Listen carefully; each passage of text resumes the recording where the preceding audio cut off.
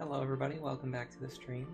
This is probably going to be the last Stahl Saturday stream, so I'm excited but also a little sad that it's probably going to come to an end. I kind of realized this is the sort of thing, there's a reason why I normally do this off stream. I mentioned before this is the kind of thing I normally do, this is the kind of testing I normally do off stream, but I wanted to show it because I thought people might want to see it. So the big difference is that when I do this off stream, I usually get through like the first 10 or 12 chapters in a single day. In like one sitting, and needing to spend 3 weeks and do multiple streams that are like 8 hours long, like a 4-hour long stream. We don't know how long this stream is going to be, and I'm probably not even going to get to chapter 10. It just takes a lot longer doing it on stream, but it's still been a lot of fun, and I'm glad I got to show off some of these awesome things. And I also just got really lucky with something that I'm going to show you guys in just 1 minute. First, thanks Gable for being here a little bit early. Thanks to Red Watcher for being here a little bit early.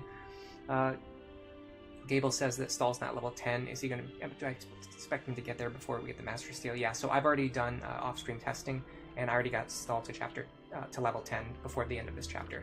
So it's extremely doable. He's already level 8, so he's already pretty much well on his way. You think he's not good?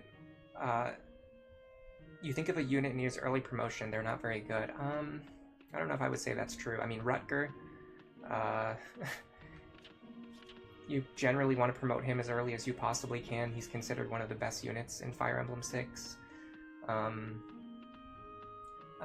Garrick is a unit who benefits from early promotion. FE8. What's the name of the Dark Mage in Fire Emblem 7? I always get the Dark Mages from the different games confused. I can never remember which is which. But either way, the Dark Mage that you get in Fire Emblem 7, typically you want to promote him immediately. That makes him good. If you don't promote him immediately, he's probably not going to be good. Awakening is a game where I think you can promote units either early or late. It kind of depends on the unit. I think each unit kind of needs different things. Stahl is the kind of unit who definitely benefits from an early promotion. We're going to see that soon. Hey Big Boss, thanks for stopping by today. Hello Poochievert, thanks for stopping by. By the way, I also saw last week after the last stream, I made a post about how I was feeling sick and all that stuff. And I got a lot of great comments, supportive comments from people, just encouraging me and stuff like that. That was really nice to see. So thanks to everyone for that. So I wanted to show off something really cool. Right before I started the stream, I usually check the barracks right before I start the stream, and we actually got a rift door, which is an item that you can use to summon Anna to the world map. And there is a way that you can exploit this. So every stage in the game, on the world map, they have shops that have different items, and if you didn't know this, each shop also has specific different items that it can roll when you summon Anna to that tile. Now, the reason I like Southtown Prologue is because Anna can show up with early Master Seals and early Second Seals, and the list of rare items that she can bring to this location is not very big, so if you use the Rift Door on this tile, the very first Southtown Prologue, you're very likely to get a Second Seal or a Master Seal. And the good thing is that you can just save the game before you use the Rift Door. So we can go like this, we save the game, we use the Rift Door, we summon Anna, and we see what she has in her shop, and of course she has a Master Seal. She's extremely likely to show up with a Master Seal.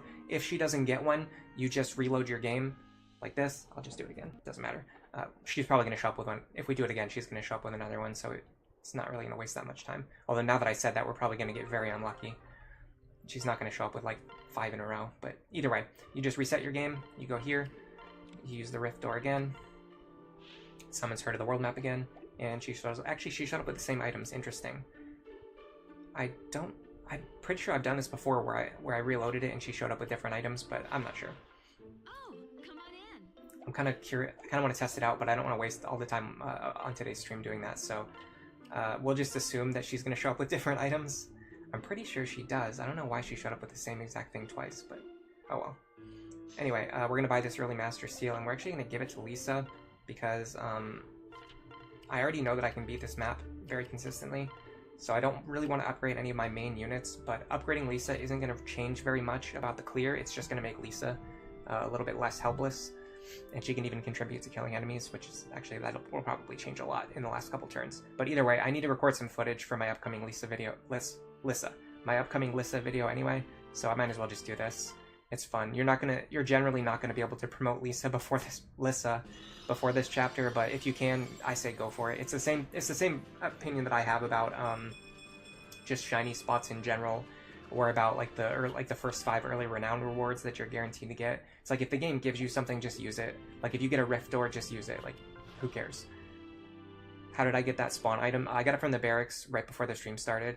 If you just check the barracks, like every so often, you'll get random items. The rift door you get, I think it's like 1% of the time. It's not super likely, but I would say I've got the rift door I think 3 times so far this year from all the runs that I've started. So it's not super unlikely. You can get one right at the start of the game if you're like just a little bit lucky. And if you don't get one, it's not that big of a deal. Like if Lissa was a cleric, I could beat this chapter.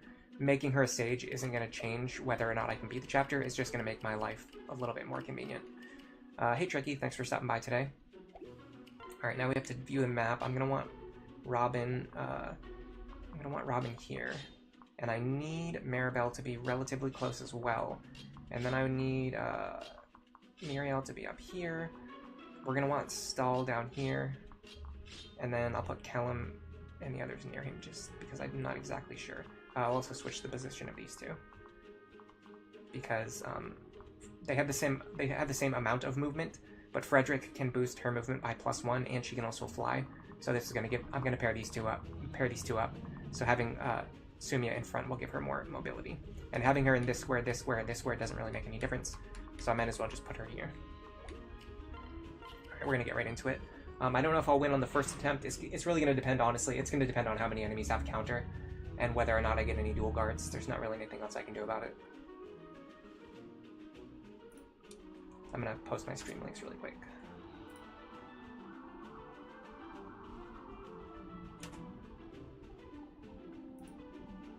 Don't worry about that. They're just chasing a wanted criminal somewhere in the background.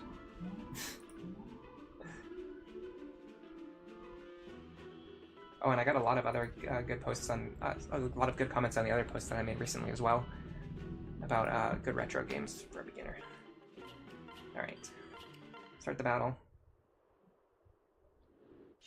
I already used all my tonics and stuff. I can't remember which ones I used. Actually, I haven't used any tonics yet. That's funny.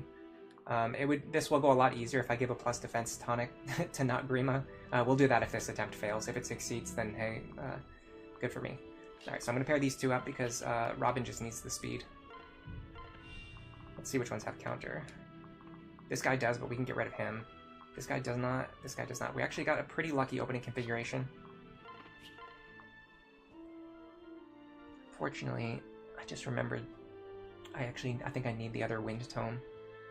The forged wind tome for this. Well, I can use thunder.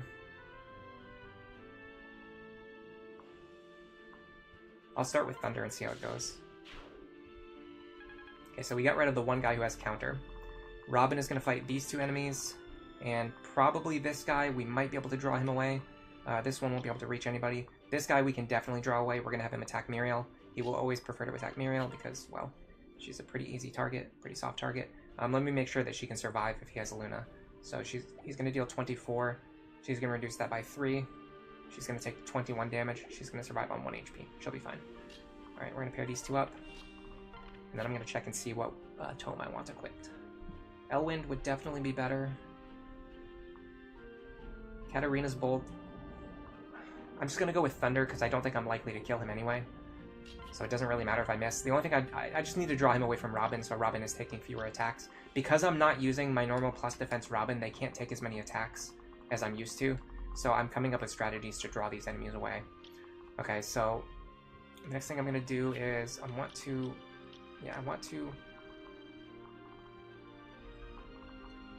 pull this guy over to Frederick. I should have put Muriel here. This is what I was doing before. I was putting Muriel in this spot, but it's okay. Because then I could put Frederick here and get the pair-up bonus. Support bonus, but it's not the end of the world. Already making mistakes. I just started the stream, I'm already making mistakes. Yeah, we can just beat this guy with the Iron Axe. So I think the problem is he's probably not going to attack Frederick. But we'll try. See if we can get him to attack Fred. If he doesn't, it's fine. Robin will just kill him anyway. Okay, this guy down here, he did not spawn with counter. That's great. He did spawn with Pavis. That's a little bit annoying. Hey Olaron, thanks for stopping by today. Do I live in GTA? Yeah, sort of. No, not really, actually. I mentioned this a few times before, but I think I mentioned it on stream before. I live in a really, really small town that has an actual 0% crime rate, violent crime rate, which is pretty crazy. Like, I don't think there's ever been a violent crime here, ever. So, I'm just gonna equip the Killing Edge and pair up with Kellum for a little bit of extra defense and strength. Because this guy spawned with Pavis, it's going to be very difficult to kill him with a single attack. I need Maribel to be pretty close to Robin, so I'm going to put her here. I think she can still reach from this position. 1, 2, 3, 4, 5, 6, 7. Yeah, that's what I thought.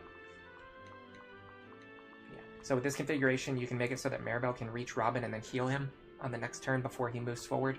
That's going to be immensely useful. I'll put Sully next to Stahl just for the extra crit bonus. Alright, we did this. If we hit both of our attacks and get the dual strike there, we kill the enemy. If not, it's fine. You just switch Lonku into the lead next turn and have Lonku kill the enemy. Here, okay, yeah, he goes for Robin. He won't go for Frederick over Robin. What you can do, I'm pretty sure I used Stahl before, and they will go for Stahl. They won't go for Frederick, but they will go for Stahl. But the problem is, you kind of need Stahl to be on the south to counter the other Wyvern. But you can also use Lonku down there. So there's just like a lot of different openers that you can use. But either way, Robin's pretty likely to survive this on around half HP, even without the plus defense Robin. I'm going to keep this concoction, actually. No, I'm going to send it to the convoy because I already have one. Alright, so we're not going to be able to kill this guy. So probably the one good thing about that early Lissa promotion is that I can actually have her kill this guy if I need her to. Okay. This guy does not have counter. He does have the hammer. Now, the interesting thing is, because he has the hammer, he will attack Frederick. He actually cannot kill Frederick. And I'm going to calculate that just to be sure, but I've already tested it on my previous attempt. So it should be true that he can't kill Frederick with the hammer, but he will attack Frederick because he sees the kill with the hammer. A couple of days ago, you saw someone made a meme, April 13th, because Lunatic is fairly designed and has no flaws whatsoever. 18 strength Wyvern Riders in Chapter 5 with 10 might 1-2 range that easily doubles half your units. Hey Red Watcher, you're pretty late. How's it going? You're not that late. We've kind of just started the chapter. Did we get a lucky Anna shop with the Master Seal? So if you go back to the start of the stream, I got a rift door before the stream started from the barracks, and you can just go to the very first map, the prologue map. You can use the rift door, and she will show up with a Master Seal like 90% of the time. If she doesn't, you can just reset and just keep resetting until she shows up with the Master Seal, basically. That's my theory anyway. For some reason, she showed up with the same item twice when I tested it, but I've done it before. I've reset over and over again until she showed up with a Master Seal, so I know that it works. I guess you'll just have to trust me. I didn't want to spend the first 10 minutes of the stream resetting over and over again just to get her to show up without one, just so that I could get her to show up with one. So anyway, let's calculate this. I got my calculator. Okay, so he has a hammer, which is going to have 10 times 3, which is 30 might, plus 17, which is 47 attack against Frederick, who has 18 defense, so we're going to subtract 18. He's going to deal 29 damage to Frederick. Cannot kill Frederick. So what we're going to do is go right here. We're going to kill this guy, the Silver Lance. Let me make sure, actually, I can reach him. Yes, I can. Okay. So we're going to go right here. We're going to kill this guy with the Silver Lance. I could have possibly just chipped him down and then given the kill to Stahl. But it's a little too much to think about right now. Alright, I'm going to keep the Silver Lance in case I need to kill the other thief. I'm actually going to keep the Bronze Sword. It's better for playing around counter. And if I need more damage, I can just switch to like the Iron Axe or the Iron Axe or the Silver Lance. Alright, so I'm going to go up here. Hold on a second. I'm going to go here. I'm going to mend. Okay, now because this guy sees that he can do a ton of damage to Frederick, he will attack Frederick. So with that in mind, we can try to have Robin fight a couple of the other guys. Now this guy spawned with counter, so that's going to be a big problem. We have to deal with that problem next turn. For now, I'll just have Robin fight the guy with the bow. So I'm going to stand here. We should be able to kill him with our Flux Tome. In fact, I'm wondering if I can kill him with the Wind Tome. Let me check on that. We're going to have 21 attack, minus 2 res. 19 times 2 is 38 damage. Yeah, we kill him with the Wind Tome. I'm just going to use the Wind Tome here. And then if Chrom dual strikes, that's great. Extra experience, free experience for Chrom. Okay, now normally I would have Lisa heal Muriel here. In fact, I can still do that. Okay, so we're going to have Muriel kill this guy. No, I have to have Muriel trade Frederick's weapons, don't I? No, Stahl can reach him. Okay. I'm going to have Muriel kill this guy, I think.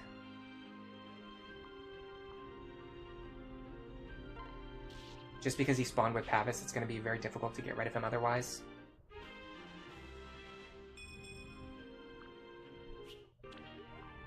Got focus, that's great. I'm going to stand here.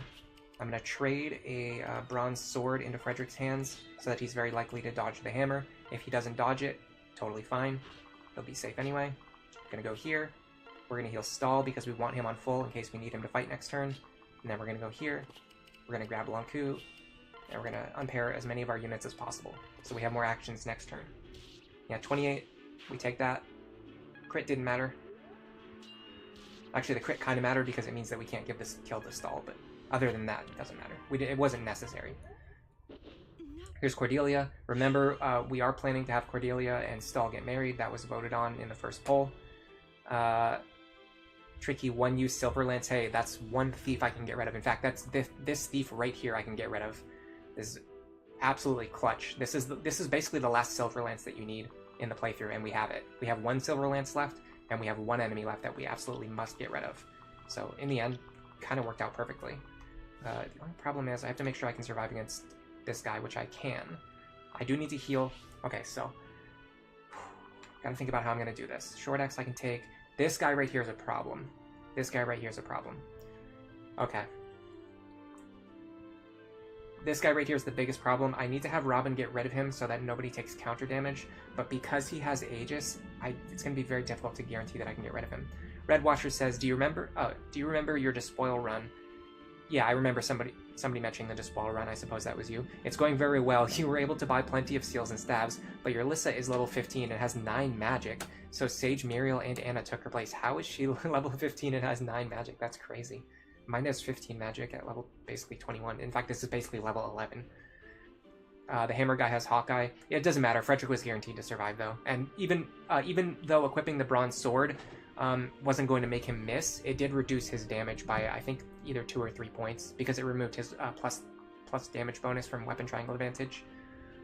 Yeah, this one-use Silver Lance is going to be clutch. The thing I have to be careful is I have to figure out what position I want Lissa to be in. I'm trying to condition myself to say Lissa. It looks like she can survive a round of combat against this guy. That's good. So the early Master Seal is actually going to be clutch because it means that we can heal Frederick, and then as long as we get rid of this thief, which we're going to, Lissa should be completely safe. Who do we want to pair up with her? Probably Kellum, I think. Either that or a speed pair up. It doesn't look like she can get enough speed.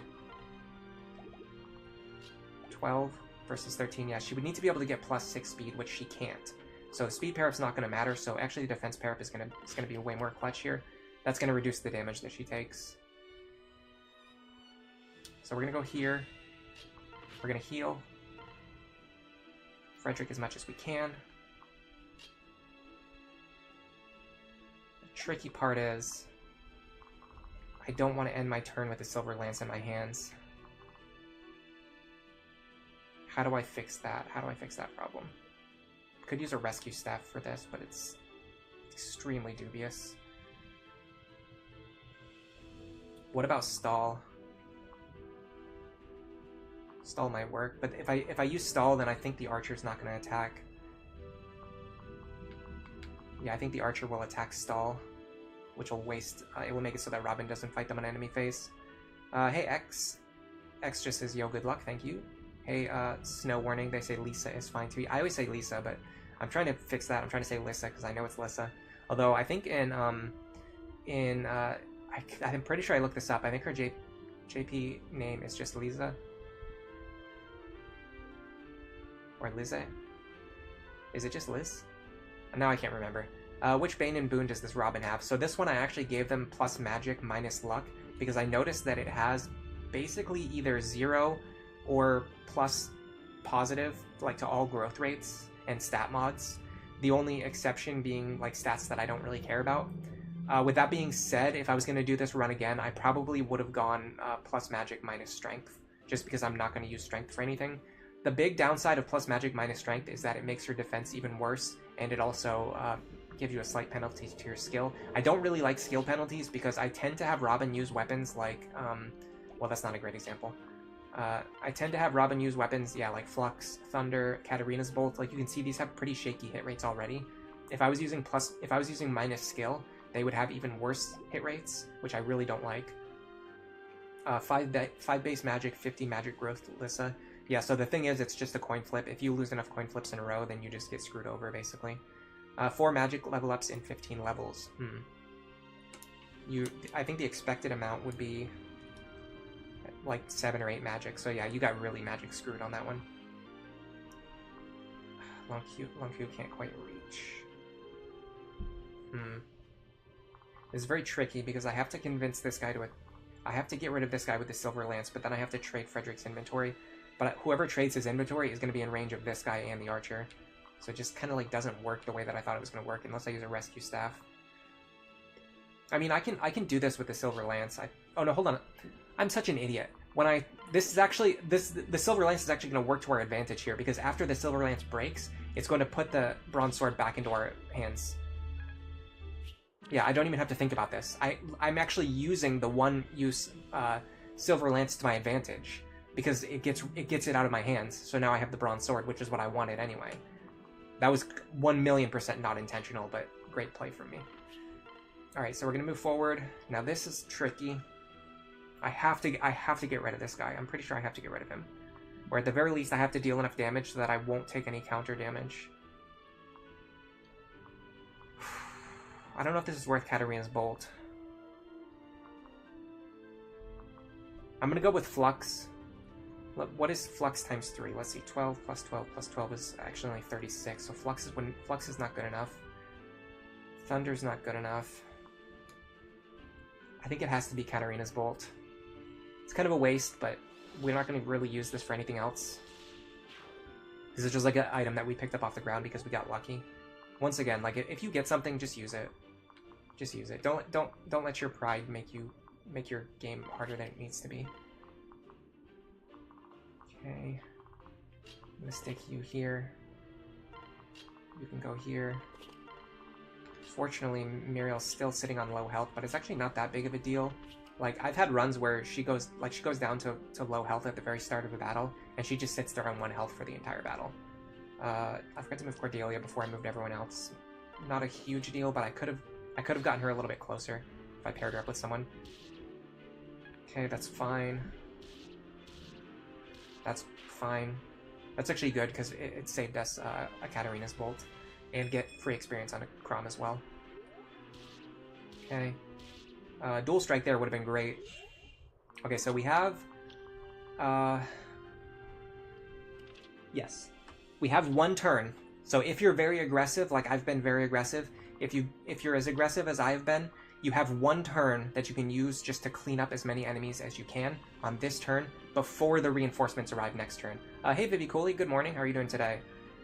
Tricky says, you think I can buy Katarina's Bolt from the bonus shop if anyone wants to replicate this run? If they get a different weapon, you just sell that and buy the Katarina's Bolt, for example. Yeah, that's true. If you're using the bonus shop, you can just get it from there as well. For me, I just use whatever I pick up, and you know what I mean? Like, every run's going to be slightly different, and that's in fact, for me, that's actually part of the fun. The fact that every run is slightly different. But I know how other people would feel different, so if you're interested in more consistent runs, there's probably other videos and guides out there that you can look to. I'm not really sure. I don't have anyone specifically in mind, but I'm sure... I don't know, actually. There's like very little Lunatic Plus content out there. But either way, this is how I play the game, so it's just how I'm going to play the game. We can use Flux Tomes here, or even basic Wind Tomes. Yeah, we can just use basic Wind Tomes here. So I'm going to do that. We have to get rid of this guy. Robin's kind of the only one who can do it. Luckily, he pretty much always moves into a space that Robin can reach, which is good news. Should I unpair Crom this turn? I think so. We're doing this again. Now Sully should be able to grab Crom if she can reach. Where is Sully? She's right here. Okay, let me make sure I can get rid of these guys first. He does have Vantage, so I need someone who can one-shot him and who can take a hit from him. Probably Stahl. If I use the Alms Blade that I picked up. In fact, if I transfer Kellum over... It's kind of funny. I'm like using all items that I picked up off the ground. The Forged Killing Edge, if I'd used the Strength Tonic before this fight started, I could do this with the Forged Killing Edge. I'm gonna have to use the Alms Blade. Whatever. It's actually kind of funny that I'm using all these items that I picked up off the ground. To make the run just go smoother. Dark Mental Master says, which Lunatic Plus map is the easiest? I think when you get further into the game, Lunatic Plus becomes easier and easier. I'm kind of showcasing that in my main run, which I'm going to get back to next week. I'm going to continue with... I can't remember what chapter we were on, but as you get later into the game, you're going to have a bunch of Rescue Staff users. You're going to have probably, hopefully, multiple Gale Force users. You're going to have Nosferatu tanks. It just makes the game so much easier. Okay. Now this guy's a little bit of an issue. Let me calculate what Frederick's combat against him looks like, because Frederick might be able to survive. So he's going to hit Frederick for 29 minus 18, which is 11 damage. Frederick's going to hit him for 24 minus 10, which is 14. 14 times 2 is 28. That will not get the kill. 14 plus 14 plus 11 is 39. He will, unfortunately, delete himself from existence if he fights this guy. Unless I don't double him, which I'm pretty sure I can stop myself from doubling him. Yes, I can stop myself from doubling him. Is that the play? Oh god, this guy spawned with counter too. And this guy has Hawkeye Luna. This is brutal, guys. This is going to be a tough setup.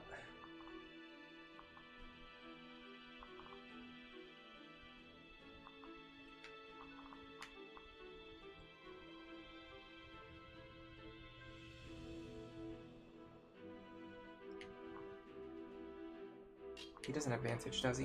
No, okay. Longku can kill this guy. Okay. I have to use the Levin Sword to target his resistance stat. Because his defense is so high. We can get the kill now.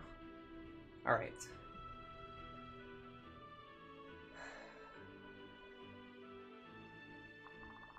I think because these enemies are so dangerous, I have to at least fight them. I have to spend at least one turn fighting them with Frederick. I think I have no choice. Even if it means Frederick's going to be on lower health at the start of next turn. Let me see if I can also draw them in this direction. Let me also see what I can do with the Iron Axe. I'm sure the Iron Axe will do more damage.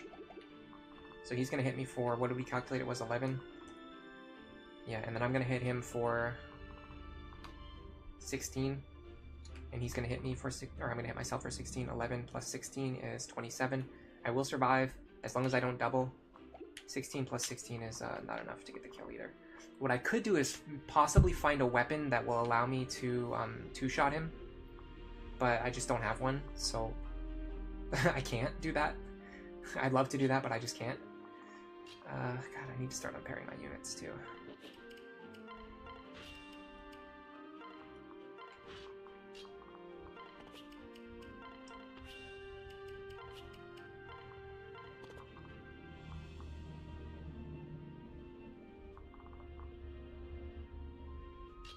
I think if I had a better weapon, like in Frederick's hands, like maybe a steel sword, if I had kept that steel sword, I might have been able to kill this guy. We'll keep that in mind for next time, but I don't think we're going to have to replay this map. I think we've already beat it. Alright, I'm actually going to unpair these two so Frederick doesn't double. If he doesn't double, he won't kill himself. Is there any way she can get a healing item? She can get a Vuln. Vuln's not really enough. I'm just going to keep her on low health. Oh my god. Oh, nice dual strike. Clutch dual strike. We almost killed ourselves because of Luna. Alright, so now we're going to have ambush spawns who are going to appear on this tile right here. And then we need to clean up as many of these enemies as we possibly can. Ideally, you need to kill these two, at least this turn, and then have someone set up here who can answer the incoming ambush spawn. Boss is going to be a little bit tricky. He spawned with counter and Hawkeye. I can possibly kill him on player phase. In fact, I can probably kill him right now. If I pair up with Crom, I'm pretty sure I can go over there and kill him right now, but I have to make sure I kill these two guys first, because they're the ones who have overlapping ranges with my existing characters. The boss, I can just stay out of his range if I need to. So let me see if I can get rid of these guys first. Stahl might be able to fight this guy. I don't know if he can kill him, but he might be able to fight him. Unfortunately, I can't reach him. Well, I can if I pair up with Cordelia.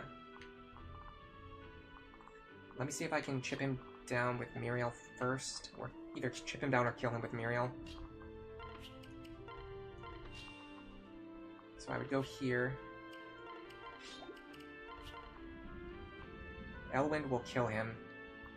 Thunder will leave him alive on low health.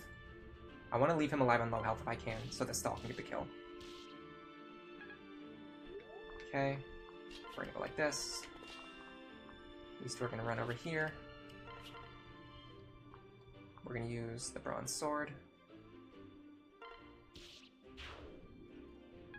Now all we need to do is make sure we can kill this guy, and then not get killed by the boss. I'm a little bit scared about what's gonna spawn from this tile. Or sorry, the Wyvern is gonna spawn from here. We don't know what he's gonna have. He could possibly have counter, which is not good.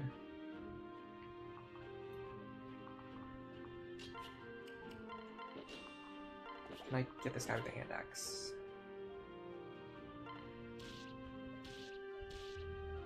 Okay, that's fine. Does not have Vantage. I'm gonna have Crom and Sully fight together, or at least standing beside each other one time. I don't really want her to get the shiny spot, but I think if I put her here, I think an enemy can reach her. I know an enemy spawns here. I can't remember if one spawns here. I know for sure this tile is threatened. I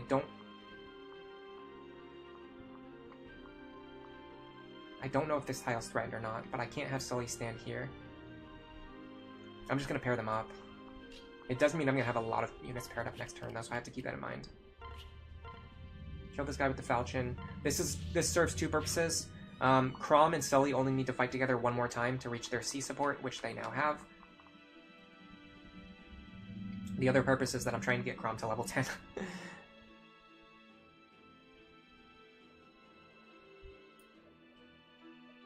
Hold on a second, we got a lot of messages in chat. You have a 20 strength Robin at level 17, that's awesome. Did you go with plus strength or something else? How good is a Forged Thunder versus a regular Flux?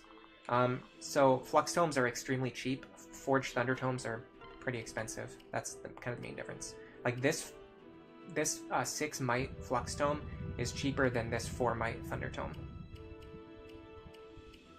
So the big advantage of Flux is just how cheap it is. It's more of a money saving measure than anything else. I'm gonna pair up with Kellum, and I'm gonna stand here. I should be able to survive. I'm fairly certain I survive, no matter what. I'll even use the Flux Tome, just in case. I didn't really test this, so I'm saying that I think I'll survive, but I'm actually not really sure. I need Lissa to go over here and heal you, finally. And then Maribel can stand next to Robin. We're trying to build the Robin-Maribel support. Unfortunately, Robin's not taking any damage, so I can't get any support from healing. Which Lunatic Plus map is the easiest? I answered that already, I think. Stahl is so bulky. The reason why everything bulky gets called Big Stahl after all. Regular Thunder is more expensive. Regular Thunder is more expensive than Regular Thunder is more expensive than regular Flux, yeah. But even still, like, Forged Flux is, like, comparable with Forged Thunder, but it's just stronger. Or, yeah. A regular Flux Tome has more might than has the same might as a Forged Thunder Tome, but it's significantly cheaper. Chapter 8 is a map you almost consider free experience. Yeah, Chapter 8's really easy. Let's see.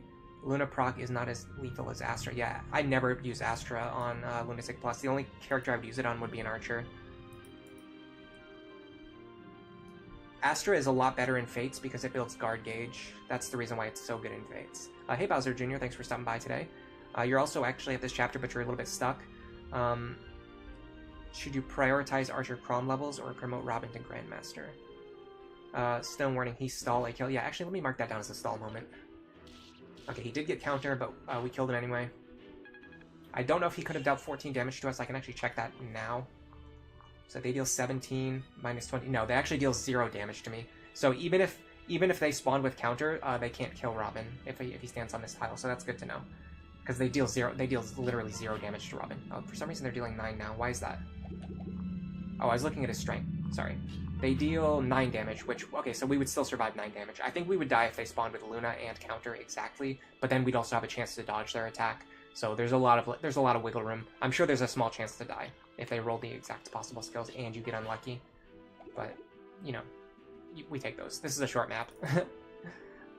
So my opinion for this map is just to be as aggressive as possible. You saw when I clear out all these enemies in the center by turn 4, it gives me a full turn to set up and spend as much time as I need to, killing all of the reinforcements, or sorry, killing all of the base enemies before the reinforcements spawn, which allows you to just give the reinforcement kills to whoever you want. Okay, this guy is probably going to be a Stahl kill. If we can get Stahl over there, which I don't think we can. Okay, well, what about this guy? Can we soften him up enough? The big problem is the other guy actually spawned with, yeah, a lot of our units are out of position now. 1, 2, 3, 4, 5, 6. A lot of our units spawned, like, we moved a lot of our units into really awkward positions last turn. Okay, let me start by doing this. Yeah, we can reach this tile and kill this guy, or chip down this guy. Let me start with the boss.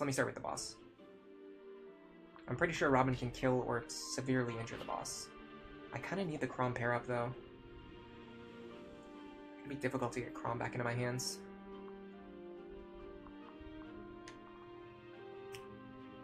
If you need to make quick progress, yeah, you need to make quick progress in the first 4 to 5 turns before the enemy Wyvern spawn. And also another trick, so last turn I actually could have killed the boss and just ended the chapter before the reinforcements spawn. If you're struggling with the ambush spawns, just kill the boss and all of the other enemies before the reinforcements spawn, and you'll just end the chapter, and then no reinforcements will spawn. I could have done that last turn if I just killed the 2 Wyverns with like other units and then had Robin move over here and killed the boss with Robin. I could have just ended the chapter before the reinforcements spawn. The reason why I let them spawn is because I want to give experience to my other units.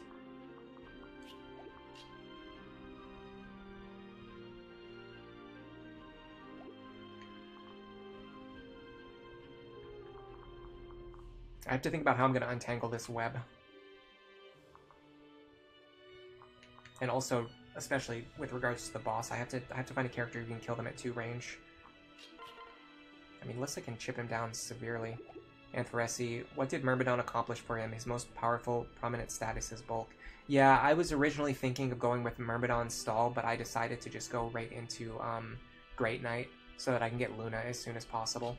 Alright, let's see how much damage Stahl can do to these guys. So I can either hit this guy for 16, or I can hit this fellow for 21. 36 minus 21 is 15, so if I can deal 15 damage to him, I can take him out. I can probably have Lissa deal... Yeah, Lissa can deal 20 damage to him. So I'm going to do this. We're going to give this kill to Stahl.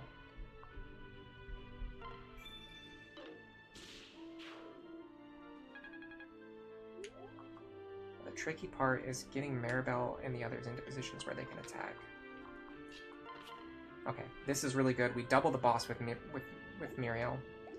So because Muriel can't reach the other enemy, and because he has Aegis anyway, I think letting Muriel either wound or kill this boss is very good. It's a very good idea. In fact, let me see if I can chip him down and then let Chrom finish him off.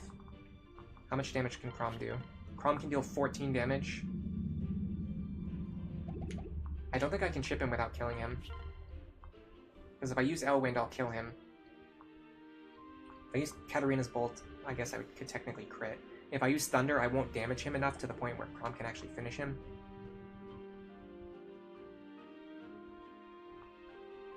What about Frederick? 7 plus 7. I'm pretty sure Robin needs to kill this guy, because Robin's the only person in position to do it. In fact, I don't even know if Robin for sure can do it. Okay, hold on a second. We'll give this kill to Chrom. We'll give this kill to Chrom. So we're gonna go like this.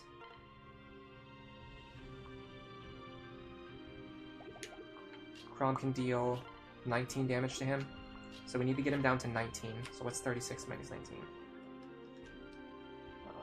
17. We need to deal at least 17 damage. We can deal 17 with Flux. We can deal 17 with Wind. Let's use Wind then, because it's cheaper. Nice dual strike, Kellen. Alright, so Crom should be able to one-shot this guy now. Seems to be true.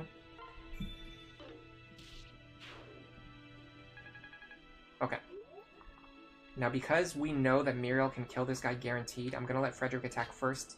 Actually, I'll let Sumio attack first. Get some chip experience. No, I'm not going to do that.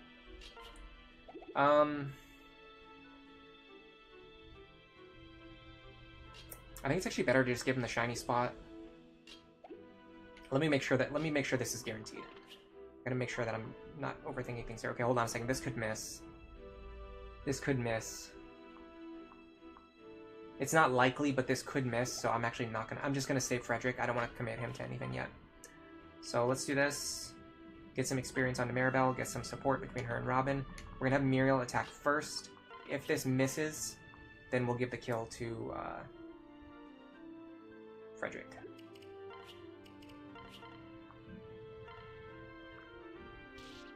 Okay, we're fine. Yeah, I could have given the shiny tile to Frederick, but if I did that and then Muriel's attack missed, I would have gotten a game over, which in my opinion wouldn't have been worth it. So this is a lot closer to how I play off-stream, aka actually beating the maps quickly without making mistakes over and over again. Oh, hey, Anthoresi, thanks for stopping by today. Something about a bot. Did a bot show up in chat? Can the Wyverns roll counter and make it difficult for Robin, or does Robin one-round KO? I actually could not get... So this is good. This is worth mentioning. Even though I used a plus magic Robin, I still could not get Robin to the point where they were dealing enough damage to one-round KO the Wyverns. I think if you want to do that, you probably need plus magic Robin. You probably need a forged... You probably need to forge either the Elwind Tome or at least a Wind Tome, and you probably need Robin to be paired up with Rickon or Muriel. And maybe with all three of those things, you might be able to one-shot the Wyverns. If you can one-shot them, you can play around counter. Otherwise, you kind of just have to accept the fact that you're going to sometimes eat counter damage. But overall, like, that strategy that I just showed is... I'm not going to say it's the most consistent in the world, but out of the last 4 times that I attempted it, I succeeded every single time. I succeeded 3 times before the stream started, and I just succeeded on the first attempt on stream. So it's pretty consistent. The only thing that can basically go wrong is just if, like, every single enemy rolls counter and you, like, don't guard any of their attacks and you don't dodge any of their attacks and, like, you don't crit ever and, like, Crom never dual strikes. It's like, you know, I mean, it can happen. It can absolutely happen. Especially, a lot of this comes down to prep, too. Like, my builds, like, if your builds are not as strong as mine are, if you're not ready when you get to this chapter, you might not have, like, a strong enough Robin to fight your way through these enemies. But what is Stahl's reclass options again? He has Myrmidon and Archer. I think Archer is really good. I think Myrmidon is also good. In a grinding context, I think getting him Astra and Luna and then sending him into Sniper would be good. Even in a no grinding context, Myrmidon gives him access to Assassin, which is a very good class for him because he does good with swords and he does good with bows. There's a very good chance we're going to make him into an Assassin.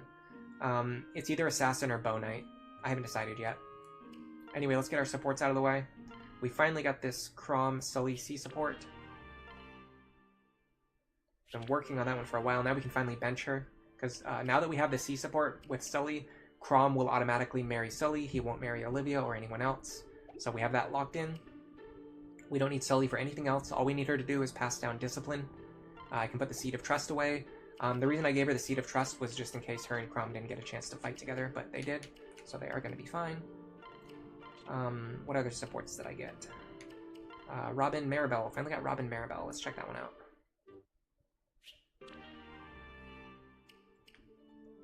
He stall a kill.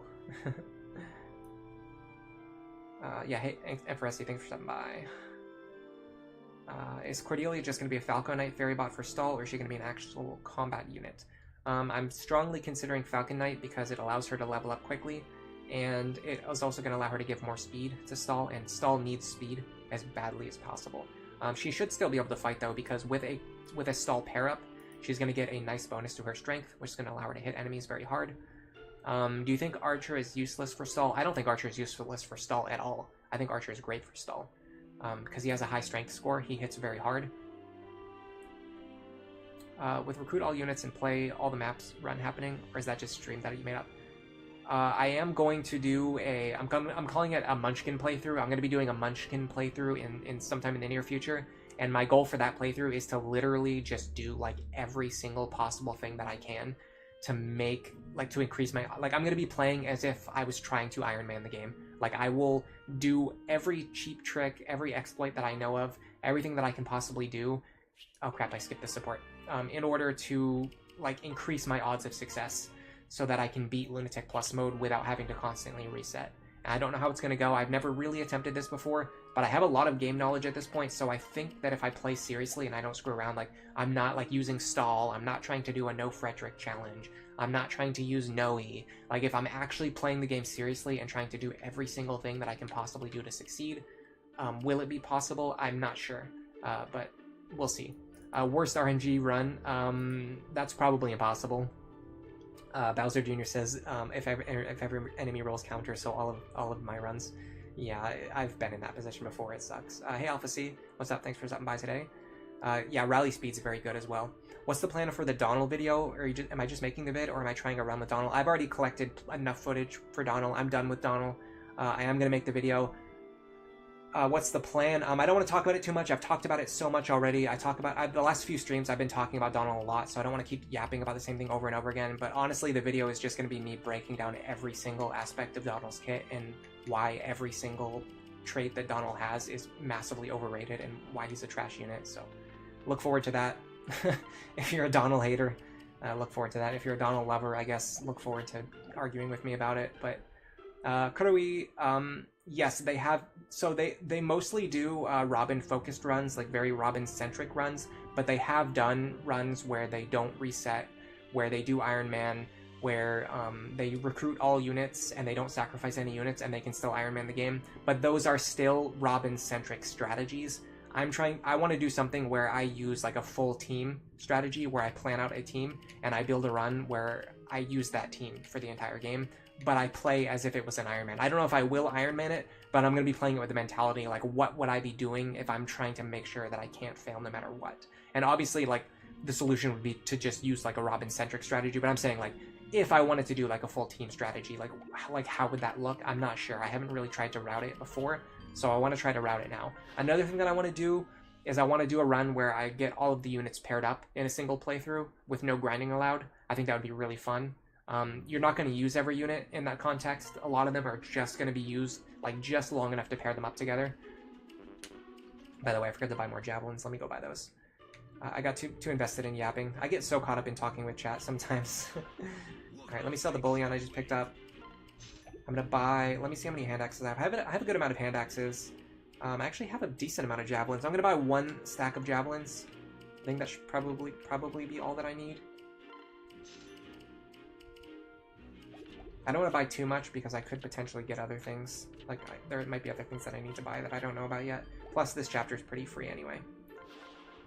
A true Donald fan knows that he sucks. That's why he's the best, says Fresh. See, that's the mentality I like. Actually, I'm totally fine with that mentality. I don't have a problem with people using Donald. And, like, personally for me, like, if I really enjoy using a unit and somebody says, like, that unit's really bad, like, for example, Noe, like, I like using Noe. If somebody says that Noe's really bad, I totally agree with that. I think Noe is a really bad unit. She might even be the worst unit. But the fact that I can use a bad unit and make them work just proves that I'm better at the game. So I don't get mad or insulted when somebody says that Noe's a bad unit. When people are trying to argue that Donald's a good unit, like, that's what just grinds my gears. Like, I just can't take it anymore. I've heard it too much. It's just not true. He's just very bad. He's like one of the worst units in the game by a wide margin. So the video, we're going to talk about Donald himself. We're going to talk about growth units. We're going to talk about arms thrift. We're going to talk about his class set. We're going to talk about weapon ranks. We're going to talk about his, like, promotion lines. We're going to talk about soul, because spoilers, he is the worst soul tank, or at least out of all the Gen 1 characters who have access to soul, Donald requires the most experience and the most babying to get to the point where he can use soul. Every other soul tank can just get there faster. So why would you like why would you use him for that? It just takes you longer to get the same performance. And he can't use Nosferatu, so it's like why are you doing this? Unless you just like him and you want to challenge yourself, which is fine. Engage Anna is really not that bad, especially since Micaiah Ring is free for at least one chapter. I haven't really played Engage yet, so I don't want to read or talk too much about it.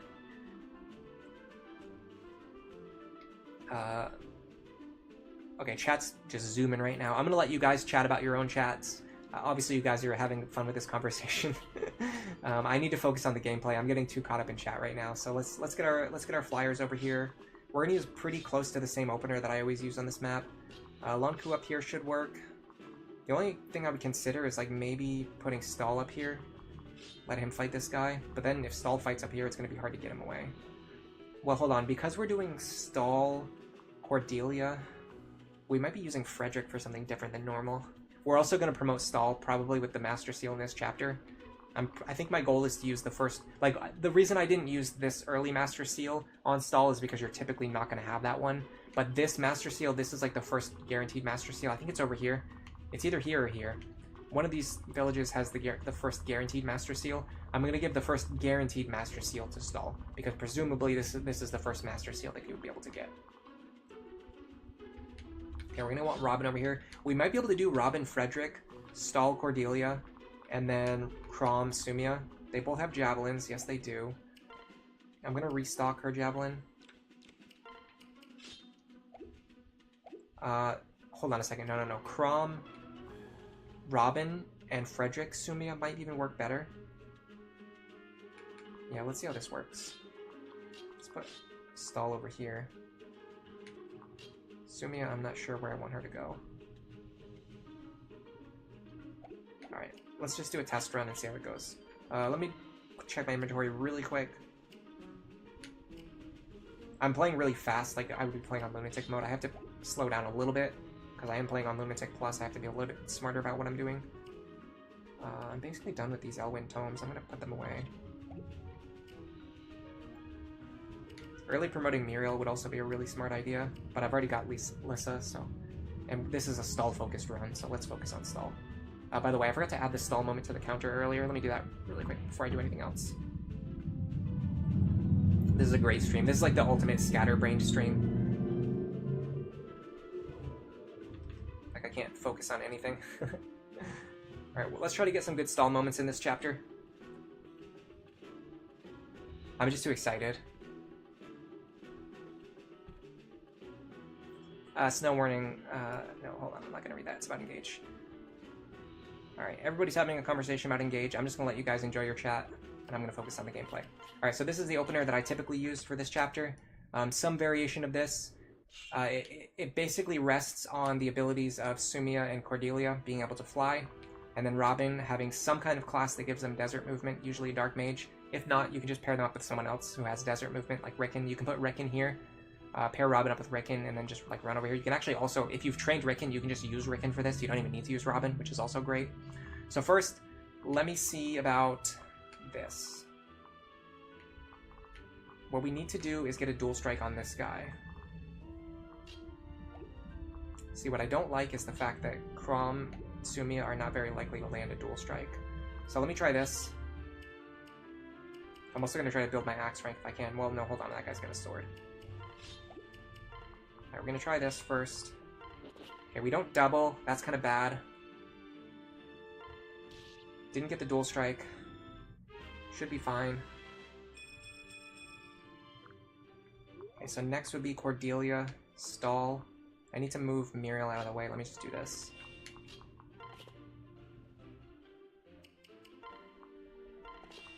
Okay.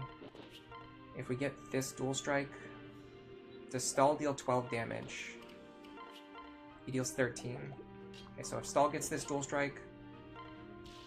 Got it. Nice. So basically you just need Sumia and Cordelia to fly over here. They can attack this guy once each with the Javelin, and then if either of their partner just lands one dual strike, you get rid of that Myrmidon on enemy phase. Nothing else can reach them except for the Dark Mage. Or sorry, on player phase. So on enemy phase, they'll fight the Dark Mage. The Dark Mage cannot kill either of them. They will just counter him after he deals Nosferatu damage. Now, if you want to prepare for this to make this more consistent, what you can do is raise to get a C support with Sumia and somebody, either a C support or a B support. Chrom works really well because he'll have a very high dual strike, and he'll give her a speed bonus, which will allow her to double this guy. So if you're training Sumia and Chrom together, they have a very good chance of like doubling this guy, getting multiple chances to dual strike, and then even if they don't, Cordelia can usually do it with somebody else. The only problem with Cordelia is that she doesn't really have time to build support with anyone before this chapter, so she's probably going to be sitting on a C support. You can use Paralog 2 to build a C support between Cordelia and someone else. Personally, I'm not a fan of that, just because like this is consistent enough. I might need to reset 2 or 3 times to get it to work, but generally it's going to happen. And this chapter is so easy anyway, it's like it's not one that I'm really stressing over. The next up is Robin. Typically, they can take this enemy, and this enemy. The only problem is this guy did spawn with Aegis. He might be a little bit tricky to get rid of, but we'll see what we can do. I'm gonna go with the... Let me see how much damage Chrom can do. Chrom can deal 12 damage. So ideally, 44 minus 12 is 32. Ideally, we want something that's going to deal 32 damage guaranteed. I don't think I have that. No, I don't. So because I don't have a guaranteed way to get rid of him, I'm just going to use the Thunder Tome. I'm just going to fish for crits and dual strikes. Didn't get anything that we needed. That's fine. Robin is just going to enemy phase these 3 enemies, which hopefully they can survive. If not, I'll learn my lesson the hard way. This is a very quick attempt. I just want to test things out, see how they look, and then if we need like tonics or if we need to change our strategy, I will know. I'll find out the hard way. That's how I tend to play. I don't like to sit here and like plan out everything that's going to happen for 30 minutes before I take my first turn. I just start the map. Like I go in with my expectations for what I think will probably work, test things out, and then if they don't work, then I'll iterate on that strategy. Alright, so in order to draw this guy away, we're going to use Lon Ku. I need to make sure Lon Ku is going to survive, which is pretty tricky. This guy's going to deal 33. No, Lon Ku's not going to survive. We would need him to dodge. I'm just gonna have Lon Ku and Muriel stand here. Alright, let's see what happens. I'm very confident I can take these Dark Mages. I'm worried about the Axe guy. Okay, we dodged. Okay, we're good. So if you fail to kill the Axe Fighter on player phase, which is usually only going to happen if he rolls Aegis, you still have a chance to like dodge or guard his attack on enemy phase. This guy rolling Pavis was kind of annoying, but the Stahl dual strike helped a lot. Okay, that's another guy down. Now we need to get rid of him. I'd like for Cordelia to remain in the lead, but I don't think that's going to be an option. I can possibly do it this way.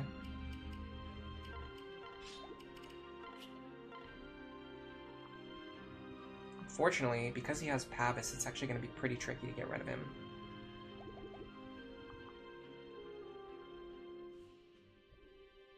The combination of Pavis and Nosferatu is really problematic. This guy spawned with counter too, it's just non-stop problems. And he's going to cut the damage from my Dragonstone in half. This guy has like the exact combination of skills that you do not want to see. Hey Garrett, good evening Ellery, evening all, just back home. What did you miss? We got first clear on chapter, I don't know, what's the last chapter? Chapter 7. We got the first clear on chapter 7, so that was pretty cool. We're probably not going to get the first clear on chapter 8. We got a lot of problematic enemy skill combinations. Can we kill this guy? If we use the Katarina's Bolt, we can guarantee it. I don't really want to do that. It's pretty likely to hit and kill me, though. I could use Lissa, but then that pulls her away from everybody else. This guy's going to be a huge problem, I already know. Well, I can do this. Alright, let me start with this.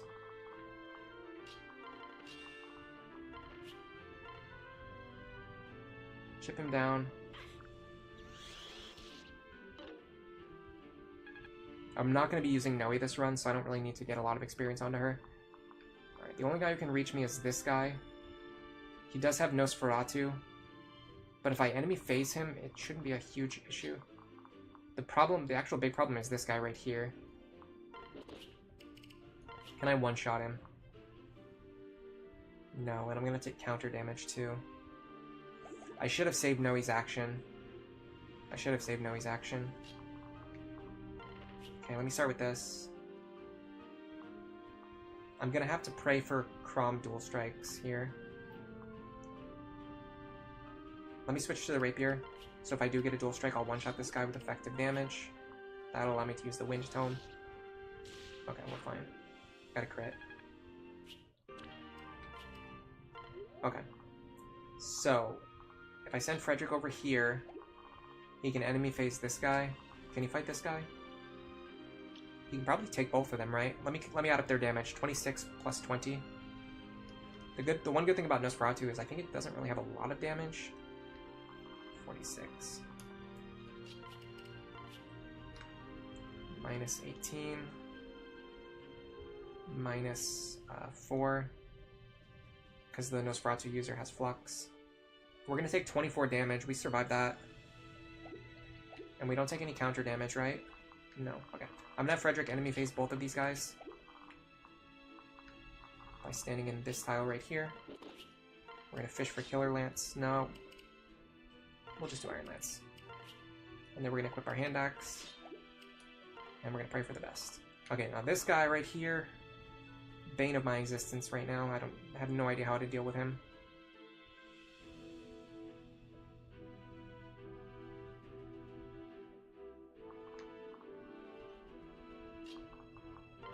Maybe this is the play.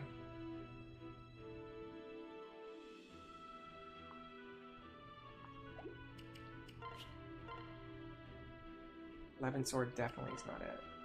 Because he's going to cut the damage in half, and it's already pretty low. What about Lissa? 11. I just don't have enough damage. Well, can she handle this guy then? She can't handle this guy either. I mean, she can. If Muriel chips this guy and then Lissa finishes him off, that works. But then the problem is that this guy's still alive.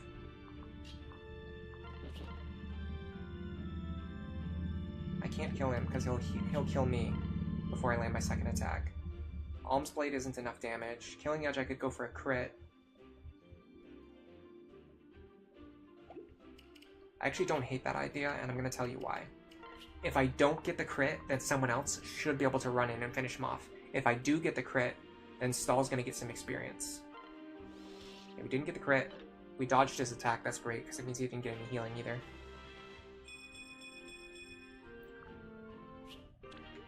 So next, we just have Lissa or Muriel come in to finish him off. Can she take an attack from this guy?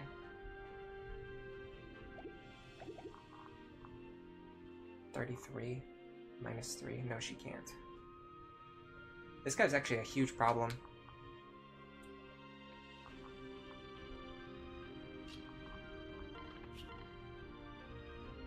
Right, we're gonna finish this guy off. I feel like Muriel's been stealing a lot of Stahl's experience.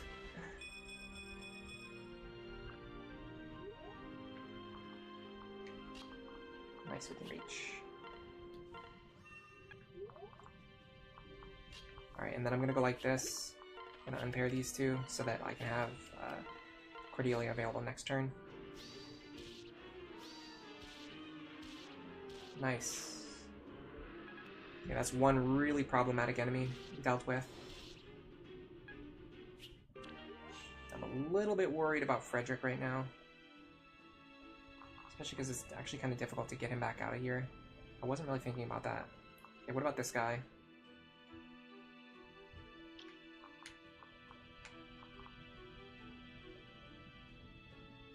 I think we double him. We do. We can't take a hit from him though.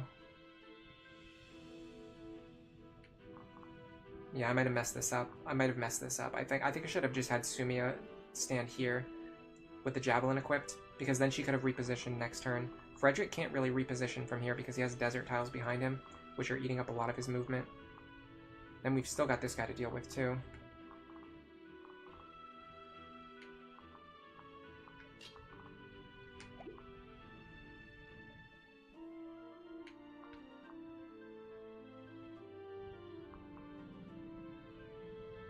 Okay, what about Robin? Problem is this guy actually reaches pretty far, so actually all of these guys do. Robin can stand here though. Can he fight these two? Very likely to be yes. I'm not 100% sure, but very likely to be yes. These guys, because these guys didn't spawn with counter, we might be okay. We just kind of got lucky there. If these guys had counter, if any of these guys had counter, we'd be kind of screwed right now. What's 27 plus 33? 60. Minus 16. Minus 16 is 28. Robin survives this pretty comfortably. The tricky part is we are going to take damage from this guy first. But 28 plus 12 is still only 40. We actually still survive on 1. And that's assuming we don't dodge any attacks. Which we very well might. This guy spawned a counter, that's a problem. Okay, let's start with this. I'm pretty sure I can use Stahl here. I think I have a way that I can use him. 17 plus 17 is not enough. We gotta use the Flux Tome here, I think. I forgot to take off the Rapier. If I can, I'll try to do that. I'm not sure if I'll be able to. It's gonna depend on who can safely stand in this spot. Alright, so next...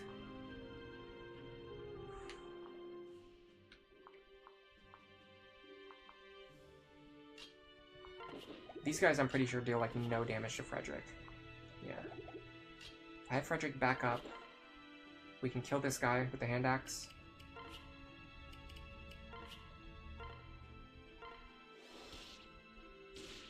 Got kind of lucky there. Okay.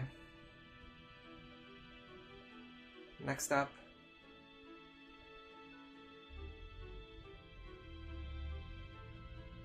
Check to see if Stahl can survive against these two enemies. So they're going to deal 27 plus 33. The problem is this guy's going to double him, isn't he? How much speed do I need to not get doubled? Oops. I need 14 speed to not get doubled. I'm pretty sure I get plus 4 from Cordelia. Or even more. Okay, yeah, I can avoid... Okay, so neither of these guys will double Stahl. They're going to deal 27 plus 33, which we already calculated was 60. Stahl is going to take 34 damage. He actually can't take that. Is there a way for him to fight just one of these guys? Probably yes. 1, 2, 3, 4, 5, 6. Here. I think if he stands right here, he should be fine. Let me get Noe out of here.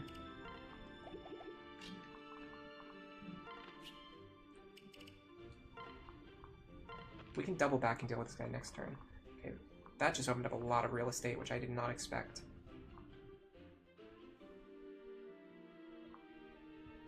Okay, the only way for me to have one unit fight Stahl is for him to be standing here or here. That means I can't get Maribel. I can't get Maribel next to Robin. So I'm just gonna do this. Get the bronze sword. Wait here. Have Cordelia pair up with him. Yeah, unfortunately there's no way for Maribel to safely stand behind Robin this turn. But we've already calculated that Robin will survive against both of these enemies. I think what's going to happen is the Axe Fighter is going to go for Stahl, and then the Sword Fighter is probably going to go for Robin. Maybe Frederick, I'm not 100% sure. I also forgot to trade. It's fine, I can just do this. Bronze Sword, so we don't have Weapon Rank of disadvantage.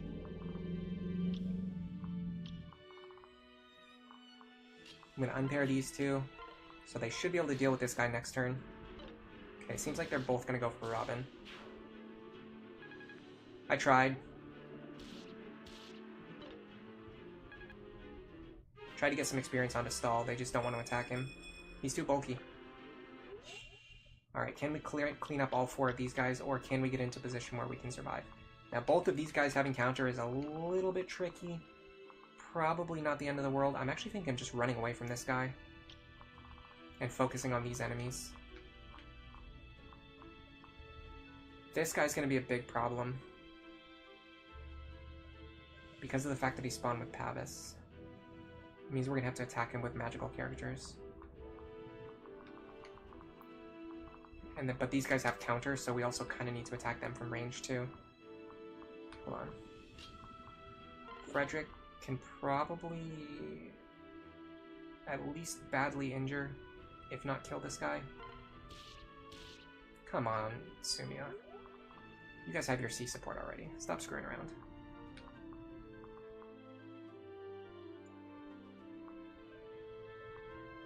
If I kill or weaken all of the enemies with counter, I might be okay. None of them have pass. None of them have pass. That's very important. Very important information. None of them have pass. That means I can do this.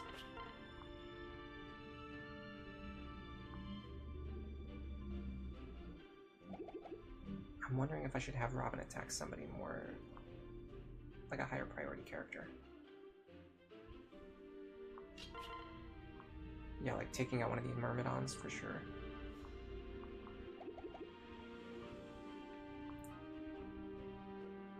Problem is I can't attack from the position that I want to. I want Robin and Stahl to both be standing in this spot, but they can't, obviously they can't both do that. This guy needs to be chipped down or killed.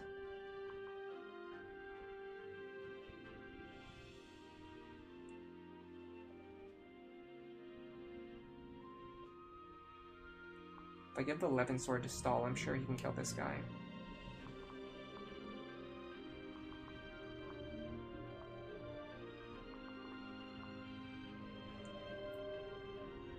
So what if we do this? Now this is tricky. We really need a dual strike here. Okay, we got it.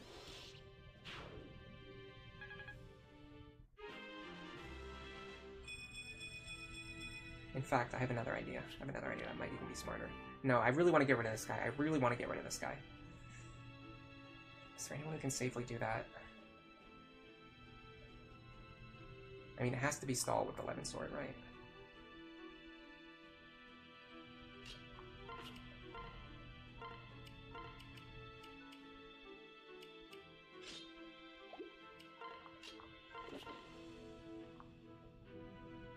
Just barely have lethal.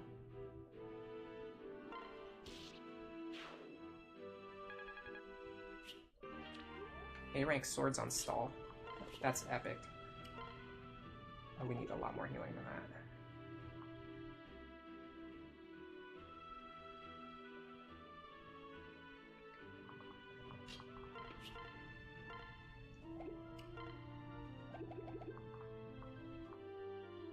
Okay, so our two biggest problems right now are this guy and this guy. My chief concern is that this enemy is going to attack someone, he's going to die, and then the Myrmidon is going to attack the same character.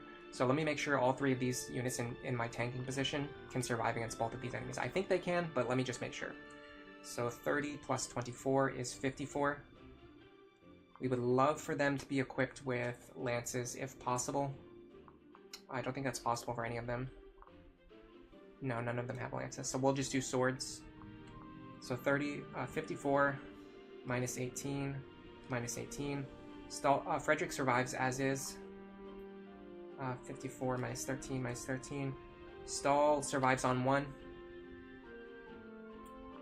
54 minus 18 minus 18 is... No, 54 minus 18 minus 18 is 18. So we need to get Robin above 18 health, which I'm pretty sure we can do. Even if we just do this. I'm gonna mend anyway, just for more experience. And just for a better, like, margin of safety. This should be fine. I don't know for sure who this guy's gonna attack. It seems like he would want to attack Stahl, but the space in front of Stahl is occupied. Maybe this guy will attack Stahl first, though. The next thing we need to do is trade. I gotta be careful about this guy. 1, 2... Yeah, I think I have to get rid of him finally. I don't think I can mess around anymore. We can deal 15.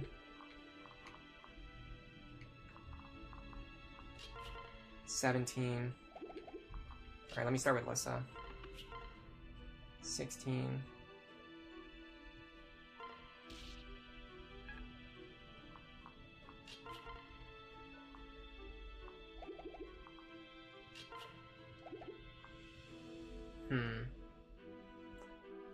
Tricky. Problem is I really want to trade a bronze sword into Frederick's hands, but I don't think I can. Because I have to get rid of this guy because he has 5 movement. So if I don't kill him right now, he's going to run into my characters from behind. They're not going to survive. How much damage did she do? 15? Yeah, even with a Gregor pair up, it's not going to be enough.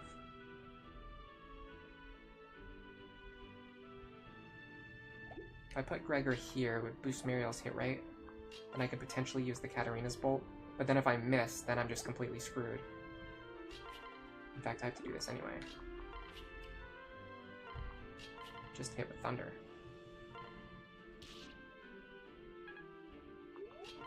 I probably should have given this kill to Muriel, not Noe, by the way, but it doesn't really matter. Neither one of them are going to be used in the long term. Alright, they are attacking Stahl first. He does double Stahl even with the Cordelia pair up. Interesting. Let me look at that speed comparison. I'm very surprised that he doubled me. I thought I calced it. 19 speed. Oh, yeah, okay. I did calc it. I calced what pair up would give me exactly 5 less speed, which would exactly allow him to double me, rather than calculating how much speed I needed to not get doubled. That was a mistake. Am I going to train Cordelia, or is she just a backpack for Stahl? She is going to be trained. Yeah, she's going to be trained.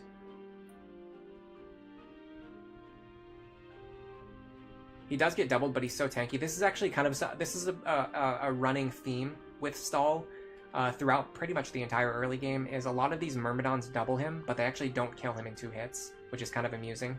Yeah, I would have really loved to be able to trade a bronze sword back into these 2's hands, but it just didn't work out that way. So it is what it is. I'm gonna start with this.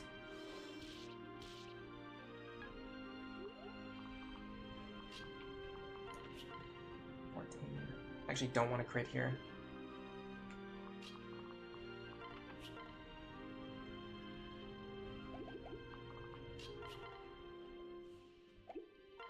I want to give this kill to Stahl if I can. It looks like I can. I just have to unequip him for a second. Have Lissa attack. 13 damage. He doesn't have Vantage, he doesn't have counter or anything like that. So if I use the bronze sword, it should deal 7 damage, and it should kill.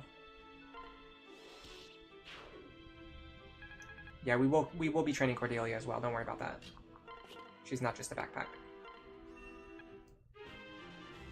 Stahl scared them. Oh, hey Ducky, thanks for stopping by today. I didn't see your message before I got deleted, but I did see that you posted something. Browser Jr., would it be possible to transfer Crom onto Muriel and fish for a dual strike? Maybe. That was 1 turn ago, I don't remember anymore.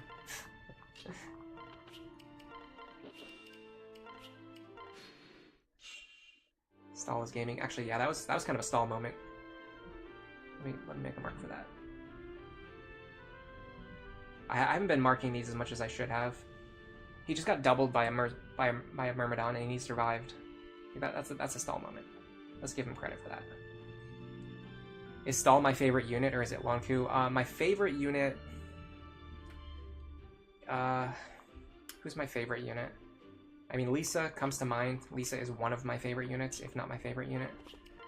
I like Stahl. I like Longku a lot. I actually don't really like Stahl that much. This is just me testing him out, so I can make a proper video guide for him. Well, I'm not saying that I dislike him or anything. He's not like one of my favorite units or anything like that. I do like him a lot more now that I've been testing him out and playing around with him.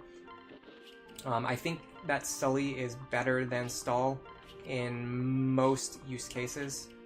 In most use cases, Sully is going to be better than Stahl.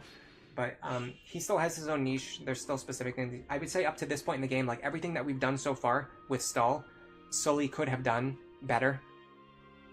Having said that, moving forward, Stahl does have unique things that only he can do, and Sully has unique things that only she can do. So they are different starting from around this point in the game. Around Chapter 8 is when their differences really start to stand out. Even if you just have them both go immediately into Great Knight, there's still going to be differences in what you're doing with them moving forward from that point on. So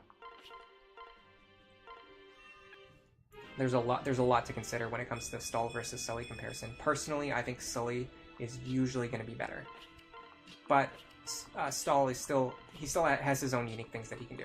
If you need a male unit to do something, you're going to pick Stahl. You're obviously not going to pick Sully because she just can't do anything that you would need a male unit for. Let's give Stahl this shiny spot. No, he's actually kind of past the point of needing shiny spots at this point. Who do we think would need this shiny spot? Probably Long Ku, actually. If we're ever going to get him to level 10. Oh, another Rift Door. Nice. That means if we need another Master Seal, we can guarantee one. That's really good. Alright, let's check on this Arcwind. I want to see if Cordelia can survive it. In fact, let's see if Cordelia can survive it. So this guy's going to deal 19... No, it's going to be way more than 19 damage. What class line does Sully have? She is Myrmidon and Wyvern. She doesn't have Armor Knight. It's actually weird. She passes down Armor Knight. She actually passes down 4 classes to her daughter. She's, I think, the only character who does this. She passes down Cavalier, Wyvern, Myrmidon, and Armor Knight, even though she herself cannot be an Armor Knight. It's very weird. It's very weird. Ducky says, congrats on 2,000 subscribers. Yeah, we're almost at 2.5k already. Let me make sure I didn't miss any other messages. I kind of looked away from chat for a while. Browser Jr. is also a team guy instead of a low man guy. Yeah, that's just the way I like to play the game. Hey, me, Mike. Thank you for stopping by today. Sorry I didn't say hello sooner. I was kind of focusing on the gameplay, not reading chat for a moment there. Sully is faster, yeah. Speed is such an important stat in this game. That's the reason. One of the big reasons why Sully is better, in my opinion. The other reason is because she is a female unit, she has the ability to see support with like pretty much every male physical attacker that you want her to, whereas Stahl's options are more limited. He can only pair up with Callum, Robin, and I think those are his 2 only options for the early game, whereas Sully can pair up with Robin, Crom, Frederick, Stahl himself, obviously, Virion, Callum, Long Ku. She just has like a pair up with literally everybody that you would want. In fact, what's really funny is that Sully also pairs up with Sumia, and Stahl doesn't. So it's like she even has the female pair ups that Stahl doesn't have. It's just crazy. She just has way more support options, and because Cavalier is more of a supporting class, it just makes more sense to me to use the one that has more characters they can support. You think you should stop procrastinating on your Awakening run? Yeah, I've been jumping around a lot, playing a lot of different games, playing different runs, but that's just how I roll. That's just how I'm gonna do it. That's how I'm always gonna do it. That's just the concept of my channel. I'm gonna do what I want to do, and I think if I picked like one game and I just played it every day for like 2 years, I would probably have more subscribers right now. But I don't really care about that. I just want to have fun. Okay, so he's gonna have. Unfortunately, he has Luna Plus. That's going to be a problem, but we'll cross that bridge when we get there. He's going to have 18 damage plus 11 magic. He's going to have 29 effective might. We can reduce that by 29 minus 4. We can actually reduce that to exactly 25. So he has exact lethal against Cordelia. 29 minus 4 is 25. He actually kills Sumia worse than he kills Cordelia. So if we can get some res onto Cordelia, she should be able to survive. I don't think Stahl gives res, unfortunately. He does not. Robin probably does. 1 res, which is actually just enough. Well, actually, no, it's not, because it's going to get cut in half. So we need more res. Probably the option is going to be one of these 2. Yeah, 3 res here, but the thing is, we kind of need to fish for dual strikes. Oh, the other thing is he won't attack us on. Yeah, he won't attack us on enemy phase. That complicates things, because we really need to fish for dual strikes here, but we need to do it with a character who can survive, and that seems to be nobody. Okay, alternate strategy. can... Okay, he doesn't have pass. He doesn't have pass, so we're gonna have to do we're gonna have to do an alternate strategy.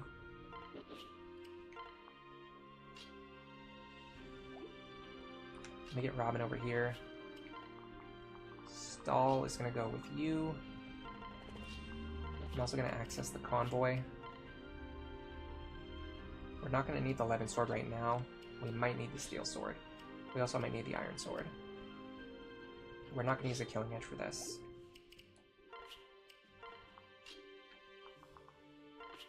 I'm gonna pair up these two. I'm gonna pair up these two. I'm gonna pair up these two. Okay. So what I probably need to do is utilize my high movement characters, specifically my flyers and my mages. I need to run in and I need to just kill these guys on player phase. I need to just kill both of them.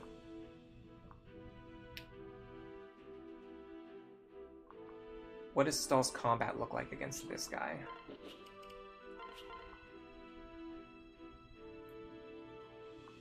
I can kill him. Can I kill him with the steel sword? 38. Yes, I can. Let me make sure that he's not going to kill me. I don't. There's no way he kills me, right? No, because his max damage is 19. Okay, so we're going to start with this. Oh crap, I didn't even notice that he had it. I can't believe I didn't notice that he had Pavis. That's fine, we can actually recover from that. But I really almost hecked myself there.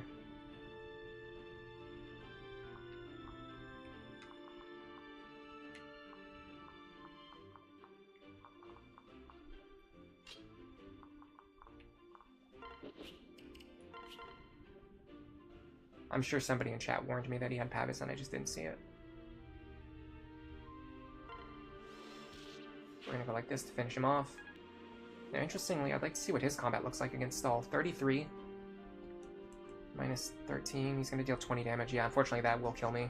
Just because, number one, the first enemy that attacked me was a mage. Stahl's not the best at magic defense. He's better at physical defense. Number two, he also specifically had Luna Plus, but that actually didn't matter because my res is so low. Luna Plus doesn't really do anything worse than what my res already is.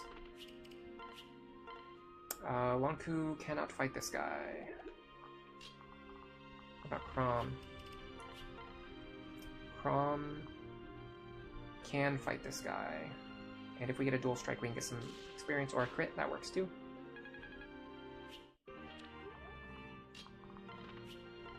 This should be our Master Seal. Yes, it is. Okay. Cool. Okay, all we have to do now is pick apart the remaining enemy formation, which shouldn't be too tricky. We have a very strong squad. One of the things I'm noticing about this playthrough is I have a very strong squad. Like, it's not just one character. It's like all of my characters are, like, pretty good.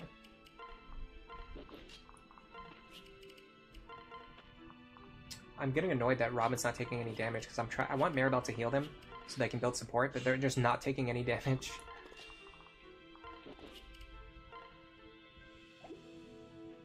This is fine. I don't care. I'm not really in a rush. I'd rather take my time. Okay, I am not going to promote right now. I'm going to gain one more level because it's just basically one free level's worth of stats if I wait to promote. Especially, I'm already on 84 experience. I don't want this 84 experience to go to waste, so I'm going to use it before I promote. Unless I absolutely need the promotion for some reason. I doubt that'll happen. Alright, let's get set up to counter the last group of enemies. Pavis Nosferatu is the enemy combo of all time. It's pretty nasty. You think Bow Knight's got the same thing? They get bow plus sword. So Assassin and Bow Knight, which one do I think is better? I think if you're strictly going for parrot bonuses, it's really hard, even in that context. Bow Knight does give +1 movement, which is like really good.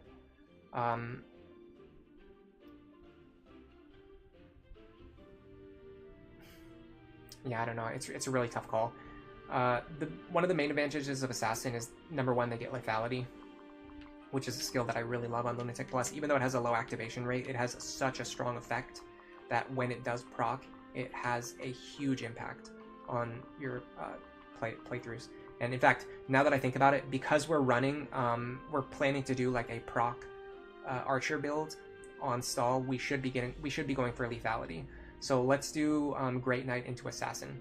That's going to allow us to get Luna plus lethality. That's 2 chances to proc, plus we're going to have chances to crit, plus we're going to have chances to get dual strikes with our partner. It's going to make him a very effective player phase removal unit. Ellery, don't forget to visit the top village. Oh yeah, I missed it. Thank you for reminding me. Let's just have Cordelia fly up there while I read chat. You have Cordelia at level 15 and Dark Flyer on chapter 13. It's not that difficult if you focus on her and get her married to Frederick. Yeah, if you hard focus Cordelia instead of hard focusing Sumia, she can usually be pretty close in performance. I would say the big difference is that Sumia is much faster, and once again, speed is such an important stat. So again, I think I've really come around on thinking that Sumia is much better than I originally gave her credit for. I think Sumia is pretty underrated. A lot of people don't like her because her offensive stats are pretty low, but speed is so important in this game. Like, it's really, really important. I can't say enough like how important speed is. This guy's nasty. We might have a method for dealing with him. Can I double him? Yes. Okay, let's do this. Gonna put our javelins to good use. What did we even get? A rescue staff? That's actually very valuable. I'm glad I didn't miss that. Thank you guys for pointing that out. Alright, let's see who can fight these two. Probably Robin. Oh, of course, they both spawn with Aegis, huh? Who would have guessed? Who would have guessed? Can we double them without Chrom? Yes, we can. Problem is we really need dual strikes. Who can we dual strike with? I mean, it's Chrom. It's always Chrom.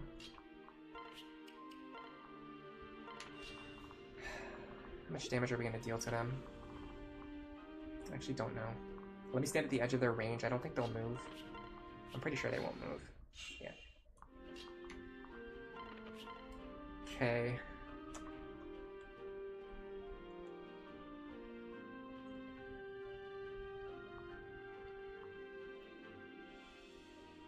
I can't believe they both spawned with Aegis. That's crazy. They're not going to deal very much damage to me. How much damage does Chrom deal to them? That's the question. 20. So 14 damage. So we want 36 minus 14. We want a weapon that's dealing 22 or more damage, which looks like it's going to be Flux. Okay, so Flux will work. So when I'm ready, I'm going to move Robin into this position with Flux equipped. That should allow them to clear out these 2 mages and hopefully get some more experience for Chrom. Can I fight either of these guys? Unfortunately, I would have to move in range of both of them, which I don't want to do. So next question is, who can Stahl handle? Probably not this guy, because he's going to have counter. Okay, what about this guy? Can I really not double them, even with the Cordelia pair-up? It's very sad and frustrating.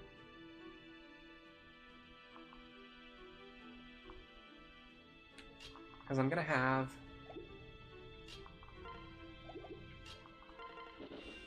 Or not...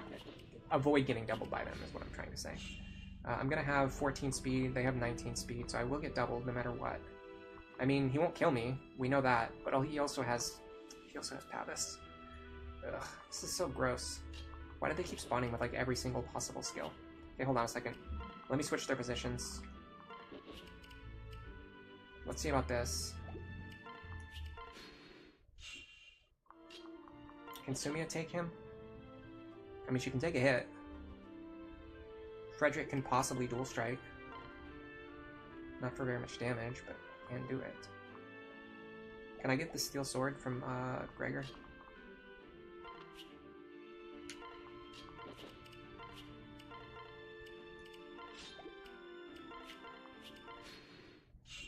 I want to chip them for as much as I possibly can. Steel sword, 24.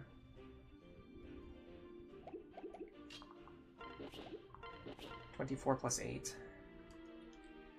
is 1 shy of getting the kill. Do I have a Steel Lance anywhere? I don't think I do. I do have a Steel Lance. Okay, hold on.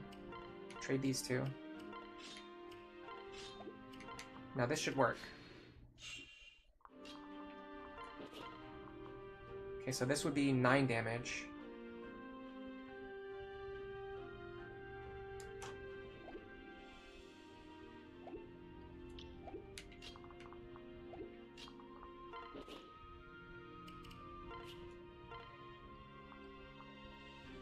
Plus 24.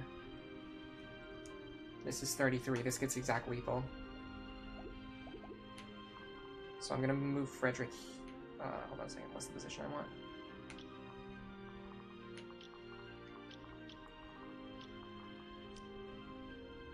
Here? Yeah, I'm gonna move Frederick. Or sorry, not Frederick. Sumia here, and I'm gonna go try to get a Frederick dual strike. If I don't get it, it's fine. But if I do get it, it's massive. So this should work. Now all I need to do is trigger their linked AI by having Cordelia attack them from right here. I'm gonna wait. I'm not gonna do it this turn. I want to do some calcs before I trigger their combat. And plus, I want to set up my back row, make sure everybody's in a good position. Like I definitely want Maribel here. Sumia's position, Lissa's position is less important. Gregor's position doesn't matter. Noe doesn't matter. Muriel and Lonku kind of matter. We kind of want them to jump out, especially if we fail to kill this guy. We can set up a situation where actually no, because he spawned with Luna plus. So unfortunately, Lonku or Muriel can't fight him on enemy phase. All right, I'll do one more turn before I do my calcs. Does one of them have the killing edge? One of what? Oh yeah, he has a killing edge. That's not going to be important. We're gonna kill him on player phase next turn. You have trouble feeding Sumia early on. That's mostly why you like Cordelia a bit more, because she comes for free. Yeah, I do like units that you get for free. I think both units are worth using. I just think Sumia is a little bit underrated, that's all. Alright, so if Stahl dual strikes here, it's going to be for 20 damage. 7 plus 7 plus 20 is 34. We can't kill even if we get a dual strike here, but maybe with the On Blade would deal 27. 7 plus 7 plus 20... hold on. 7 plus 7 plus 27 is 41. So if I use the On Blade, I can get the kill here. I'm going to do that.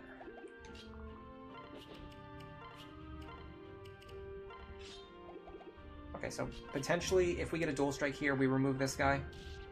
We got it. Clutch. Now, Sumia is going to fight this fellow right here. If Frederick gets a dual strike, we kill him. If not, then we don't. And Robin is going to enemy phase these two guys.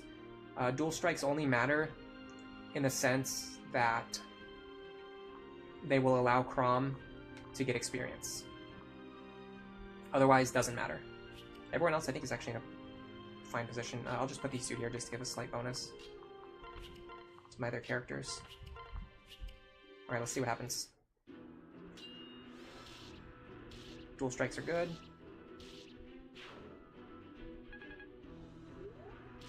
We really want a dual strike here. We got it. Nice. That's clutch. Oh, by the way, I need to give Stahl a moment for that dual strike he got a second ago. That On Blade dual strike, that was a Stahl moment. And you might as well just add 2 because he's about to get another kill right now.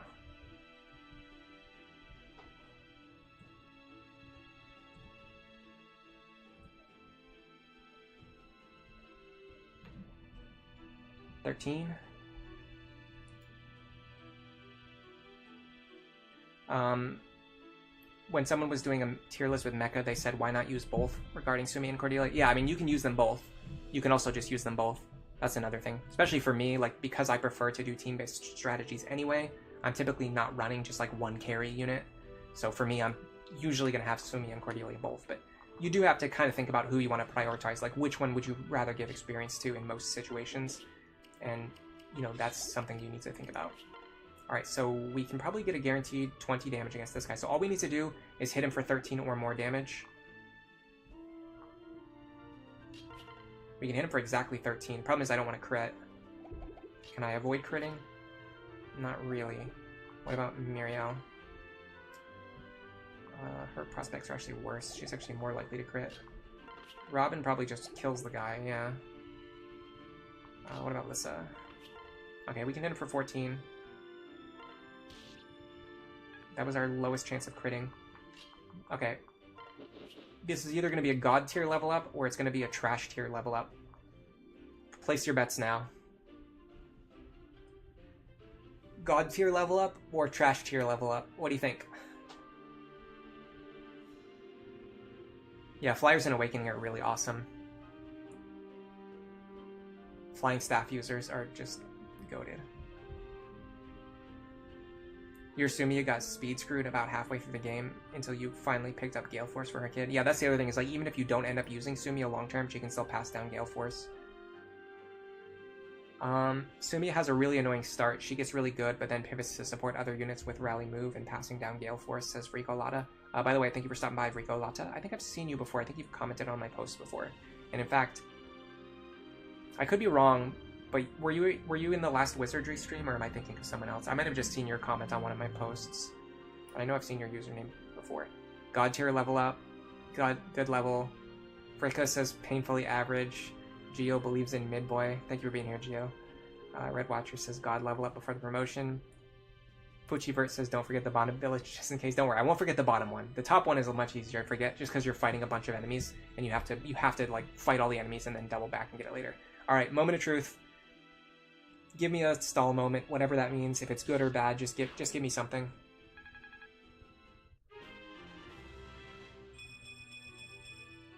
That was pretty average, yeah. Speed on stall is pretty good. That was painfully average. That was painfully average, I would say. Honestly, it might have even been slightly above average, but it just didn't feel very good. Which I guess is stall. That's stall in a nutshell. That is the perfect stall moment. That is it right there. That is a stall moment if I've ever seen one. Honestly, the fact that he got plus speed is pretty exciting. That's like the stat that he needs the most. Alright, don't crash my game now like during the last stream. Imagine if that happened now. We'll use the Master Seal on him next turn. Robin's still not taking any damage, by the way. Love it if you would take some damage, my friend.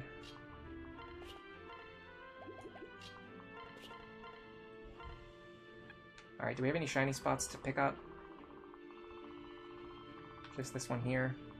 Let's give it to Sumia. Her level's a little bit low.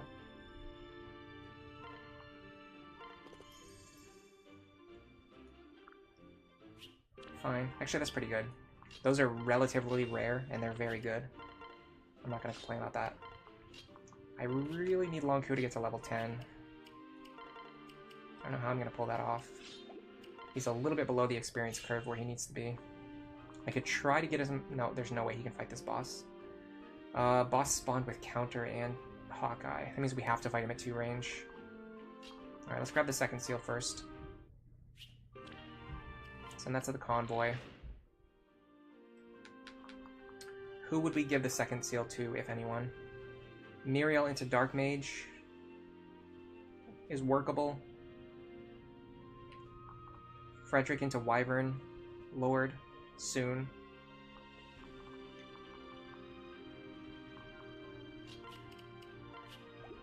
Don't really have anyone else who needs a second seal. One of the things about second seals is, depending on your run, you might get into a situation where you just don't really need any second seals or very many second seals.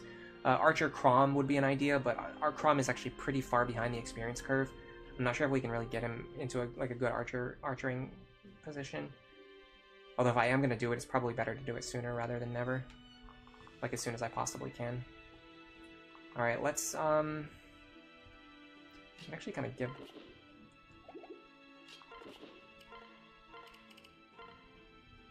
I'm not going to need this. Equip the Bronze Sword. Could possibly let Cordelia fight this boss. Get her some experience. This should be fine.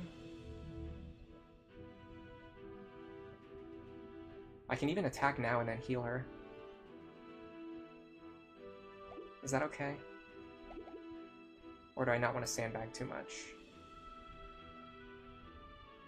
The number one thing I would really love is if I can give the kill to Long Ku. That's going to be tough. He doesn't hit very hard. Which weapons can he use? Steel Sword.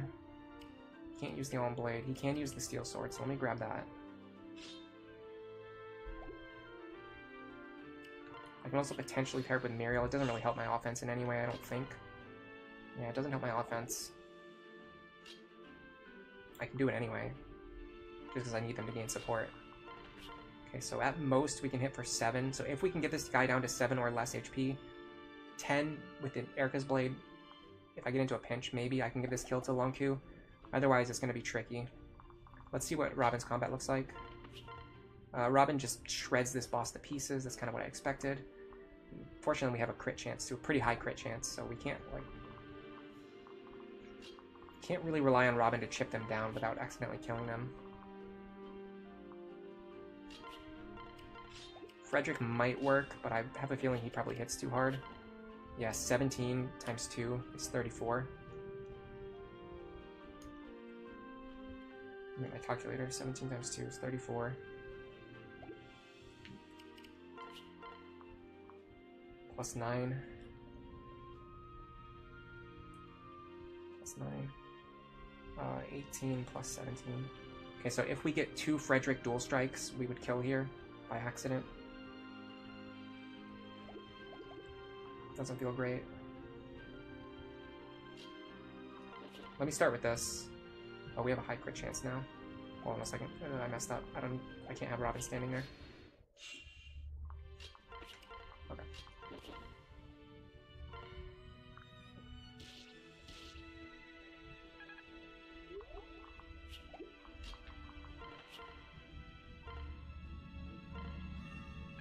Now we should be able to get some chip experience on enemy phase.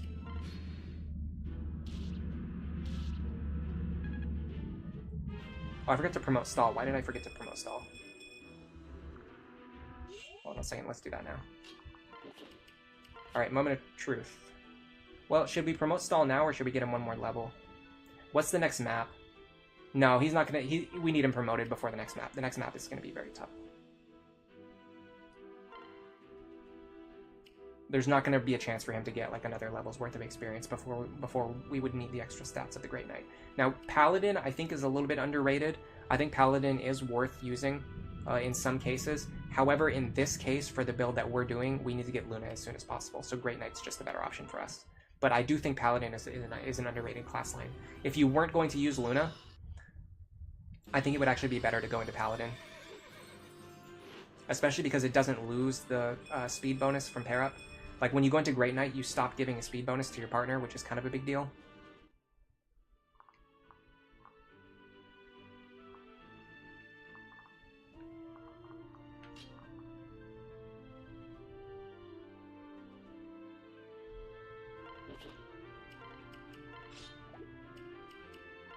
Alright, Frederick, I'm counting on you to not get 2 dual strikes here, please.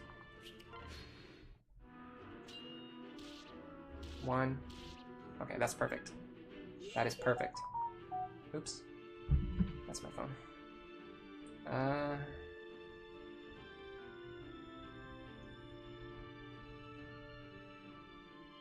Don't care about that at all. Let me just turn it off. It's a pointless notification. Something that I don't care about at all. Great level up, stall moment. Trash level up, stall moment. Average level up, stall moment. You feel like that stall moment was rigged. You prefer minus res plus speed to maximize the speed cap and growth. For Robin, I don't think plus res is very good.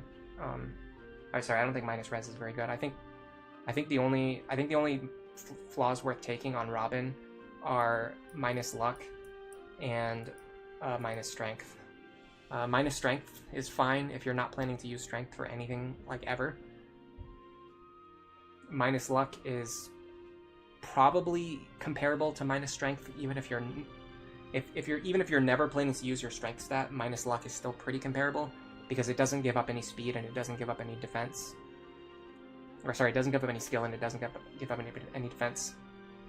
And then if you are planning to use physical attacks at any point in time, then you probably just have to go minus luck, because there's not any other, there's not really any other flaw that that focuses all of the what am I trying to say, like the downsides into a single stat that just like does not matter. Like the reason why minus luck is so good is because the luck stat is so unimportant, and it focuses like all of your negative growths, all of your negative stat mods, all of your negative stat caps into the luck stat, which is the stat that matters the least. Oh, you guys are talking about corn anyway, never mind, it doesn't matter.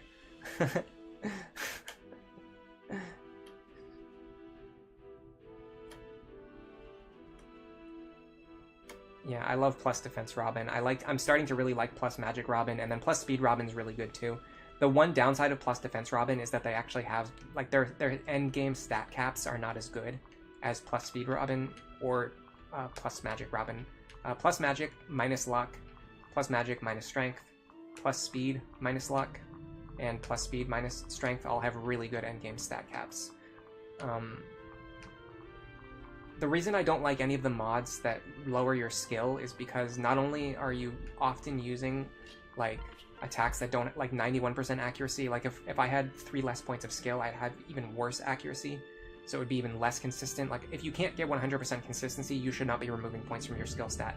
And the other thing is that Robin tends to do good with proc skills. Like if you're doing a build with Soul, then you don't want to be lowering your skill, because that's going to decrease your soul activation rate, which is really important. You need soul to activate in order to survive.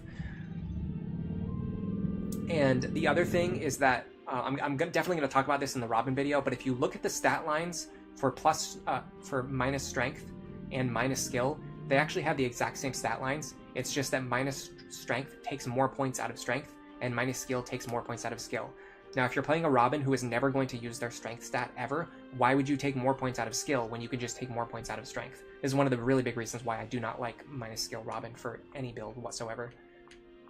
Even if I was running a physical Robin build and I couldn't use minus strength, I would just use minus luck anyway, but that's kind of a different conversation. Alright, let's give this kill to Lonku. I don't know what I'm going to do about Maribel Robin. I just can't get him to build any support, because they just can't take any damage. Robin can't take any damage, apparently. I will get some experience for Maribel. I will get some experience for Lisa. And, should just be a guaranteed kill. Is there anyone who's Lonku wants to build support with? I guess Robin.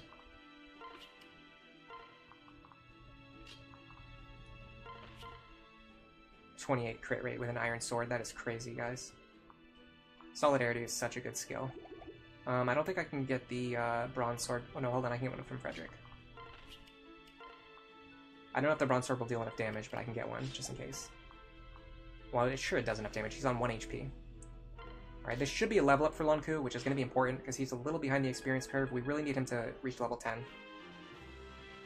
I mean, it's not a super rush, but we'd like to get him to level 10 before the time where I'm gonna bench Muriel and I'm gonna bench Lonku, so I want to get him to level 10 before that point.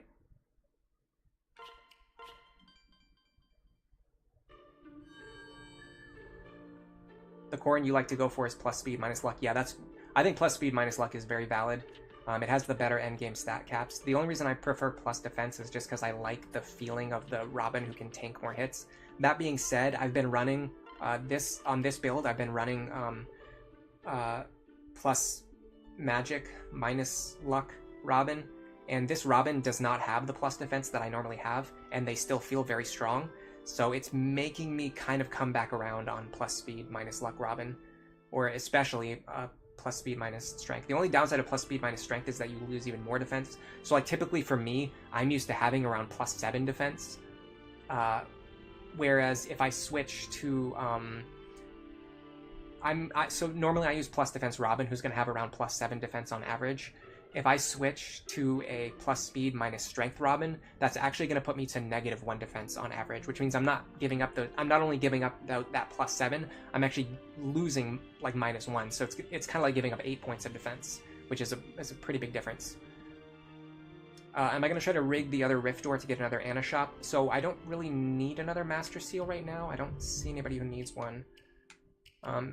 if and when I need another Master Seal or another second seal, I will use it, but until then, I'm just going to stick with what I have right now.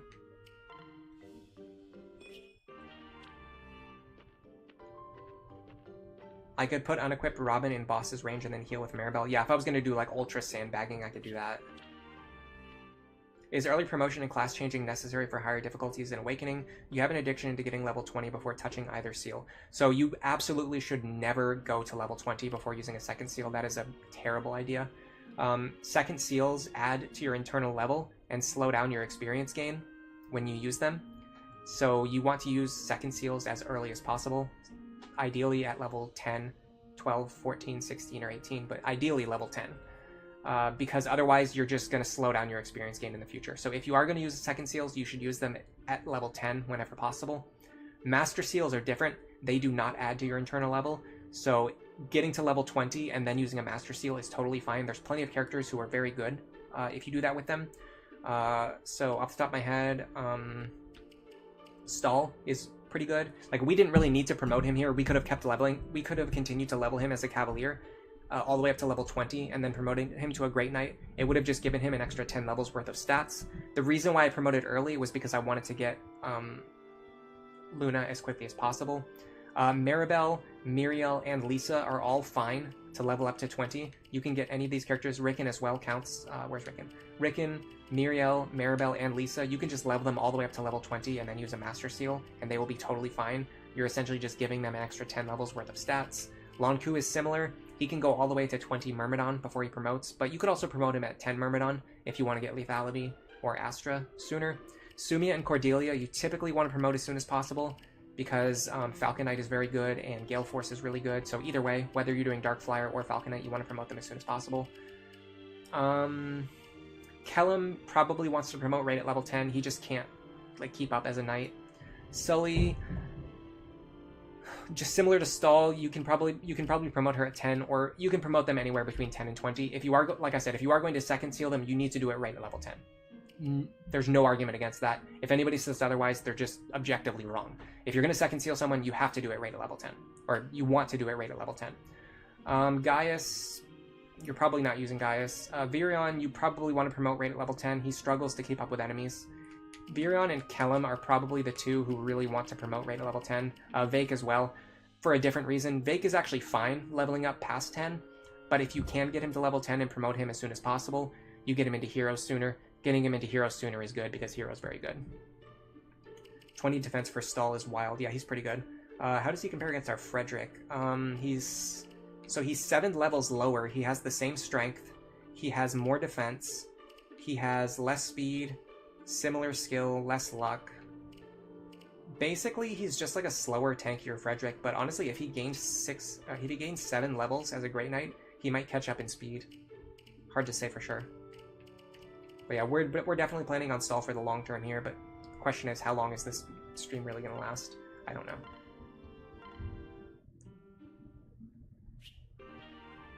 You love Gaius, you refuse to use Libra.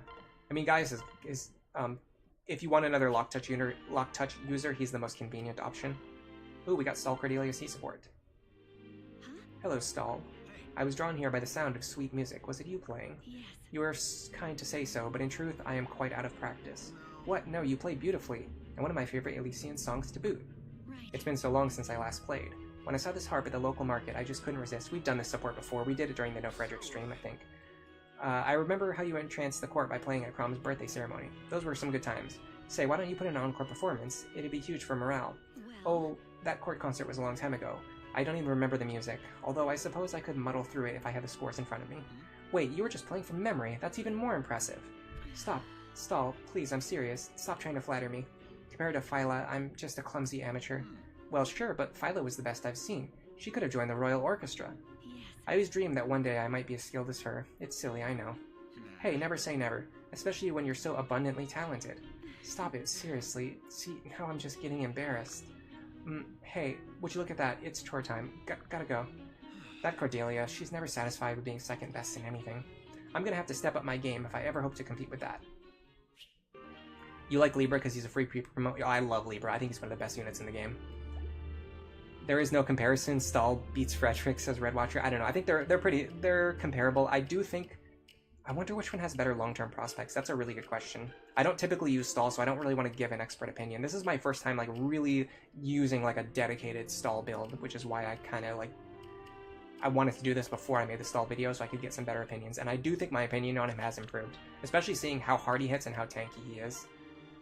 Master Seals are competitive. It's nice that Libra doesn't cost one. Yeah, and just the fact that you get him without needing to train him. The thing the Thebes mod does that you like is that it makes Frederick start as a level 9 Cavalier instead of it starting as a Great Knight. I'm not sure if I'd like that or not personally. It's a tricky call. We definitely need to get more hand axes for Frederick. Is there anyone else who needs to be restocked on anything? If possible, I would like to get Robin to a point where they can one-shot the Wyverns in this upcoming chapter. Pretty dubious. I don't know if we're going to be able to do that, but if I can, I would like to. We'll see if it's possible. Maybe with the Lisa para. I'm just going to start saying Lisa. That's just how I say it, guys.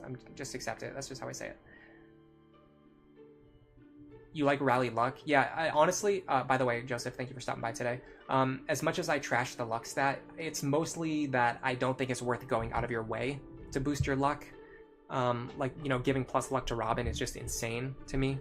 Or even, like, the reason why the minus luck mod is so good is because you're just getting rid of a stat that doesn't really matter. But if you can just Rally Luck for free, like, sure, it's worth doing. Like, it gives you a little bit of extra evasion, a little bit of extra crit. Luck might not be a good stat, but it's a significant swing sometimes. Yeah, it can matter in some cases. I do like getting like small incremental bonuses to things. I just don't think it's worth planning your entire Robin build around. You think Libra is too sleepy as a character? Luck is the meme stat.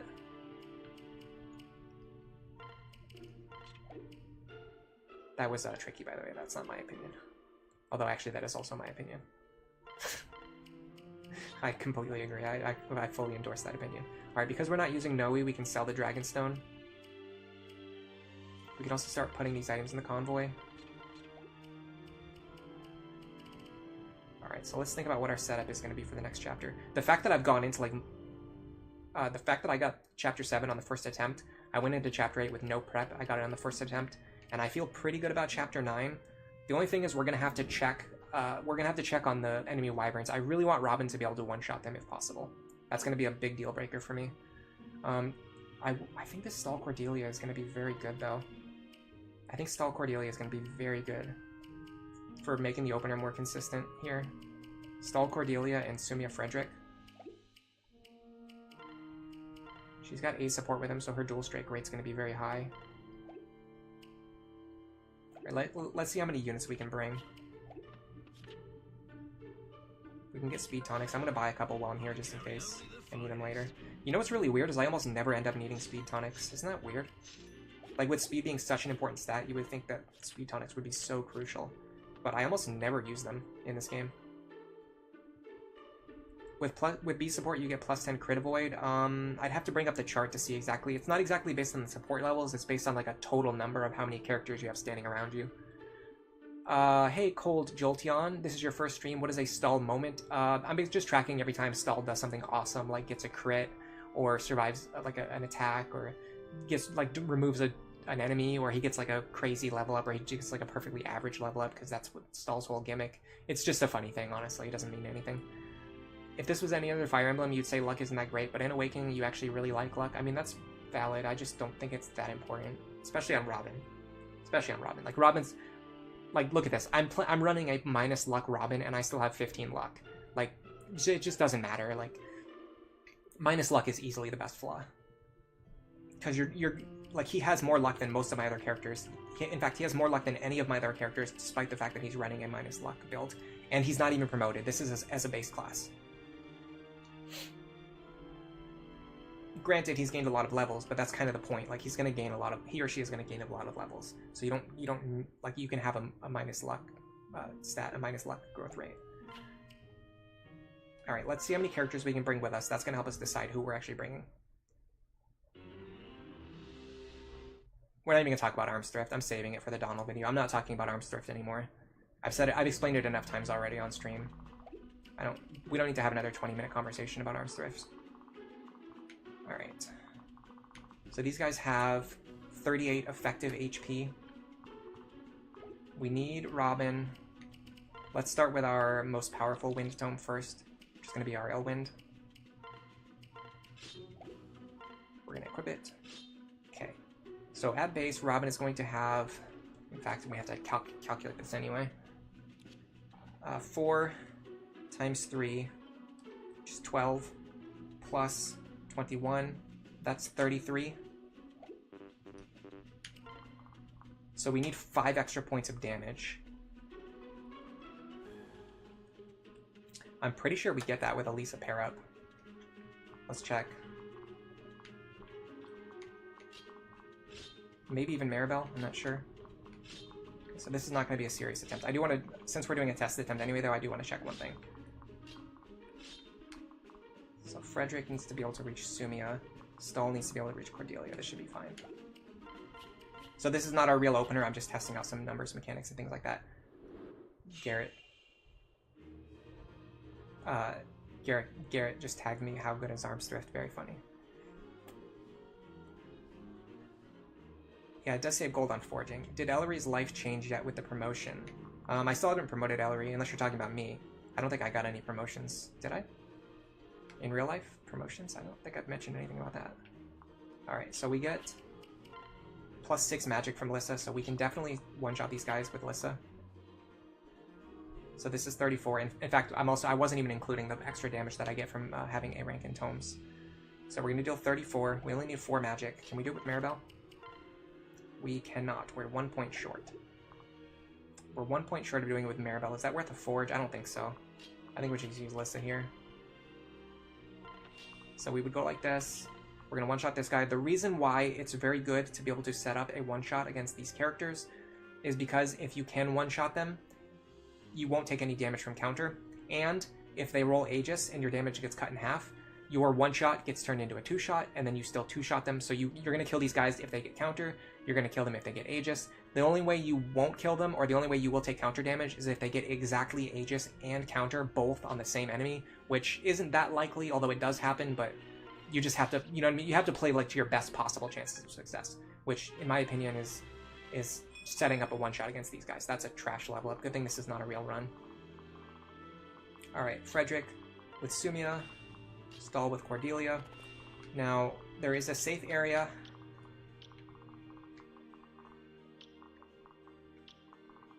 Here. There's a safe area right here that can only be reached by this spearman, who will always attack you at 2 range, so it doesn't matter if he rolls counter. This mage, who we're going to get rid of with a dual strike, and this wyvern, who we're going to get rid of with a dual strike. So basically for my opener, the tricky thing is I have to make sure that Frederick can actually kill this guy. So probably Steel Sword. Let's see how much damage I can do. Okay, we're going to need Frederick to pull a lot of weight here. So typically I'm using Crom with the Falchion, or a character with effective damage with a bow. But let's just see how much damage Frederick can do. So Frederick can deal 30. 30 minus 12 is 18. We're only dealing 18 damage. 4 plus 4 plus 18 is 26.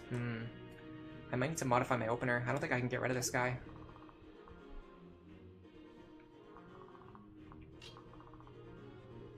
I doubt Stahl does any better. I mean, I could use the Alm Blade. 38 minus 12. That's 26. Cordelia probably hits harder too. Maybe. No, she doesn't. And she doesn't even double. 26 plus 4 is only 30 damage. So even if we got this dual strike, we couldn't kill this guy. This is true. I've actually never been in this situation before where I couldn't kill this guy. It's all because I've been completely ignoring the Crom Sumia pair up. Alright, well let's see what Cordelia does against this guy. I would really need a dual strike here. How much damage can I do with the Steel Sword?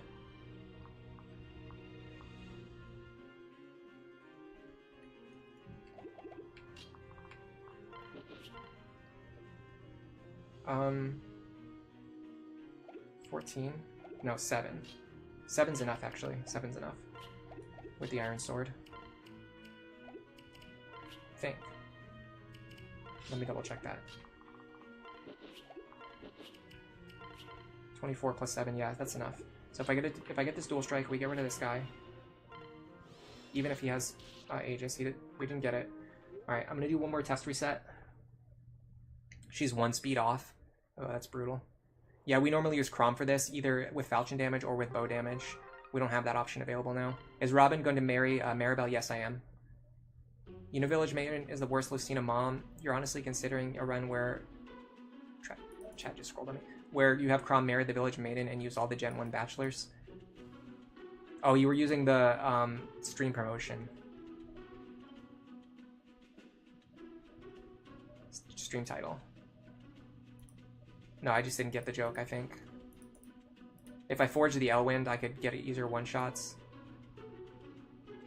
I think even if I forge it, I still get killed by Aegis counter, though, so there's not really any reason to forge it. But you can forge it if you need to. In the past, I've had to do, like, forged Elwind Tome, like, plus pair up with Rickon, but hopefully it doesn't come to that. By the way, we have not been using very many tonics so far in this run. That's one thing I just noticed. Not only is my team pretty strong, but we haven't really been needing to use tonics either.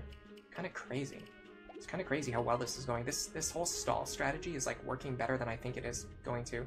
Alright, maybe we can do it with the Falchion. Let's try Falchion here. Oh, I also want to give a different tome to Lissa. I want her to have the regular wind tome. Who has it right now? It might be in the convoy. Alright. Oh. I gotta reset anyway. I put Sumi in the wrong position. I could speed tonic on Cordelia. You're right about that. I mean, I'm gonna test things out first before I spend any money. That's the thing. I always like to test things out and then spend money, rather than spend money and then test things. Alright, so we're gonna be using the Falchion for effective damage. Can't reach him. What is going on here? Am I going crazy? I swear this is the opener that I always use. But if I stand here, I can't reach the enemy.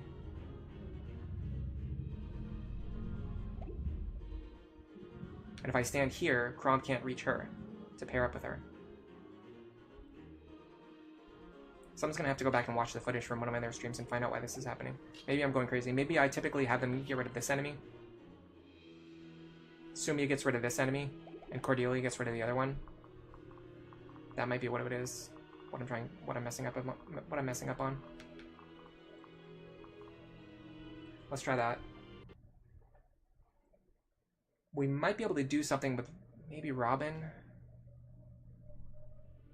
I need to set up a situation where Cordelia and Stahl can kill the enemy if they just get one dual strike. 1, 2, 3, 4. Yeah, why she? Oh, because I normally have her promoted, so she would be able to fly 1 extra space. But I don't have her promoted. So yeah, the fact that we're not using Sumia or Chrom is really hampering a lot of my typical strategies that I'm using like in a standard run. So I'm really having to adapt based on that.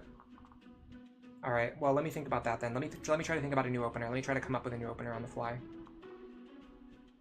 I could do something with a rescue staff. I think there's a way to set up this kill so that Stahl can get it.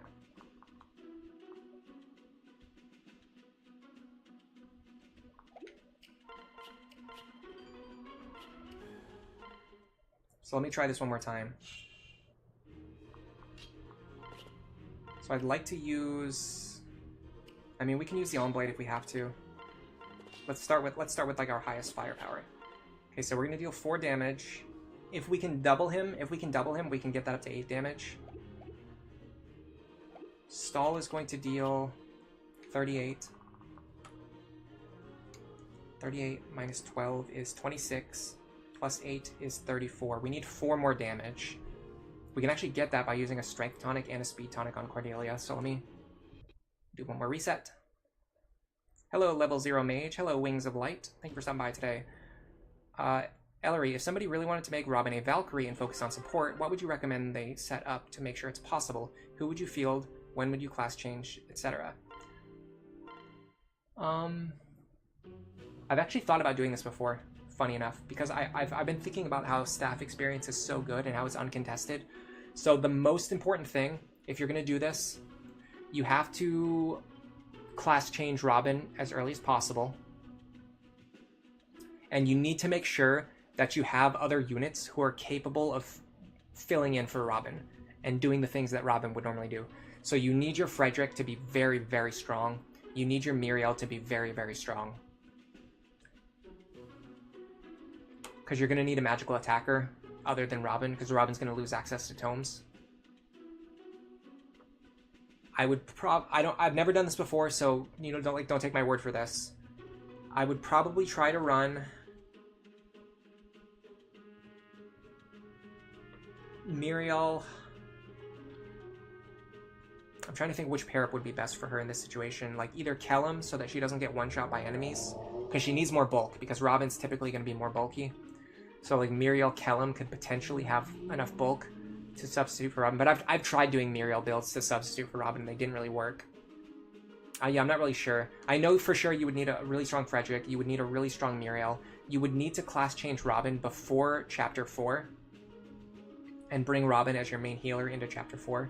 You need to get Robin as much experience as fast as possible and try to promote them as soon as you can, because they need to regain access to tomes very quickly. Like you could try to get either a Lucky and a Shop or a Rift Door so that you can get an early Master Seal to promote Robin, like even before Chapter 8, if you can. Like that would be great. That would help a lot.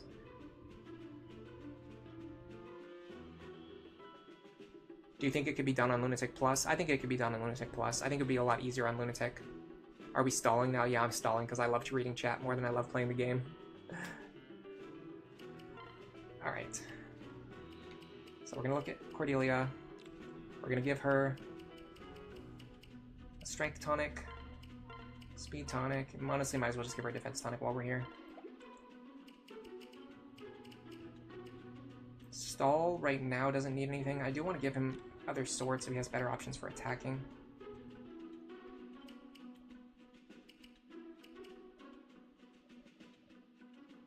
I actually like the Killing Edge.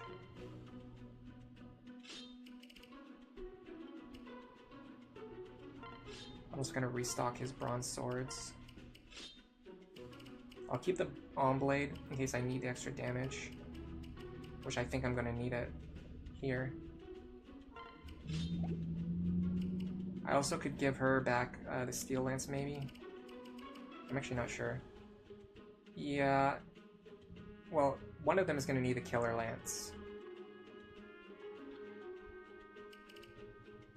There's not a super huge difference between them, but Cordelia's crit rate's already higher, so I'd rather lean into that by giving her the Killer Lance. So I'm going to take the Steel Lance away from her. Or in fact, I'll just take the extra one.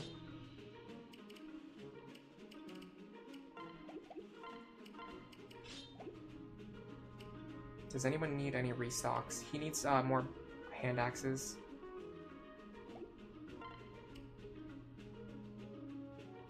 Or no, sorry, he needs a bronze axe. No, we're going to be switching him over to a bow user anyway. I don't know if he's really going to need an axe for anything. Are there any lance users on this map? Yeah, there's actually a lot. Okay, hold on a second. Well, we need a bronze axe for Stahl.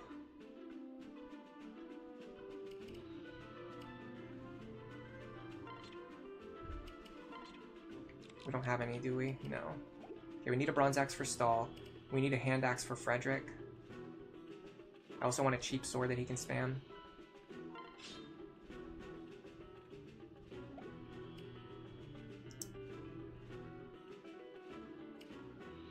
I wanted to give a wind tome, a basic wind tome to her, and a forged wind tome to her.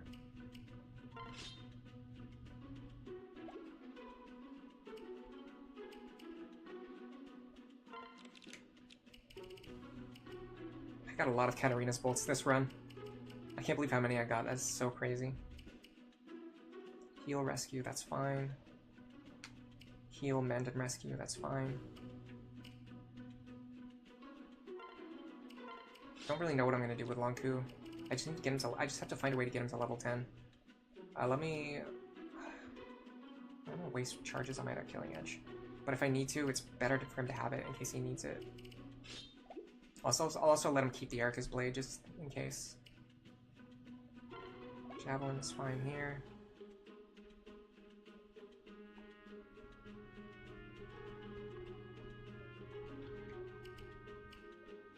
Alright. Let's go to the world map. Let's go do some shopping. Are Stahl and Cordelia at B support yet? No, they just barely reached C support, unfortunately. The one downside of using Cordelia is because she joined so late, it takes a little bit of time for her to start building up her supports with other characters. Okay, we need a bronze axe.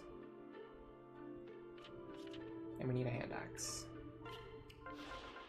What can I fix you with? I'm going to start confusing Frederick and Stahl now because they have almost the exact same sprite. I could put another Javelin into the convoy, but that's not super important. I carry only the finest. I will forge this. How many points of might? 2? I think 2's fine because I'm buying it now. I'm gonna get a full 45 charges out of it. A 6 might E rank axe is gonna be very good for training my other characters in the future when they switch over to axe using classes, as some of them might end up doing. I don't know who will, but maybe somebody will. Lunku, for example, we could switch him into a wyvern. We're not going to, but it's just in theory. Hypothetically, we could. Good lord, what is happening there? Looks at early promoted Great Knight Stahl. It's just massive 19 strength, 20 defense. Nothing to see here. He hits very hard. I wonder if these are his average stats or if I've gotten lucky. I'm actually not sure.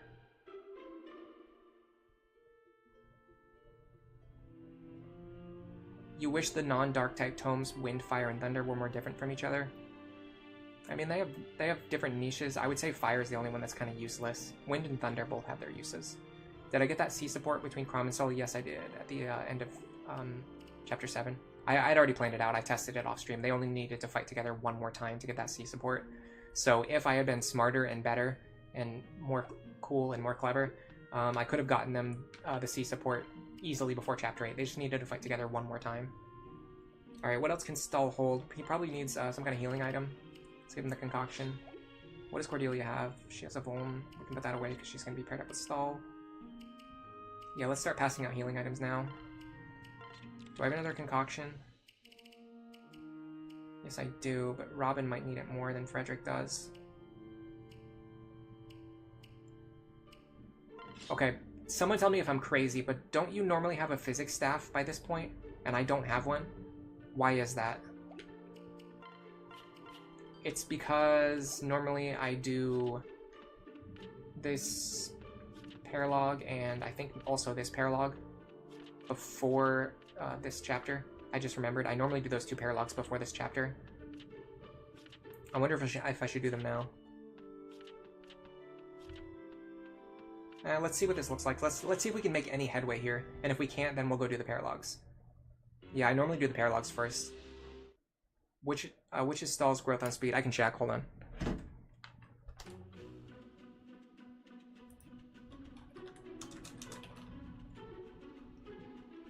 Serene's Forest, Awakening,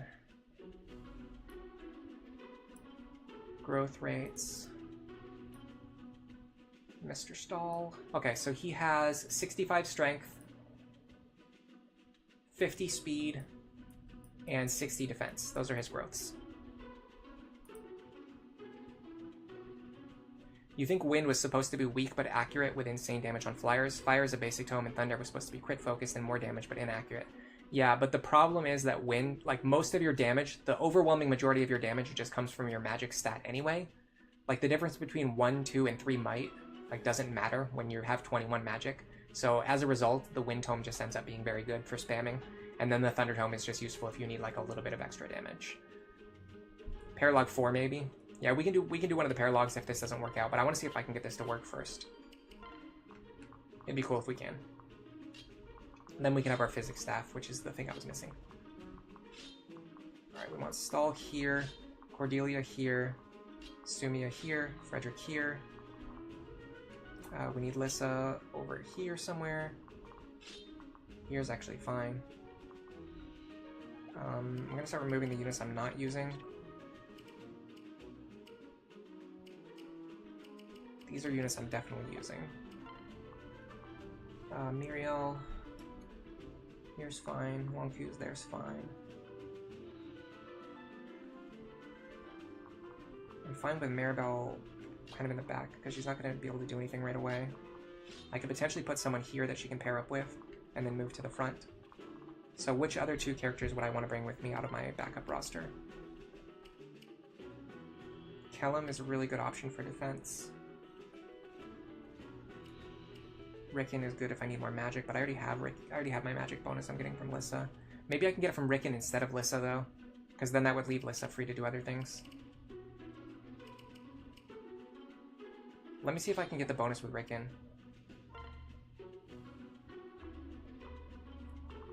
If I do that now, I have to give him another wind staff. Did I remember to buy a hand axe? Yes. Can I give a tome? Is there any tome that Rickon can use that he's not already being used by someone else? I don't really have that many tomes. I don't want to buy another one just for him.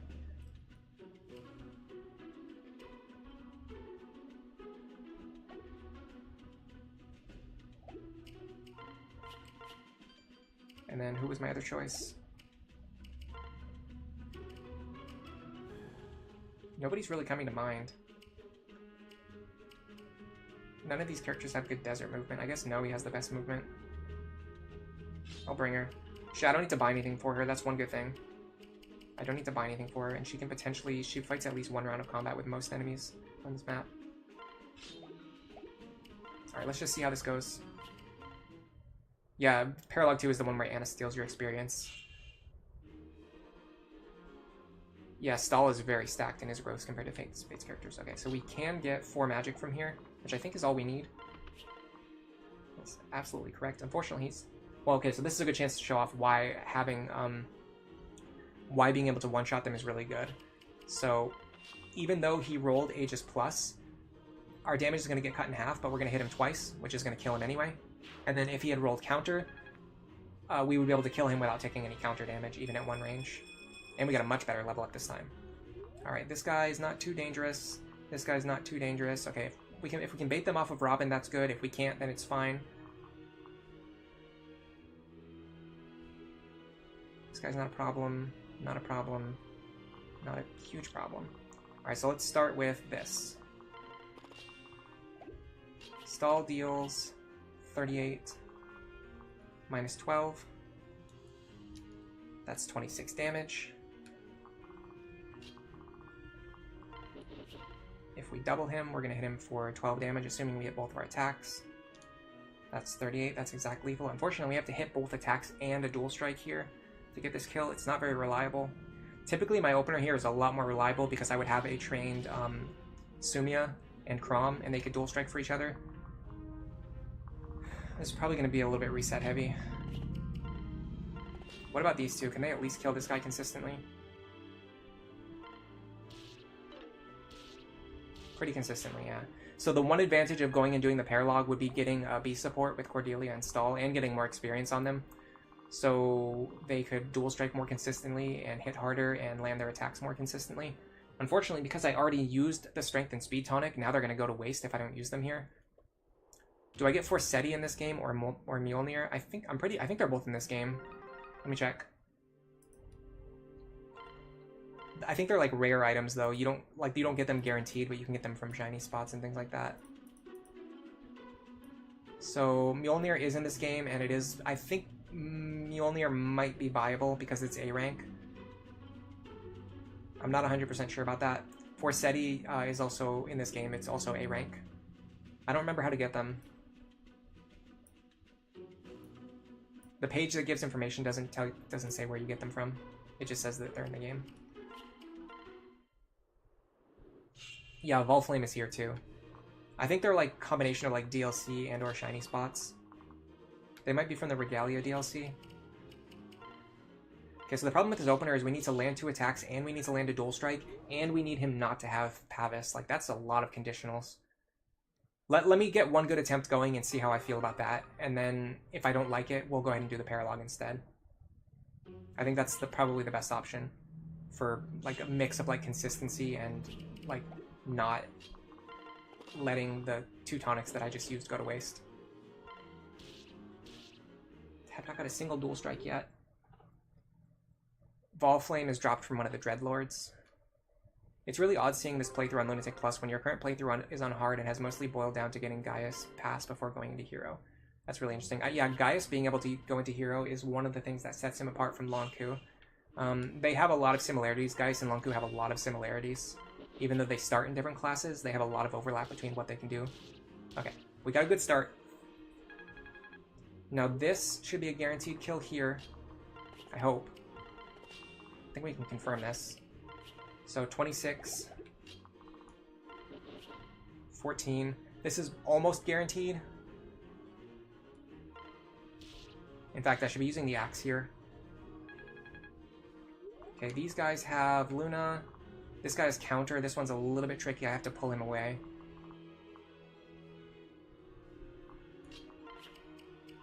What does he have? Perfect. 28. Yeah, we can't hit this guy with Robin. If Robin hits this guy, Robin will self-destruct.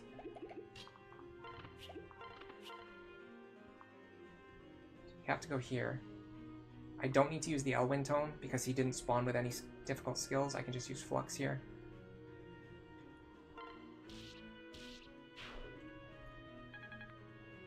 Gaius and Lonku share two classes that ever, and Gaius gets Fighter when Lonku gets Wyvern Rider.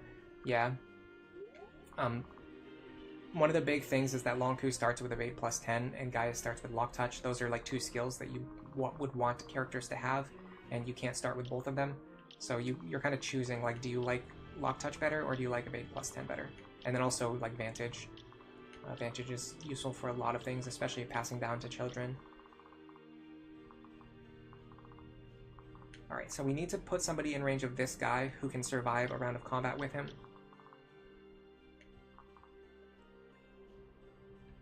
And not kill themselves with counter damage. It's probably going to be a character who's going to be unequipped. Or possibly Muriel can kill him. Can she double? I think she can. She can definitely double. How much damage can she do? 30 damage. I could possibly kill him with a Katarina's Bolt, but that's reliant on luck. Hold on a second. No, this isn't luck. This isn't luck. He hits me for 23, though. I can't take that. I don't get any defense from this, do I? No. I would need to use a defense tonic on Muriel to play around this exact scenario, but like this isn't always going to happen, so it's kind of a waste of a defense tonic. So if this guy didn't one-shot Muriel, what I could do is attack him twice, and then if I don't crit, if I don't get any dual strikes, and he survives, then on enemy phase, when he attacks me, I'll kill him in return, and I won't take any counter damage because I'll kill him. The problem is I can't really guarantee that.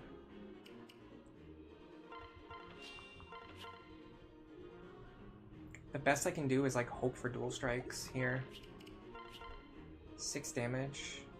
It's not even enough, I don't think. 36 wouldn't be enough. I'd probably just use the Katarina's Bolt here to guarantee this.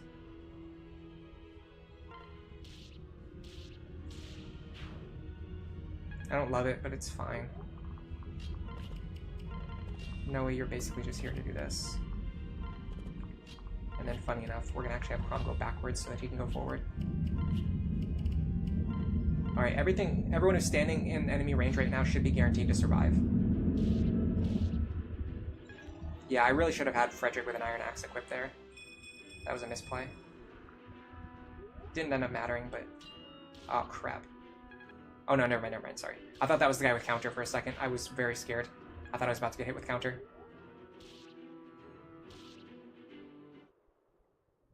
Okay.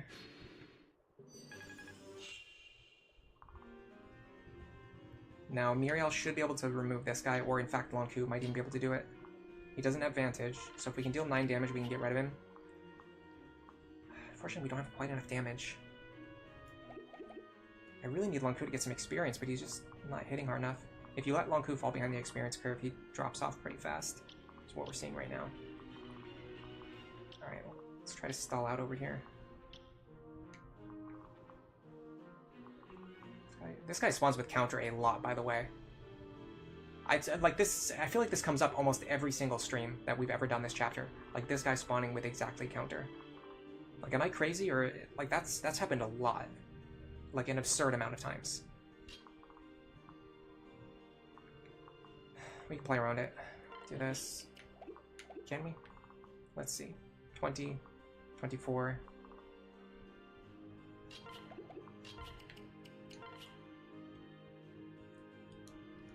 $44 damage, minus 18. Minus 18 is 8 damage. Yeah, we're going to take barely any damage. It's mostly just going to be from the Nosferatu. Can we actually kill this guy, though?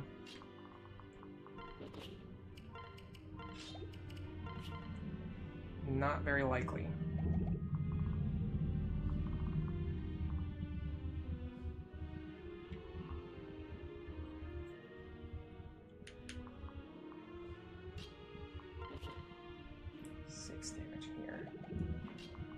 I think I have a bailout option in mind if we don't get any dual strikes here. They're probably going to attack Libra anyway, now that I think about it.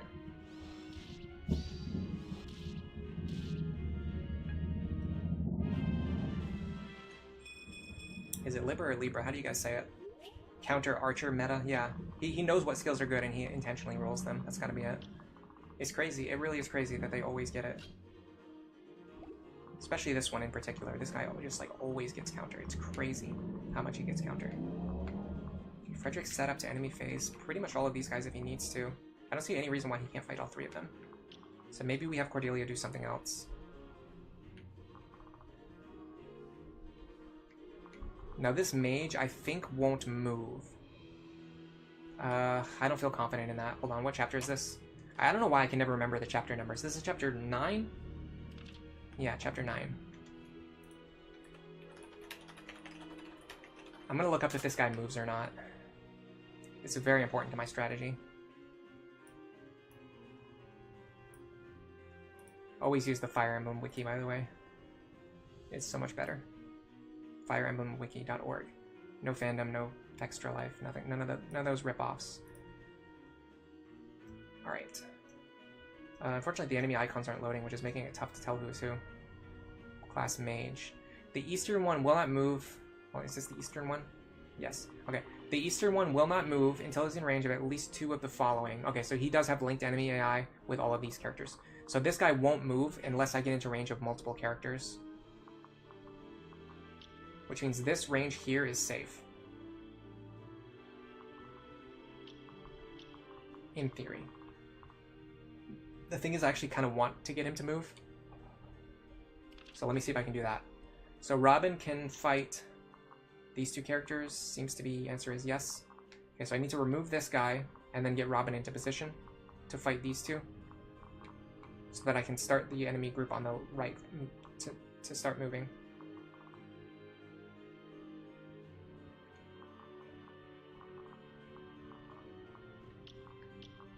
I go here. I'm just gonna have to use her for this. Womp just doesn't have the damage. Okay. Oh, perfect. She can't get close enough to heal. I'm not gonna be in range of any wyverns, am I? No. Okay. I'm gonna do this.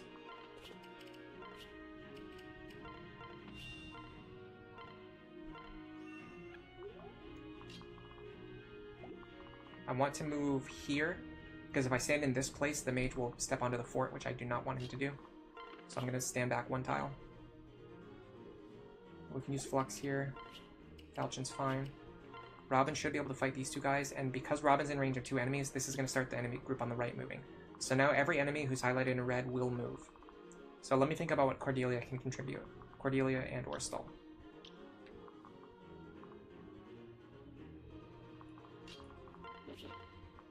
Surprised I can't double this guy.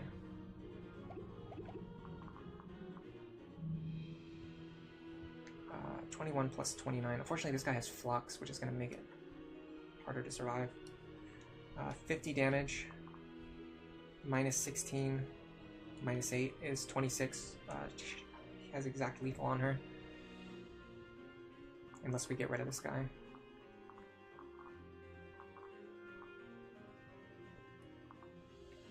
we can enemy phase this one.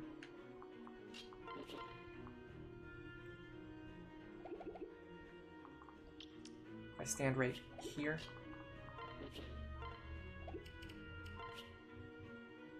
Switch to the bronze axe.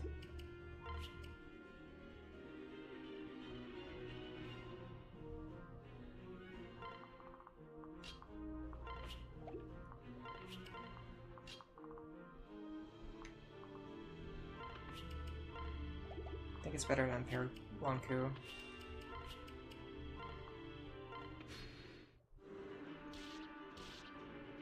Not getting the dual strikes, that's fine. It should be fine. Now I think these guys will probably attack Libra instead of Frederick, yeah. No, this guy goes for Frederick. That's actually good. That's actually good. That's gonna help keep Libra alive. Oh, that hits so hard. That hit exceptionally hard. This is another one of those moments where I'm feeling like, oh man, I really miss my plus defense Robin. Damn you. Okay. This guy moved into a nasty position.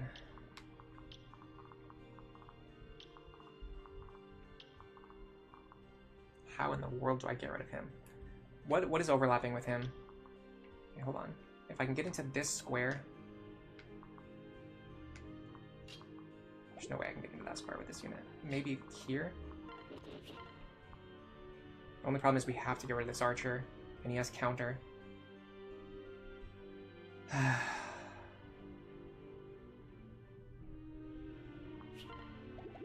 almost clicked end turn by accident. That would have been a nightmare.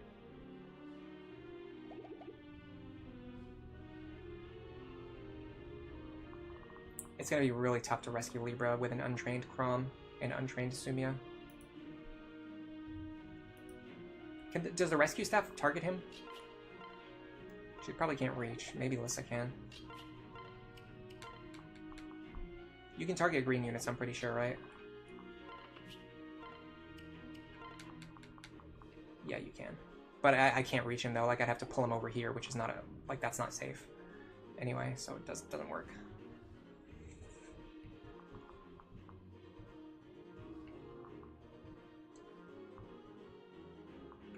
These killer bows are nasty, too.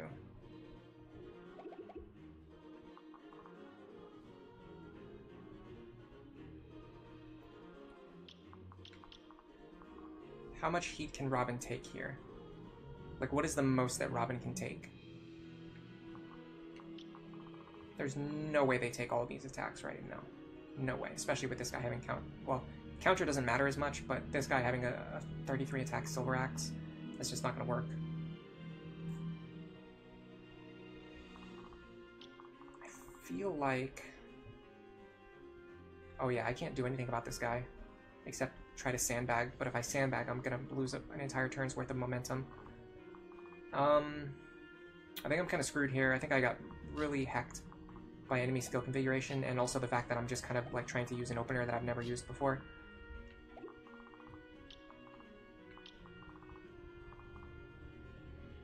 And the fact that this guy rolled exactly counter and Pavis, that's like so disgusting. This game has like so much disrespect sometimes.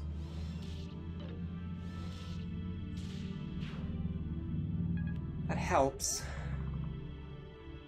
It doesn't really solve my problem, but it does help.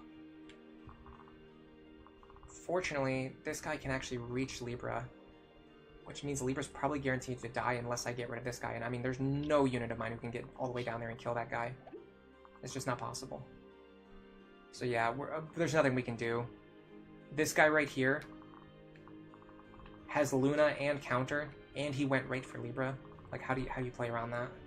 The enemies are moving different because I'm using a different opener from what I normally do. So like it throws off everything. Like starting from the very first turn, everything just goes out of whack. Chapter 9 is all about your momentum. Enemies start rushing you, Wyvern reinforcements coming from the back. That's pretty succinct.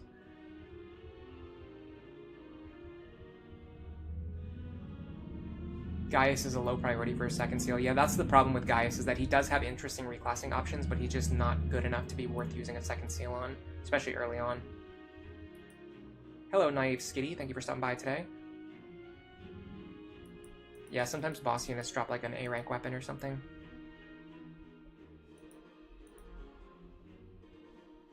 Gaius instant promoting to Trickster is pretty good, especially with staff experience.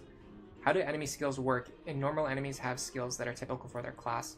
Yeah, so in Lunatic Plus, enemies will sometimes get skills based on their class, but they also, every enemy in the game gets 2 extra skills from the Lunatic Plus skill pool, which is Pass, which lets them move through your units, Hawkeye, which makes their attacks always hit, Luna Plus, which makes them always ignore half of your defense, Vantage Plus, which makes them always attack first, even if you attack them, Counter, which causes you to take damage back if you hit them from one range, Aegis and Pavis Plus just cut your damage in half on physical and magical attacks. So there's just like, the gameplay is so dynamic because the enemies always have like some way to completely change the way that you have to fight them.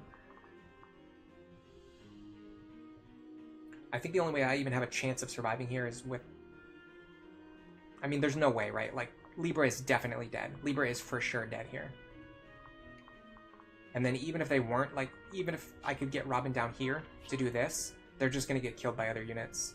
And I also don't have my pair up anymore, so I also can't one-shot them anymore. So, like, nothing about this works. I mean, this is how I would do it. Transfer here. Mend.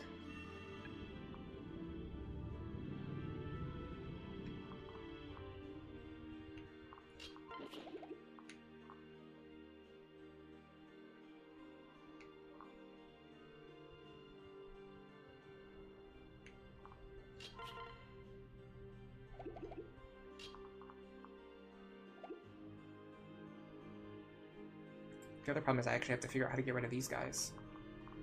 Can I double them? Yeah. Probably like this.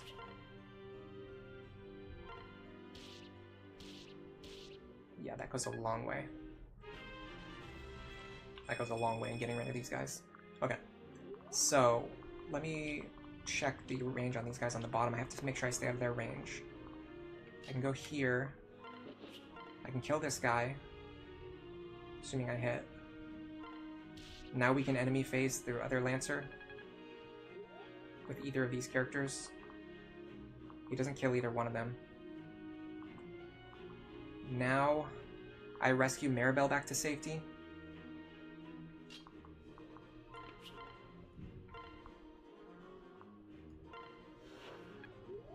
Now I'm pretty sure this still falls apart. So then I would go here. I can one-shot this guy. The issue is the Wyvern on the bottom is going to go attack Libra, and he's going to kill Libra. And I don't want him to kill Libra. And even if Libra survives, Robin is going to get dogpiled by a bunch of enemies, which, by the way, that was, I guess, very low % crit. Yeah, Robin is going to get dogpiled by a bunch of enemies, and they're going to die because I don't have my plus defense Robin that I love so much. Does Vantage Plus supersede Vantage? Like, if an enemy with Vantage Plus attacks my promoted Lanku is below half health, will that enemy attack first? So Vantage only triggers when you get attacked. So if an enemy attacks me, my Vantage will trigger. If I attack an enemy, their Vantage will trigger. There's no, like, which Vantage has priority, because it's just whoever is being attacked can trigger Vantage.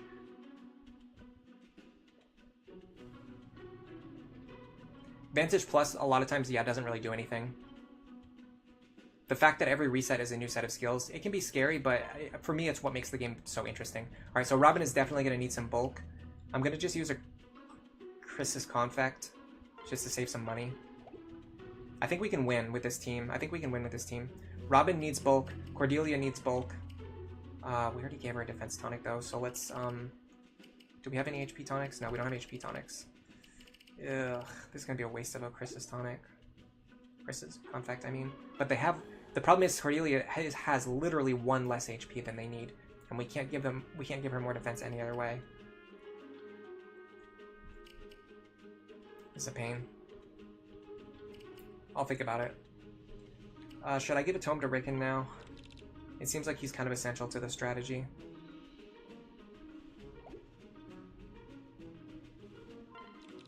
Which tome would I give him? I think I would go buy him a tome, honestly.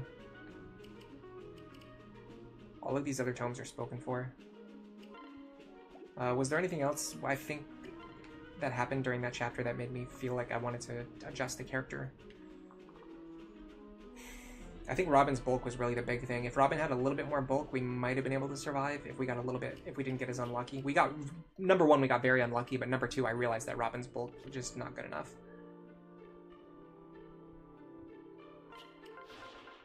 What can I fix you with?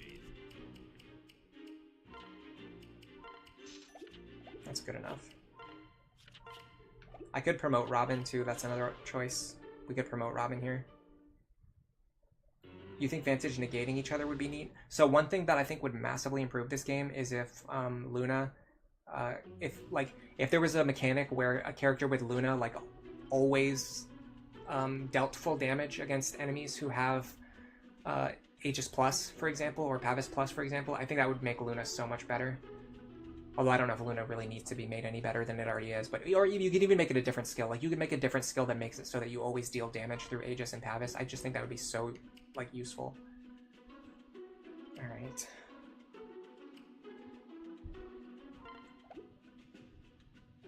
Now we gotta reorganize our units again.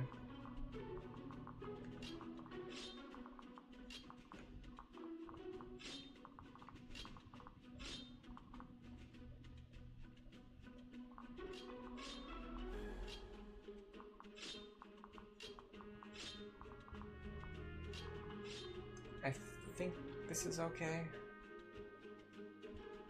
I think this is the same opener we used. Alright, now we're gonna have to get a couple of resets so that we can actually get this dual strike. I think if he spawns with Pavis, we actually can't kill him. We missed anyway. I hate everything about what just happened. The fact that we actually got the dual strike, but not only did we miss both of our attacks, but he also had Pavis. That's so annoying. I hate Aegis and Pavis, by the way. If this is your first time being in the stream, welcome to the stream, first of all. Thanks for being here. Number two, the number one thing you need to know about me is that I hate Aegis and Pavis so much. I hate them more than Counter. Like, significantly more than I hate Counter. Just because of the fact that there's no way to play around them. There's at least ways to play around Counter. Like, we've set up a chain where Robin can get a guaranteed one-shot kill against the Wyvern. Like, you can play around Counter by doing that. You can't play around Aegis or Pavis in any way, shape, or form. In fact, the only way that they can stop me from playing around Counter is by rolling Aegis. So, like, that even more proves, like, how Aegis and Pavis are just disgusting skills that should have never been created, ever. That's fine, that's fine. We can do this with Flux. Ooh, nice dual strike. I feel like Rickon loves dual striking. It's obviously just like a confirmation bias type thing. But whenever I use Rickon, especially if I just take him off the bench, it seems like he comes off the bench and just starts dual striking like crazy. You love that Laurent preserves his hat even in Mercenary class? Yeah, that's pretty funny. You got Robin to level 20 right after beating the enemies from that village? That's crazy.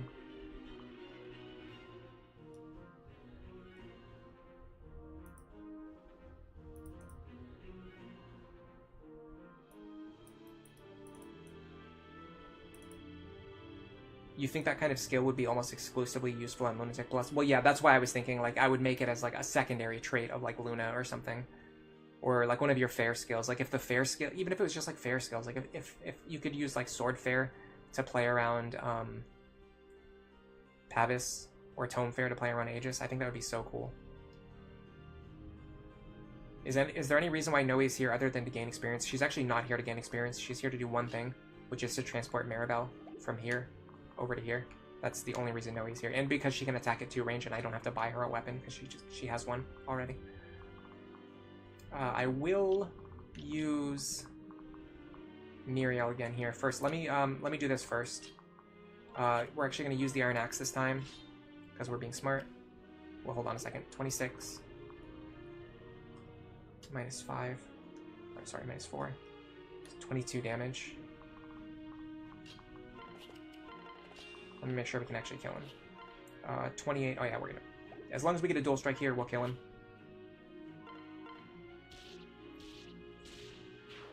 I don't know why he hit me so hard. That might be a problem. Why did he hit me so hard?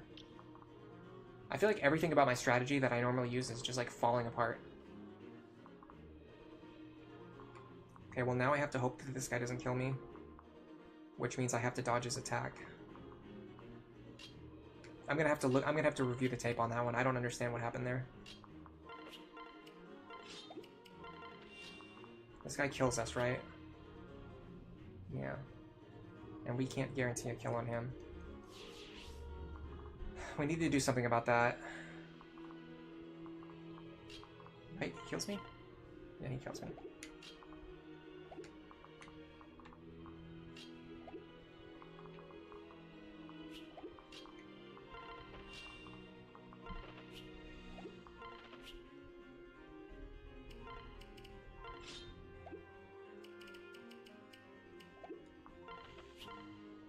This might be better. Sumia is definitely going to die here, but I'm just testing this out anyway. Since I'm here anyway, I might as well just test it out.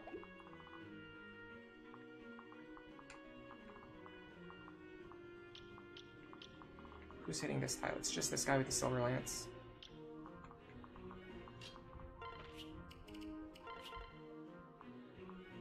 God, if you do not level up Longku, he falls behind so fast.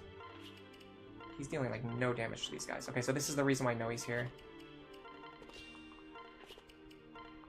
And that's it. In which chapter can you start buying second seals? Yeah, it's after Miletry. Or certain child paralogs can get you access early. But honestly, doing any child paralog before the Miletry is going to be pretty difficult. Okay, so I do like the fact that Lissa can survive in this position. That's really good.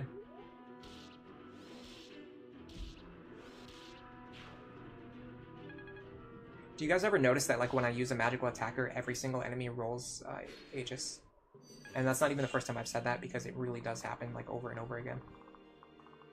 Alright. So that's not going to work.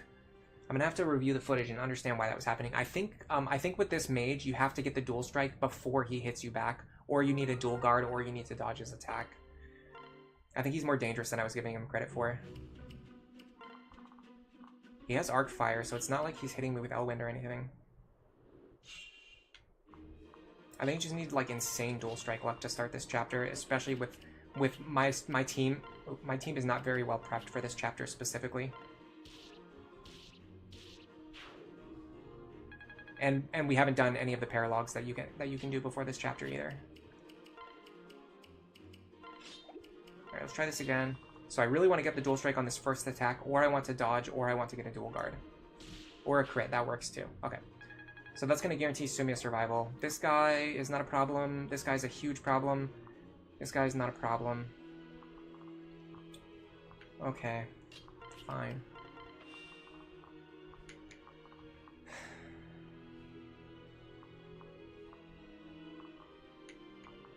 I don't know if there's any way for me to separate this guy.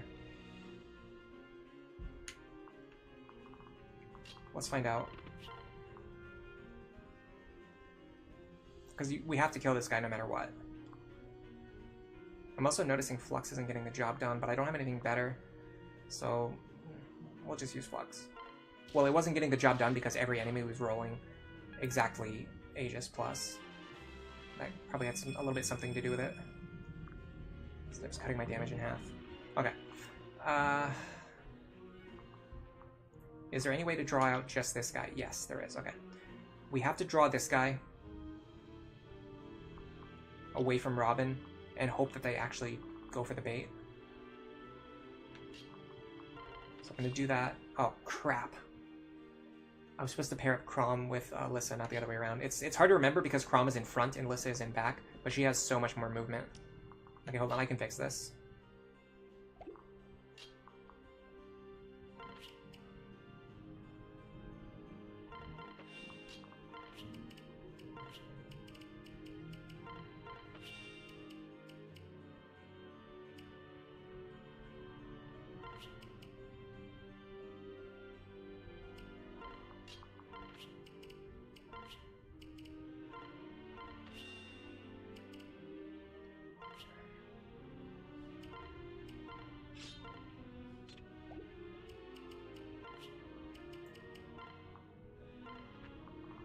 29 minus 7. He should attack Lissa here. I don't see any reason why he wouldn't.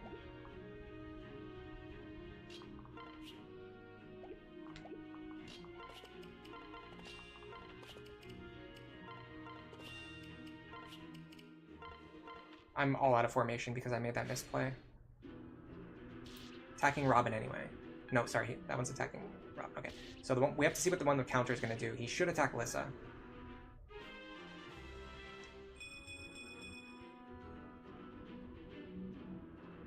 Red Watcher says, WTF, a 40 strength barbarian with Axe Fair, Luna Plus, and Hawkeye in the Severa paralog, also with a killer axe. Yeah, you just can't really do those paralogs before the Mila tree anyway, so you might as well just use the Mila tree for your second seals. Okay, he goes after Lissa. That's really good. That means we don't take counter damage. This guy spawned with Aegis. That's just, you know that's going to happen. That's common sense. If you're ever making any plan, just assume that every enemy's going to have every skill that will counter you. What does he do? Libra actually heals himself? Okay. I didn't know if he was going to attack one of these guys or not. That'd be insane. If, oh, look. The archer spawned with counter again. The one that I pointed out last time, he spawned with counter again. I don't know how to get rid of this archer when he spawns with counter. Like, I genuinely have no idea how to get rid of him.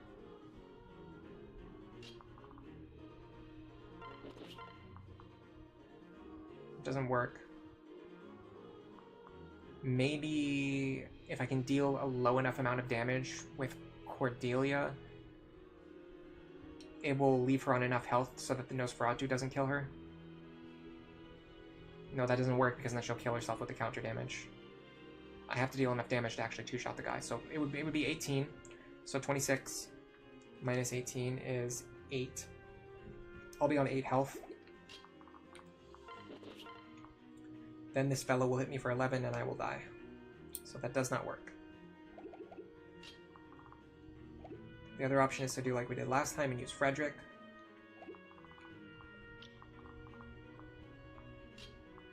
Something like this. Problem is this keeps Sumia in the rear position and I really need her in the lead position. So this could theoretically work, but it also relies on dual strikes. I mean, is that fine? I just don't see any way to get Sumia back into the lead. That's the problem. Once we do this, it's like impossible to get Sumia back into the lead. Can Frederick take this attack and this attack? Let's figure that out. 25 plus 20, that's 45. Minus 10 is 25 damage. He actually takes both of those attacks.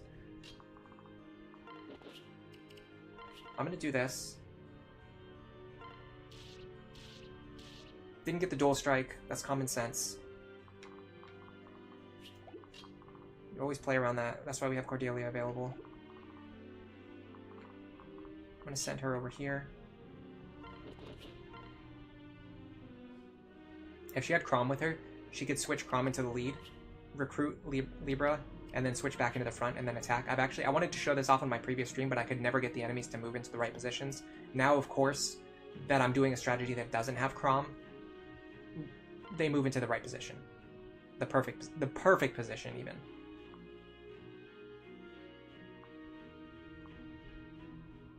I have to make sure she actually survives. 25 plus 10, that's 45. 45 minus 16. Minus 16 is 13. She should survive. They don't have Luna, do they? This one has Luna. Oh crap, that throws off all my calcs. Well, YOLO. I'm already committed to this, so I just have to do it anyway. That's one of the valuable skills you need to learn to not waste your own time, is that if you've committed to something that is about to lose or about to fail, just don't sit there trying to... Like, if you know that it's guaranteed to fail, like, don't sit there calculating how much damage you're going to take. You're just wasting your own time.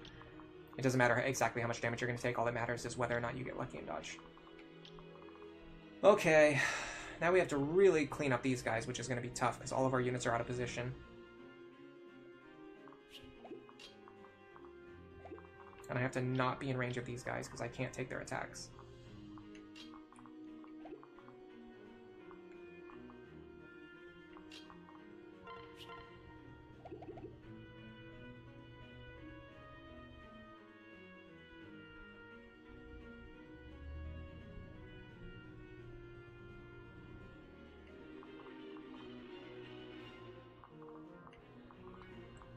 Crom kill this guy.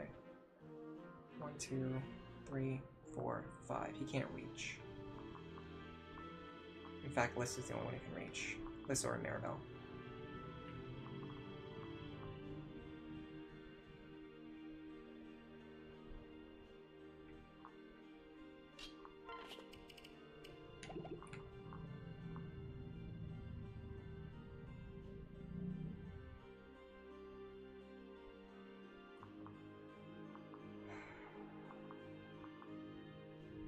This guy's gonna be annoying.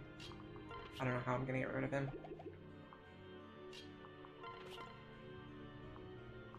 I have no method for getting rid of this guy.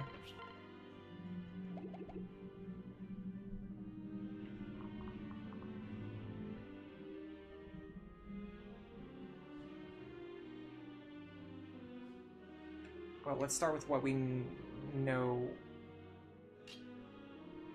is at least somewhat viable.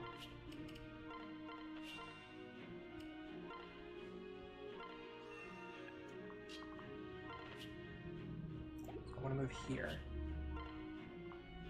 Take this guy out. Now we go like this. Go here. I'm gonna go Killing Edge because I really need the crits. If I can get a crit here. I'm gonna do Katarina's Bolt because, like I said, I really need crits here. I need crits and dual strikes. Did not get any crits or any dual strikes. Very cool.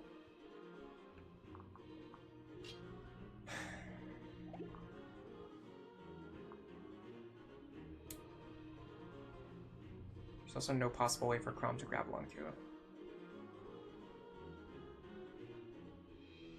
I also can't even heal Robin because I had to use my other characters to do everything else. This is a good example of how if you screw up the first turn, it just screws up everything. Because like all of my units were out of position, I couldn't get them into good positions to attack. I mean, I can deal 13 damage here. But that's going to be cut in half. I can deal 8 damage here. 8 plus 13 would kill. Noe has to go first though, and she has much worse accuracy.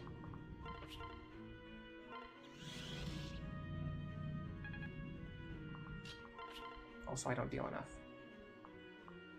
And I can't reach Lonku, so I can't get a better sword. Is there any way to do this?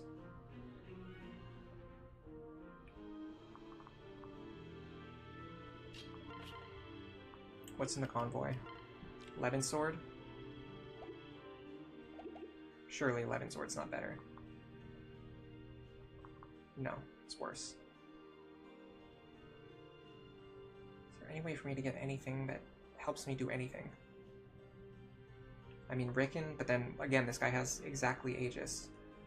The one skill that counters me here. I could play for dual strikes, but I mean, like, what is my chance of getting a Noe? Actually, I can't get a Noe dual strike because Maribel's standing there, so I can't even play for dual strikes.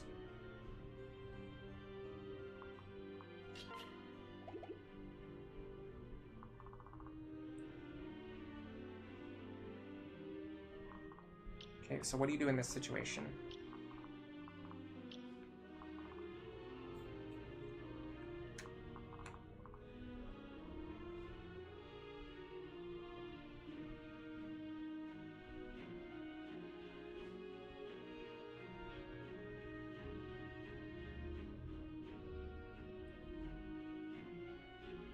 Maybe I could have had Lissa attack from here,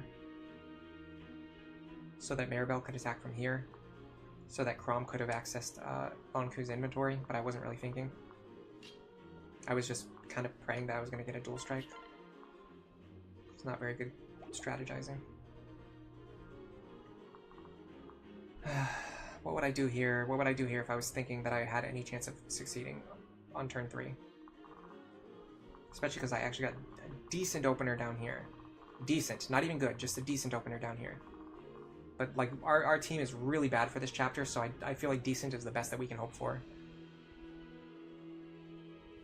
I just don't really see any way out of here. I don't see any way out of this situation other than having Robin attack. And if Robin attacks, that's it. Like, the run is, like, the attempt's over. Like, if Robin attacks this guy, like, that's it. We're not beating this chapter anyway. So there's no point in doing that. It's just wasting an extra 15 minutes before we get backed into a corner and die.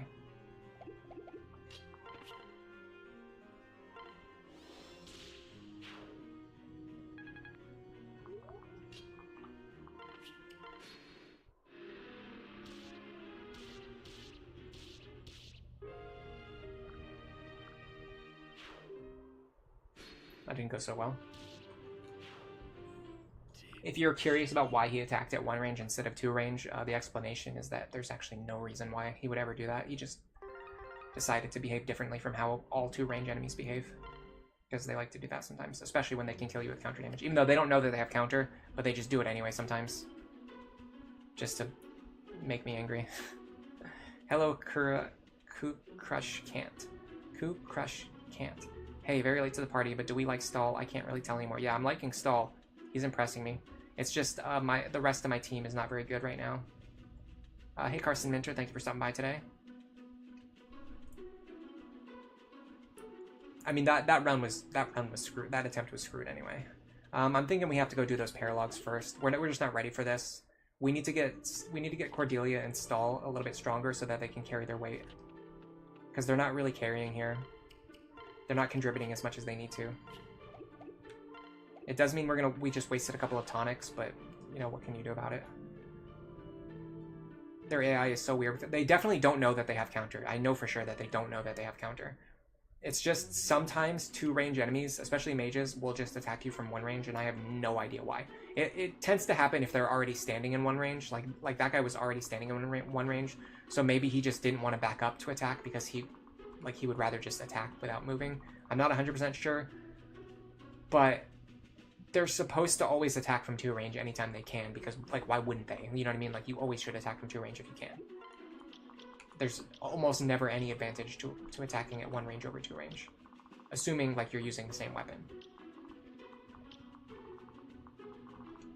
Alright, how many characters can we bring with us? Perfect. This is the exact size of the team that we want to bring with us. Now, Muriel doesn't really have anything that she can pass down to Laurent. The main thing we're trying to give him is Vantage. We could switch over. We could, if we get like extra second seals later, we could switch her over to Troubadour and have her, because when you switch her to level 1 Troubadour, she gets res +2 immediately. So we could pass down res +2 to Laurent. Like, that's something. But other than that, like, Muriel doesn't really need anything.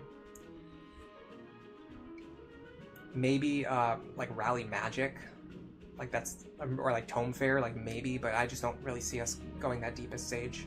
Maybe though, it's worth considering. I'm not going to not promote her if I have enough second seals, but if I don't have enough second seals, she's pretty low on the priority list. Lonku just needs to get level 10, get Vantage to pass down.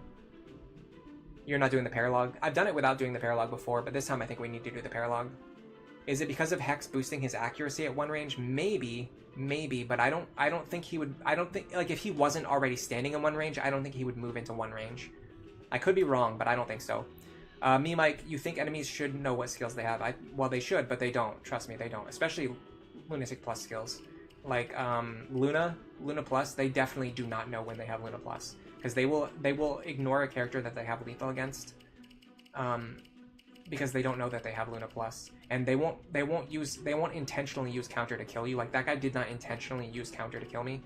He just chose to attack in 1 range for some other reason, and that caused me to die just coincidentally, which is going to happen sometimes, but only when you're really unlucky. And it happens at the worst possible moment, which I guess is kind of the story of my life. All right, we want our paladins up. We want our flyers up. It's kind of interesting that we have like a Cordelia, Sumia, Frederick, Stahl core. We're actually not really utilizing Crom and Robin to the best yet. They will get strong eventually, they're just not there yet. If we can get Maribel promoted, that will also be a pretty big power spike for us. Alright, so what would be our goals for this chapter? Like, which characters are lacking consistency? I really think it's all about Stahl and Cordelia. We really need to improve their support rank so that they're dual striking more often, and increase their stats so that they're hitting thresholds more reliably without needing tonics. So let's focus on Stahl and Cordelia.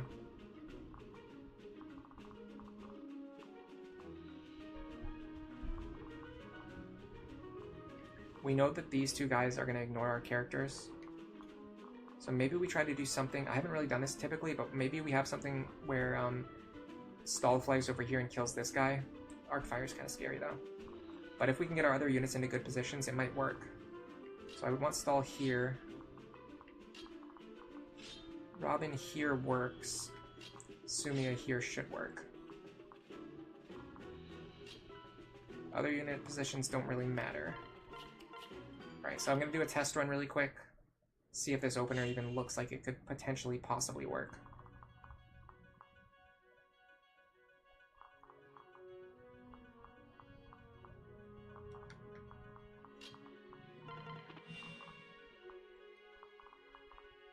Can Frederick reliably kill these guys? Or even better, if Sumia could do it. 12 plus 12. I mean, if I get a Frederick dual strike, I can do it. Right? And it also lets me make more forward momentum. So let's check the Stahl forecast. We already have A-rank swords, so there's no reason to use swords except on turns when we need to. Otherwise, it's better to grind our axe rank, just because having an axe rank will be useful in upcoming chapters. I think these fighters will ignore me too. I'm not 100% sure. I know these fighters will ignore me. These fighters ignore you. I think these two fighters... Yeah, these two fighters ignore you as well. These fighters will attack us, so we have to get rid of them. Alright, so let's see what happens here. This is guaranteed, so I like this. What about this? This is less likely, so I want to use Sumia Frederick for that one. So let's start with Stahl here. Go here. This is a guaranteed kill. Dual Strike will get us more experience, and it will also prevent us from taking arc fire damage. Next, we're going to go here. Yeah, they are going to remove the enemy who has Aegis so that Robin doesn't need to deal with them. This is how you'd normally play around Aegis and Pavis. The problem is it doesn't really typically work out this way. Oftentimes enemies are just going to have like skills there will be an enemy that I have to get rid of with Robin, and they'll have Aegis. So there's I can't play around that. But like in a situation like this where you have two enemies and one has Aegis and one doesn't, and Robin and Sumia can each choose who they're going to attack, I can play around that. But if you don't have the choice, or if they both spawn with Aegis, then there's no way to play around that. So that's what I don't like about Aegis and Pavis. Alright, and then Robin can reach here. This is guaranteed. We're gonna go... I would have liked to use a cheaper tome, but I didn't bring any with me. So we'll just go like this. We'll just hit him with Flux. Nice. We actually got all of our dual strikes there. You always let the villagers die here. Are the rewards worth saving them? That's for Paralog 3. You should save one villager because you get a really good reward for saving one villager. The other two villagers don't matter. You get like crap rewards for saving them. It's like the first one is... I don't even remember what the first one is. It's like the best item. It's either the best or second best item on the map. Let me see if I can find it. Expand. Chapters, paralogs, Strangled Peace. By the way, they're actually called side stories in this game. The wiki is wrong. It calls them paralogs. They weren't called paralogs until Fates. In Awakening, they were called side stories. Alright, rewards. Yeah, okay. So if you save one villager, you get a Seraph Robe. And if you save the next one, you get a log. And if you save the next one, you get a ladle. And those items are useless. So you just need to save one to get the Seraph's Robe.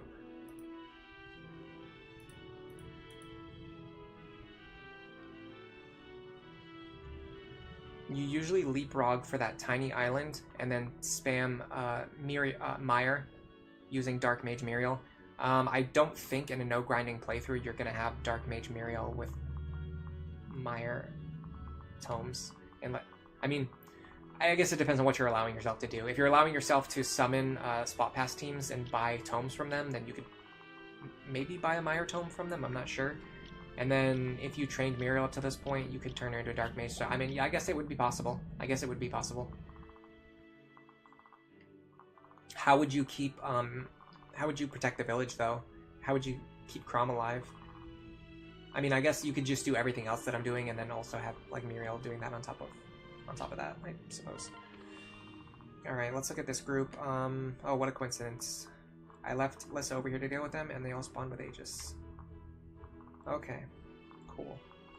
There is a tile that I think... Yeah, it's this one right here. It's only targeted by one Barbarian.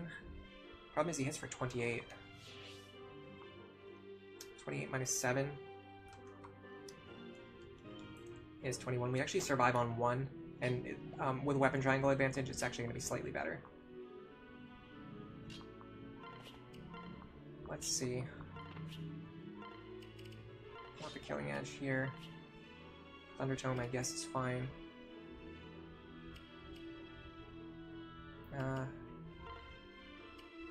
Yeah, no, I'm gonna use the Wind Tome. It actually doesn't have as much long-term viability in a weird way, because after this chapter, after chapter 9, I'm not gonna be using that forged Wind Tome on Muriel anymore, and I'm probably not gonna need it anymore. Period. Because I have other Wind Tomes, I have other Forged Tomes, I have other Elwind Tomes. Okay, so that went pretty well. The enemies ignored me, just as predicted. This one's a little scary because he will go for the village. These two will go for the village. So we need to get up here and start getting rid of these guys. But the archers, unfortunately, the archers will attack us. So it's tricky to use your flyers here. It is tricky to use your flyers here because when your flyers move into range of the archer, they will get attacked. So first of all, let's remove these guys. These guys will not attack me. So I can somewhat ignore them. None of these guys have counter. That's really good. I can attack from here with Robin. Relatively safely. That will free up some space for Lonku and the others to stand. Not as much as I would have hoped. Is there any tile? No, these guys have linked attack ranges. If you ever see like a barbarian and a mage, or like a one-range character and a two-range character next to each other, it's usually impossible to separate them unless you can attack, you like come in from the other side. But that's obviously not going to work because there's even more enemies back there. I don't think Lonku takes these attacks very well. He also doesn't have the 11th sword because I took it away from him. It's okay, I can do this.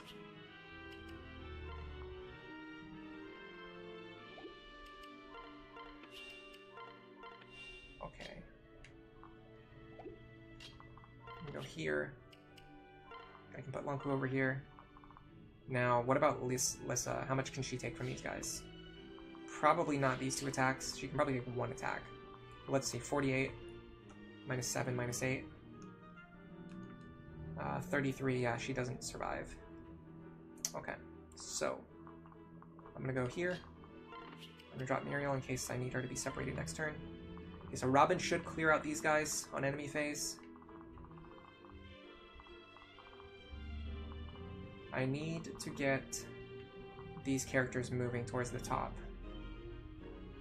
Are any of these enemies particularly nasty? This one's kind of gross, yeah. Plus this mage is also in range where he will attack. Okay, so hold on. Let me do... What does he have? Thunder? Okay, let me do this.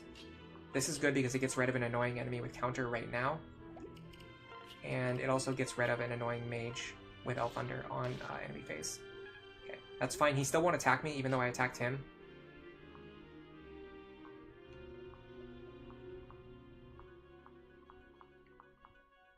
I can potentially go here. No, the archer... So if I rotate Frederick into the lead, the archer will ignore me.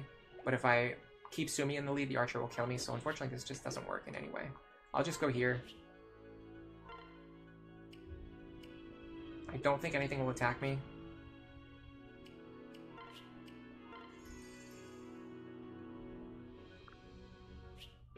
I get a lot of item drops this run.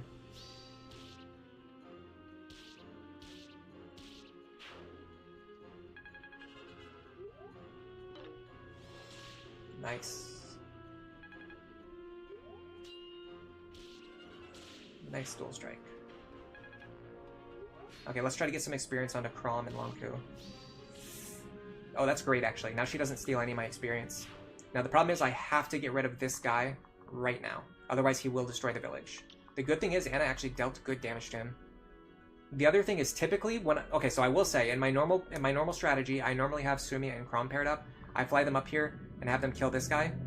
What's interesting is I'm now realizing that having Frederick do this instead of Chrom might actually be better, because Frederick is so much more tanky. Like, he will definitely survive. He can even one-shot this guy with a hand axe. That way he can enemy phase the archers.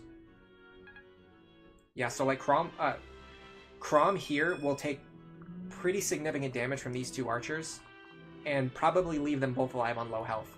Frederick will take almost no damage from these archers and he will probably kill them both. So I'm kind of liking this Frederick Sumia opener here. Alright, let's see what we can have Cordelia do this turn. Cordelia and or Stahl.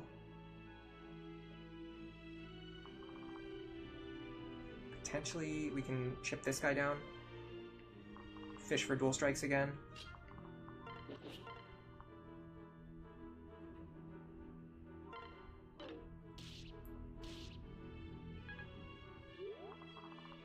Look at that as an opportunity, not bad luck, because it means we get another extra round of combat, another 10 experience, another point of weapon rank experience on a character who's still on C rank. So that's not as bad as you might imagine. It's actually could be viewed as a good thing. Does this guy have counter? Of course he does.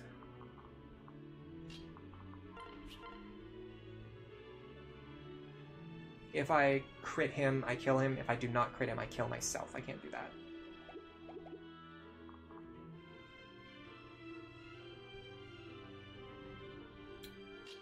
Is there any possible way to have Robin soften him up without killing him? No, no way.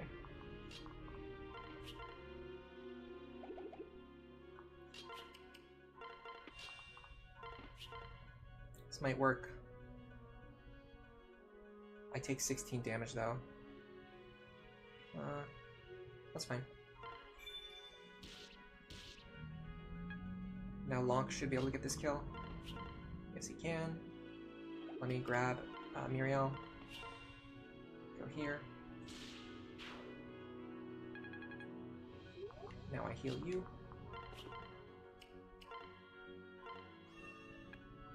Now, can Chrom get this kill? Yes. Perfect. Well, actually, I think a dual strike would have been better than a crit there to give some experience to Robin, but that's a minor optimization. Even to the point where I could argue that saving a Flux Tome might be better than getting, 5 experience onto Robin, when Robin's already overleveled anyway. Yeah, Frederick handles these enemies over here a lot better than Chrom does. Wow, that guy's very loud. I might even be able to remove this guy. Yeah, I can guaranteed remove this guy and stop him from getting the village. Stop him from destroying the village, I should say. Can Sumia kill him? Not as reliably. I would have to get a dual strike. I am not prepared to bet on a dual strike here. I'd rather just go for guaranteed. We got the dual strike, but we didn't know that we were going to, so. Alright. Now I'm going to do this.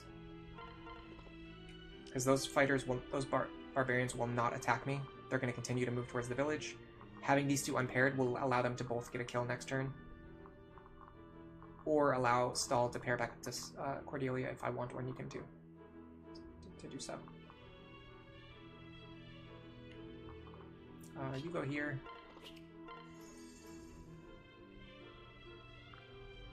Perfect. Free 14 experience on a staff user.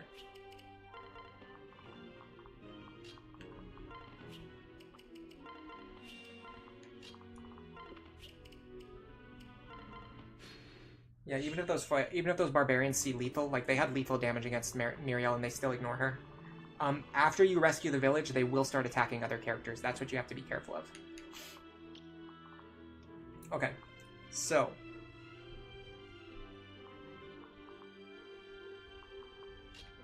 I have to be a little bit careful here. I'm gonna start with this.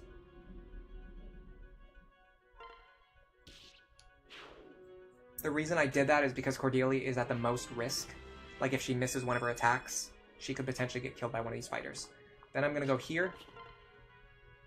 This should be fine. Even if we fail to kill this guy, he can't reach the village this turn anyway. Then I'm going to go... Hopefully I can do this. No, it's the same problem as last turn. They just don't have the guaranteed kill. So I have to go Frederick. Frederick guarantees the kill. Even though that missed, Sumia still gets weapon experience, which is kind of cool. Now the group on the bottom is going to start moving soon, I think. I actually can't remember if they move when you rescue the village or if they move on a certain turn. So I won't rescue the village until I'm ready. But then also if they start moving on their own, then I'll just have to rescue it anyway. But either way, I want to regroup my units, get everybody back together.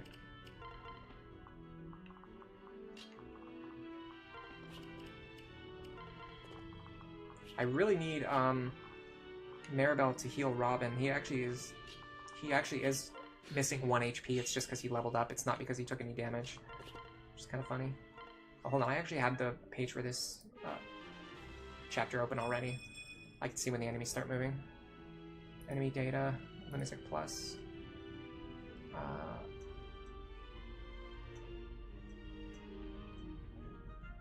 Actually, it doesn't say it about like when the bosses start moving.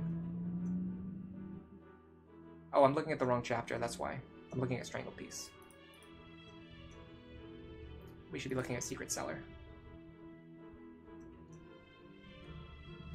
Enemy data. Okay.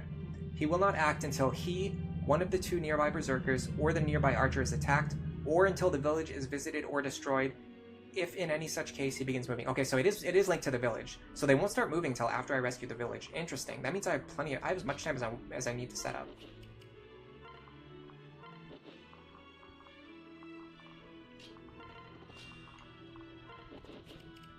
I could even have like a relatively useless character rescue the village if I were so inclined.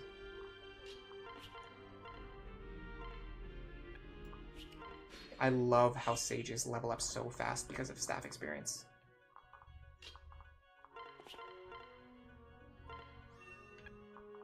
Even though she's a promoted unit, like, she's still gonna level up so fast.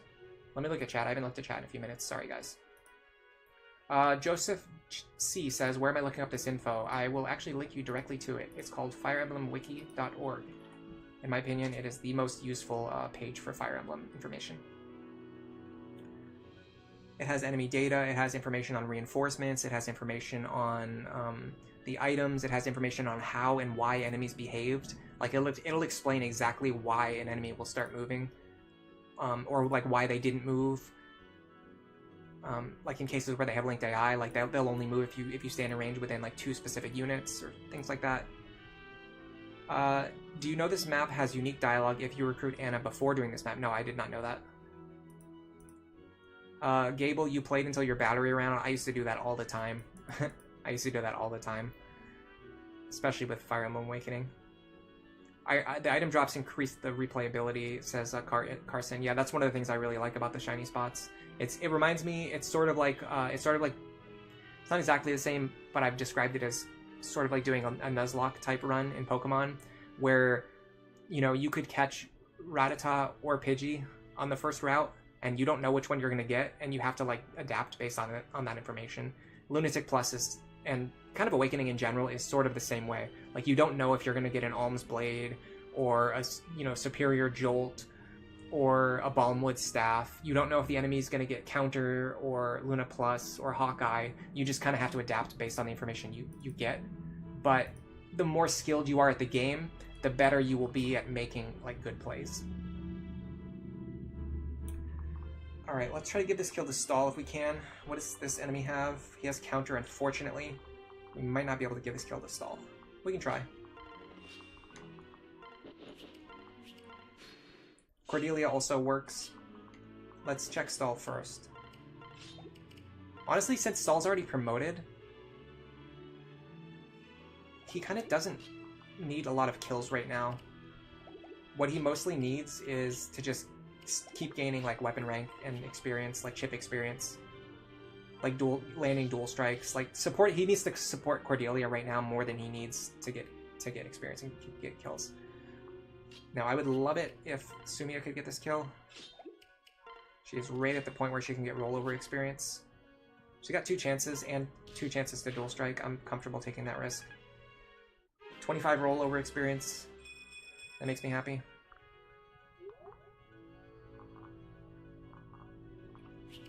Alright, so I think the final group will not start moving until we attack them, move into their overlapping ranges, or rescue the village. And that gives me a lot of flexibility here. First of all, with regards to the boss, honestly, Robin is already strong enough. Robin's already strong enough, so let's use Robin minimally here. Let's see if anyone else is capable of fighting the boss safely. Unfortunately, Stahl doesn't have the best 2 range options, although we kind of could break the Levin sword out of retirement, because we haven't been using it very much, and we're not really going to use it very much moving forward. So this could theoretically be a good opportunity to use the Levin sword, maybe. Let's see what the matchup even looks like first. I can actually use Cordelia for this. I like being able to fly up to enemies and directly check what the combat forecast looks like, even though it takes more time, and it's a little bit risky, like if you accidentally double press a button, which I do all the time. I have to stand here, but it's really nice to be able to see exactly how much damage the enemy's going to do and like exactly what their crit rate is. Okay, so for example, he's going to deal 14 damage, he has a crit rate of 6. We can remove that with Solidarity. So we can play around that. What we need is probably a Levin sword, so let me see if I can get that out of the... Maybe, is it in the convoy? I don't know where it is. It is in the convoy, okay.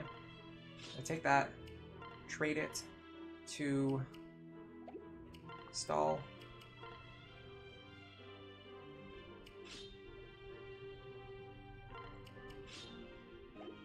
We're gonna wait. Now the tricky part is Stahl can't actually stand in any squares that this guy threatens. Well, no, this one works. So we can go here. We can have Stahl stand here with the Levin sword equipped. What does our matchup with the Levin sword look like?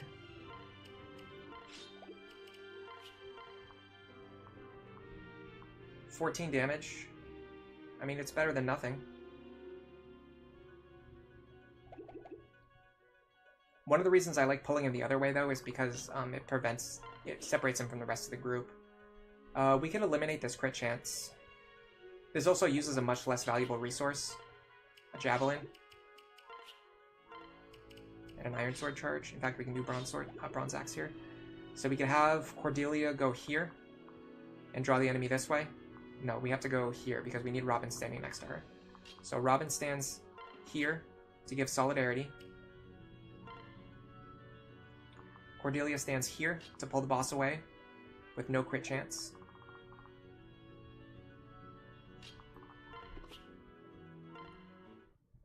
Got our physics staff.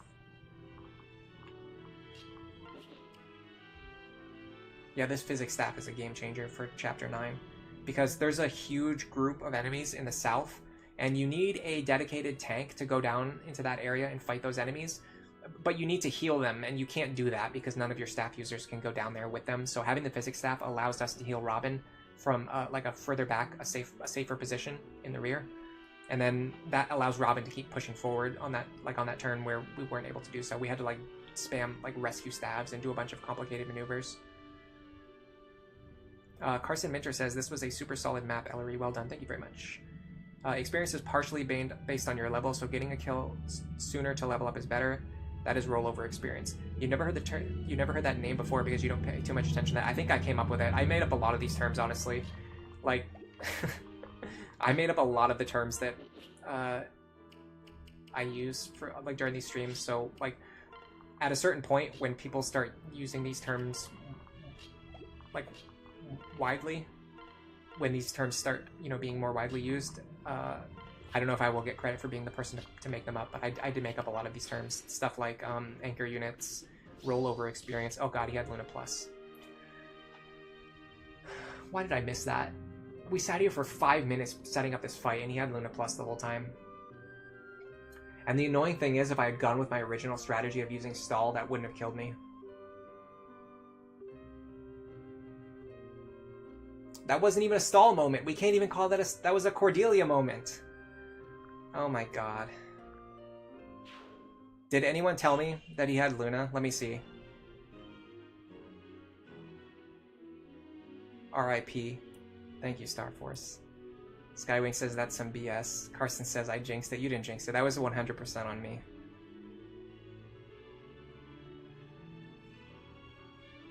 Yeah, it changes your options. It changes every playthrough. Like getting early access to a Celica's Gale or an Erica's Blade completely changes the entire run, which is so fun and so cool. It makes every playthrough feel very different. Like, way more than just using different units. I won't blame Carson for that. That was definitely my fault. Oh god, I can't believe that happened. Well, I didn't even look. I didn't even look to see what skills he had. And Stahl was the solution. Stahl could have done that. By the way, he got pushed all the way over here. That's so funny. If a flying unit gets killed while they're over the water, the person that they're with, the person that they're like carrying around can get pushed really far. Like if we had units clustered all around here, Stahl would get pushed like way over here. He might even get pushed over here. I did hover over him, yeah. I did hover over him. I was doing like some numbers comparisons, but it's just one of those things. We all missed it.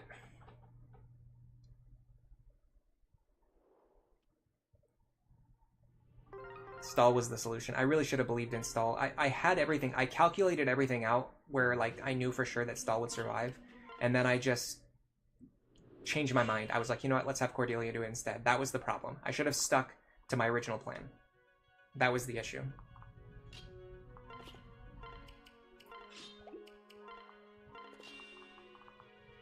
When you have a plan that works, you need to stick to that plan. You can't just start steering in the middle of the fight. Okay, this is a problem. Both of these guys having Aegis means it's going to be very difficult for us to get rid of them. What's our highest attack power weapon? It's probably this steel sword. Yeah. Okay, we're going to need a dual strike here.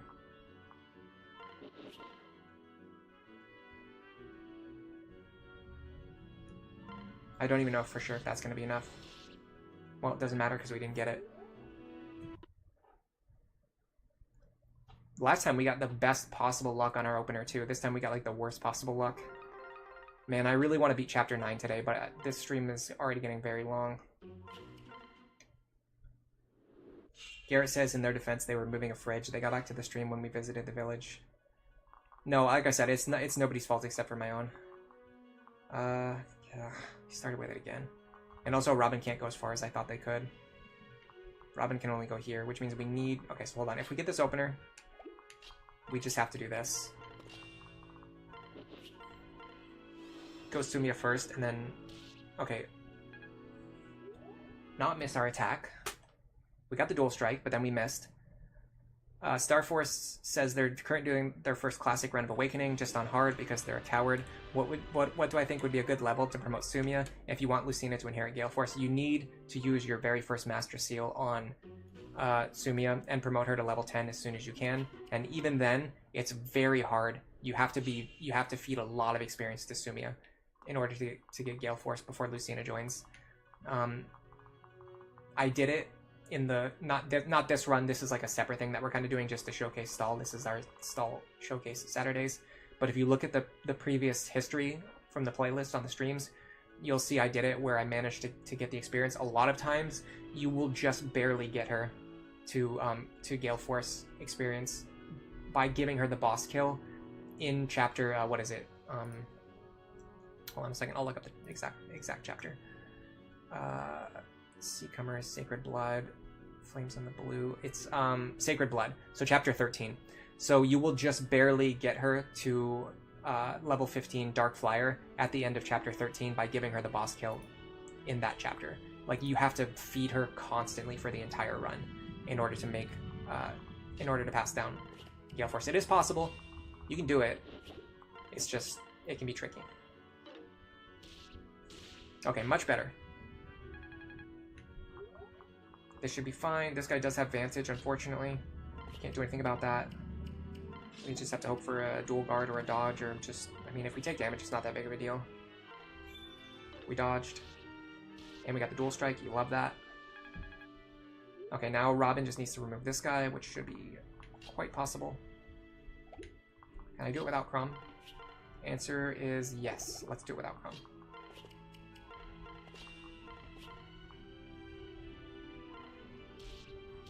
In fact, I'm wondering if I should have moved into a position where the other barbarian could reach me, so I could enemy phase him.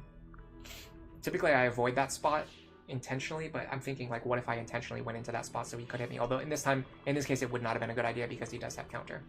So I need to two-range him. Oh, can you hear the neighbor's dog? That's always fun. Alright, this time I'm going to try running to the center. I think we actually got a little bit lucky last time.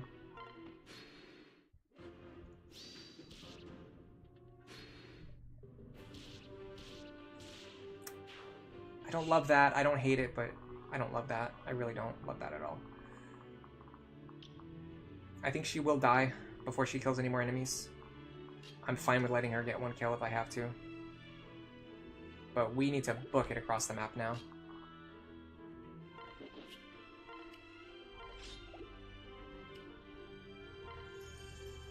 What do we get? Oh, I skipped. Oh, we got a shock stick.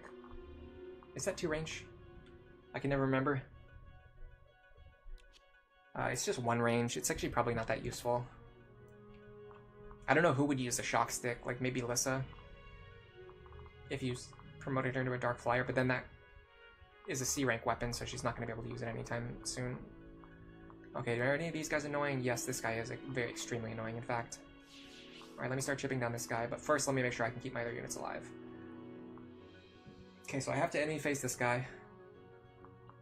Oh, sorry, I have to player phase this guy.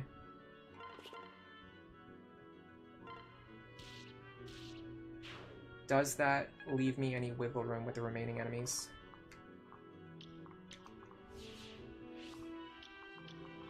I could have somebody fight this Axe Fighter, but he has counter, so I can't do that.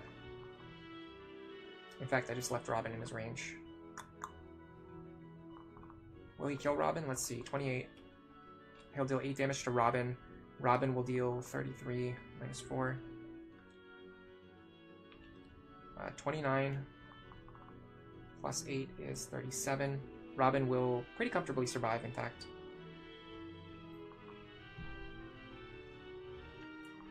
Okay, I have to be careful because of this Dark Mage. This Dark Mage is causing me a lot of problems right now.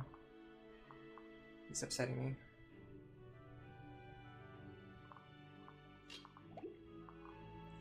If I do this. Falchion. Chip this guy down. Or even get a kill, that's fine. Now this guy's less threatening. Now Muriel and Wonku have a little bit more safe territory to stand. No, they don't, because this guy. This is gross, guys. This is gross. This is disgusting. So between this guy and this guy, Wonku and Muriel have no safe places where they can possibly stand. With that in mind, what should we do? I guess just back up. Can't really do anything else with them. They're kind of getting pushed into a corner. This guy won't attack anybody, so I don't really have to worry about him right now. What I probably should have done is had Cordelia attack this guy, maybe? No, the issue wasn't even him. The issue was actually him. Because this guy covers all the tiles that they can possibly move to. I think Robin's gonna die. Unless they dodge some attacks here. With that in mind, let's stop wasting time thinking about it and just see what happens.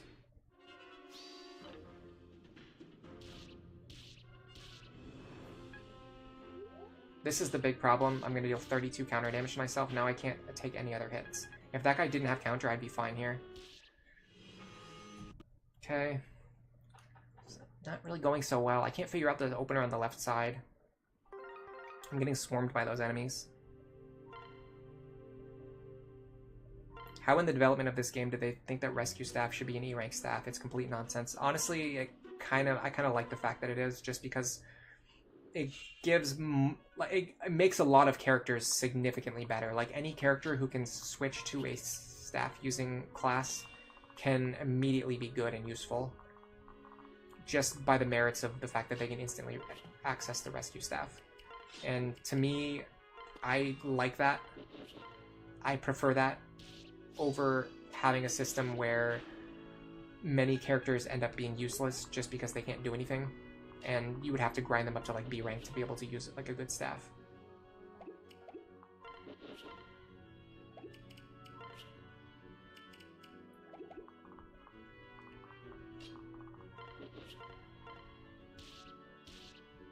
Shock Stick is basically only useful on Sumia or Cordelia, whichever ends up with more magic. Yeah, but even then, they just don't have enough magic to... I mean, I don't know, there might be cases where you run into enemies who happen to have, like, high defense and low resistance. I guess it's not that unheard of. There are less enemies on hard mode, yeah, that's true. Yeah, that's a problem, is, on hard mode, there's going to be fewer enemies, so you're not going to be able to... There's not going to be as much available experience. Having said that, on hard mode, it will also be much easier to train Sumia, because there's going to be more enemies that she's capable of fighting. So it probably balances out. I'm not really sure. I honestly, it's been so long since I played the game on any difficulty mode lower than Lunatic. I really can't say for sure. Alright, let's try this again.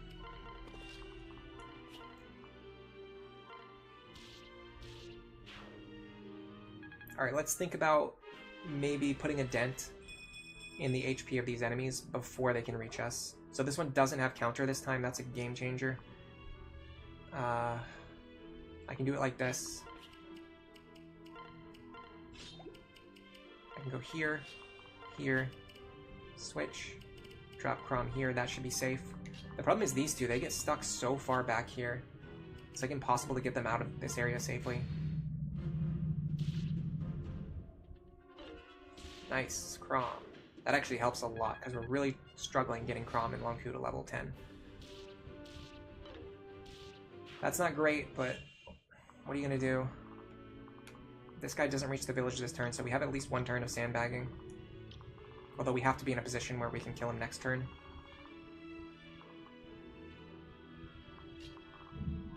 We're not going to get to keep the Shock Stick, too, because we had to reset. I just realized.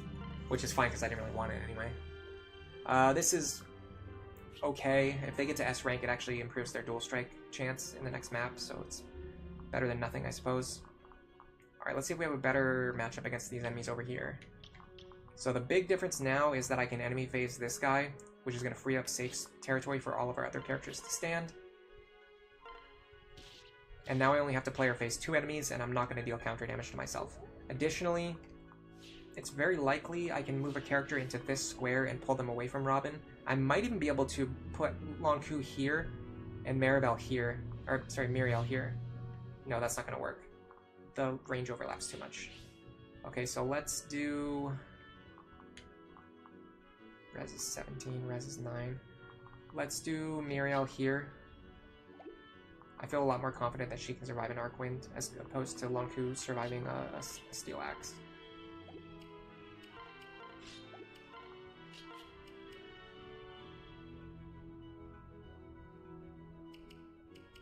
Pair these two up.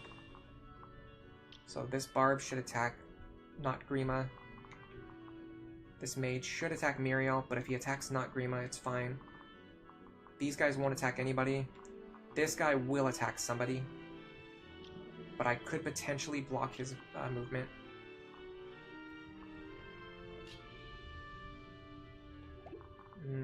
Not really. I can do it this way, though. This should work. It's not going to block his movement, but if I just leave Lissa in his range, she'll be fine. So we go like this. And we're going to go over here. In fact, he'll probably prefer to attack Cordelia. I would have to imagine he's going to prefer Cordelia. But I guess we'll see. Okay, Anna's gone. That's fine. Now we do have to kill this Barb right now before he gets to this village. That's going to provide a little bit of a complication. I'll be happy if this guy attacks Muriel. He does. Very good. Great stuff. Experience for Lonku. Unfortunately, they probably cannot attack this guy safely. No, they cannot. Alright, so let me focus on this group first. I have to kill this guy right now. I think they can reach him. Yes, they can. Okay. He did not spawn with counter, but we're going to attack him from 2 range anyway because it benefits us more. Now, we should have a guaranteed kill here. No we don't. Am I crazy, or did we not have the guaranteed kill last time? I think last time I miscounted. I thought I had 38 damage and I just like did it and got dual strikes a bunch of times and got lucky a bunch of times. And now this time, because I didn't notice that, now I have to rely on dual strikes where I could have just used the strength tonic. But oh well. Too late now. That +1 strength actually. Oh, that's what it was. Last time, after I got the +1 strength level up, I had the guaranteed kill against this guy. That's why I was remembering having the guaranteed kill. You can use Rally Magic and get a Sage pair up in order to make Shock Stick do more damage. That's true, yeah. Anna, yeah. So last time what happened was Anna had chipped this guy down, and then we got a strength level up, which gave us a guaranteed kill on this guy. That's why but I was like remembering, like I thought I had the guaranteed kill, so I was confused why I didn't have it. But it was because it was this guy I was thinking of after I leveled up. Okay. What do we do?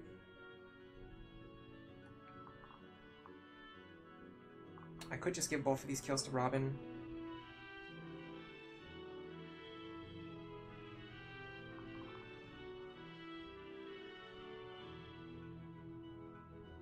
I could also give them to Stahl.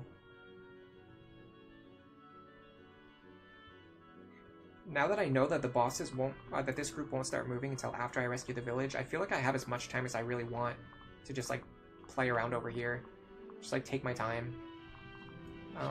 Actually, unfortunately, this guy is an archer with counter. Have you ever seen that one before? That means I can't give this kill to Stahl anyway, so I might as well just let Robin kill him.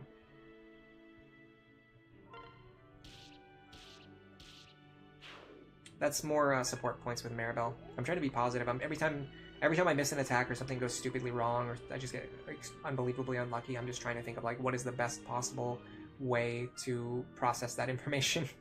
And I just keep having to do that over and over again for this entire stream today, it seems. Last week I was in a much worse mood because my throat hurt so bad. It feels so much better now, by the way. It's like basically completely healed, which is awesome. Last week I was in a much worse mood. I just like had no patience for the nonsense of Lunatic Plus. Hold on, we gotta be careful about these archers. They will attack us if we move into their range. With that in mind, let's just go here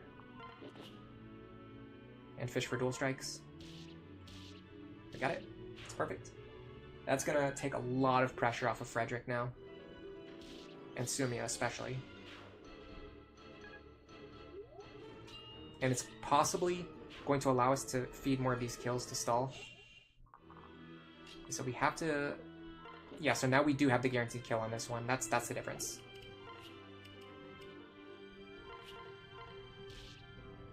Dual strikes here just mean free experience for Sumia, which is cool.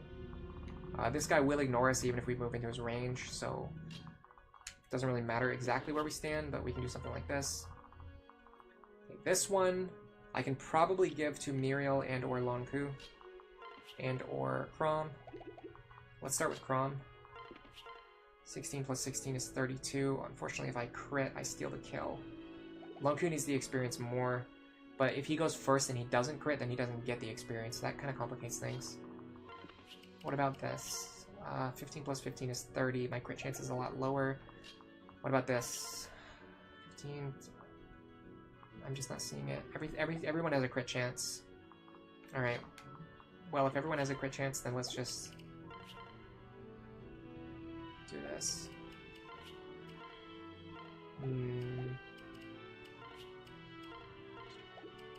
Yeah, I think this is the play.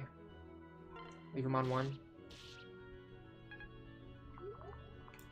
Give the kill to Lonk. Let's have you stand here.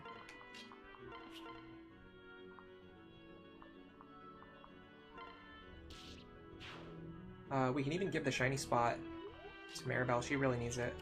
And she could also, like, anything that we get here, if we get an item, that's a good thing. If she gets support points with Robin, that's a good thing. If she gets experience, that's a good thing. If she gets weapon rank, it's probably not that useful, but otherwise, everything else is good. Starforce says, Ellery, who am I going to marry to Robin in this playthrough? We're doing Robin Maribel. That's why they're paired up right now. We're trying to get support points for them whenever we can, which we actually just did. And we're trying to make sure that she gets to level 10 as soon as possible, because once she gets to Valkyrie, the doors just open up for all possibilities. This guy has Aegis, so he's going to be a little tricky to get rid of him.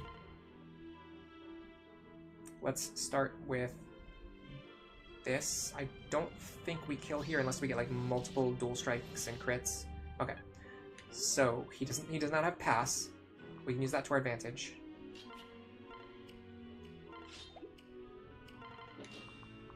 That means if we body block him, he won't be able to get to the village.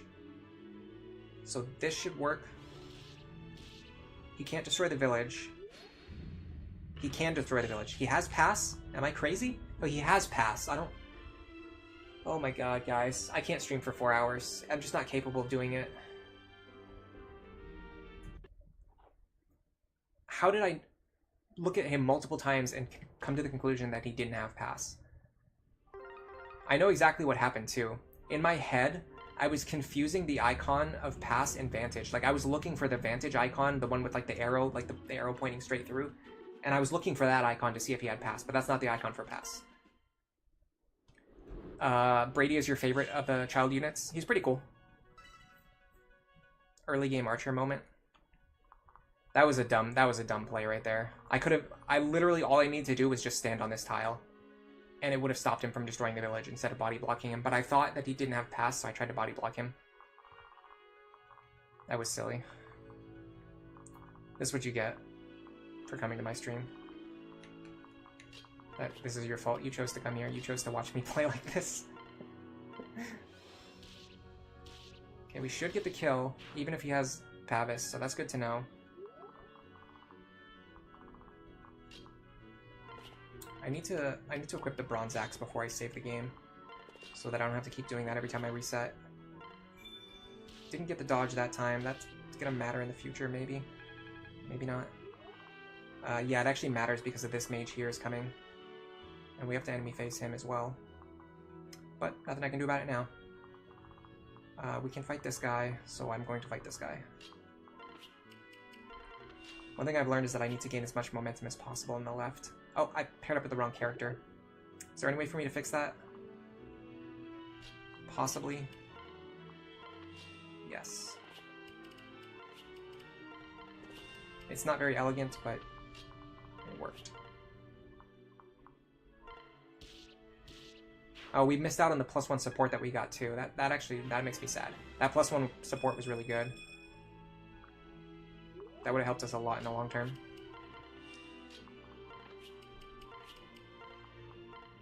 Okay, let's see what happens. Nice dodge, you buffoon. You're here for it? Why does my mind go to Dwyer when you try to remember who Brady is? Do they have similar personalities? They both have like bags under their eyes and they both look kind of thuggish, for lack of a better word. That might be why you're complaining them a little bit. Cell says, hey man, don't be afraid to take a break. It's Easter weekend after all. Nah, I don't want to take a break. I want to play the game. The thing is, I actually want to play the game. It's not like I want to stop playing. It's like I want to play the game. It's just like the only thing stopping me would be my own physical limitations, which I don't think I've quite reached that point yet.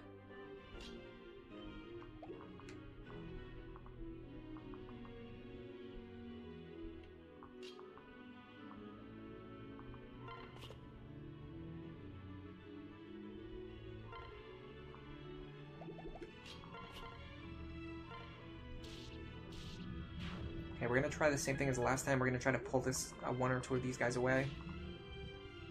Fortunately, it has to basically be just the mage because his range does overlap with the barbarian on a lot of those tiles. We can work with it. Okay. Now, unfortunately, because we messed up our turn 1 positioning and movement, we actually can't get Lissa over here this time. I'm going to have to change my strategy. Specifically with regards to these two guys. I need to do this. This honestly might screw everything up, but I don't really have a better plan right now.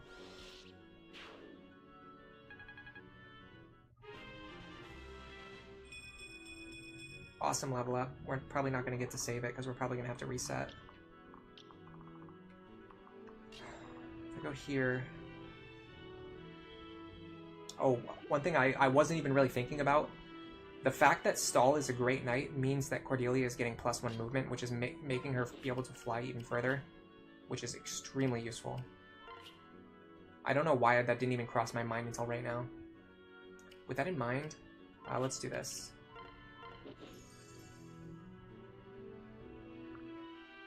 Nice weapon proficiency. That actually is mildly useful because we're trying to work on his axe rank now. Okay, is there any way to get Lissa within range of this guy here? She can reach this tile, I'm sure. Yes, she can. Okay. So Lissa is going to enemy phase this guy unless he chooses to attack Sumia, which is also fine.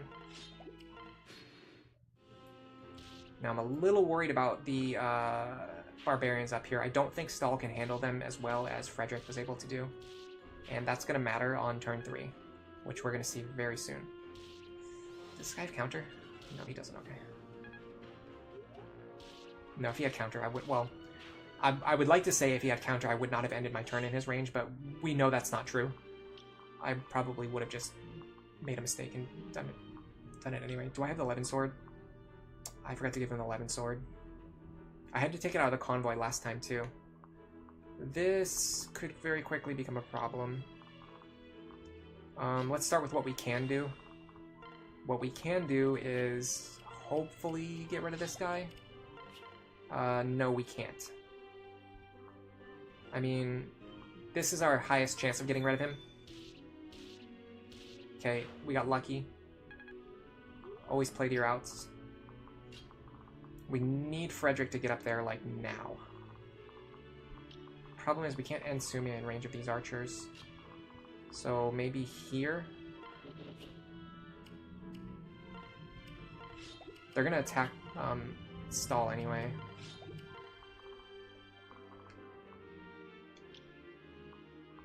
Yeah, this attempt is probably over. God, that guy has way too much range.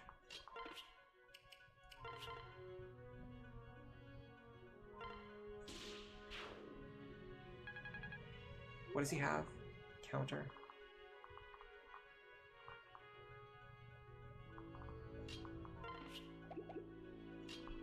I'm gonna go this way because I'm gonna be facing a lot of pressure.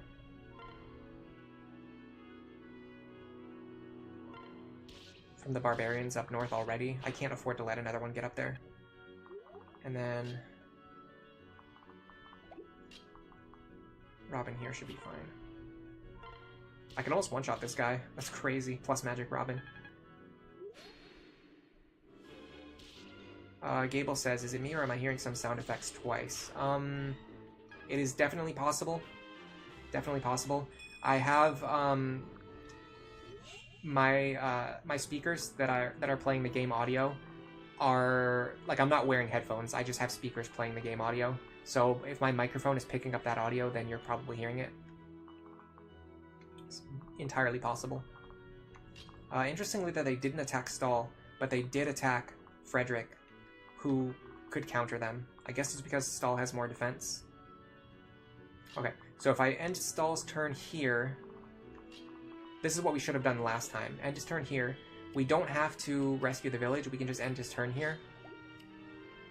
And the barbarian will attack him. I always want to say fighter when I'm talking about barbarians. I have to fix that habit.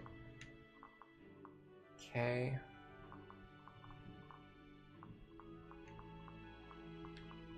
If I do this, we can kill this guy, and then next turn, we can move into a better position. Like, Sumia can reach anything that I need her to reach next turn if she ends her turn here. So this should be fine. Now we just have this guy to worry about, and unfortunately he spawned with counter. So we have to do... Probably have to give the kill to Robin. I don't see how Lonku could get it. Yeah, he just kills himself instantly. And then, I mean, this could work. Let's start with this. This allows us to at least potentially get dual strike experience on Lonku, which we did. And by the way, if the person who dual strikes actually kills the enemy, it causes them to get more experience. It's really weird. It's like baked into the experience formula. It actually checks like whether the dual strike character landed the kill or not. 29 experience on Maribel. That's actually really good. She's behind on her experience curve where I want her to be. I'm very happy with that outcome. They don't even attack. They don't even attack. Wow. So you can just stand here and block them and they won't even attack you. I did not. I knew that they didn't attack until the village was destroyed. I did not know that they would just completely ignore you and not attack you at all. Maybe I've seen it before and I just forgot. I'm not sure. This is wild. This just blew my mind. That actually absolutely just blew my mind. I have no idea what to say. That means I can just sit here for as long as I want.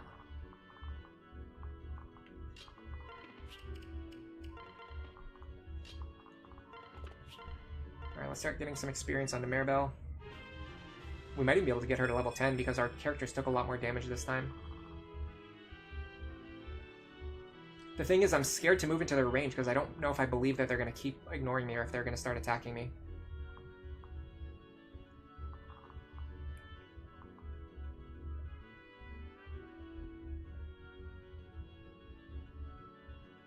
Well, let's do this. This should be fine.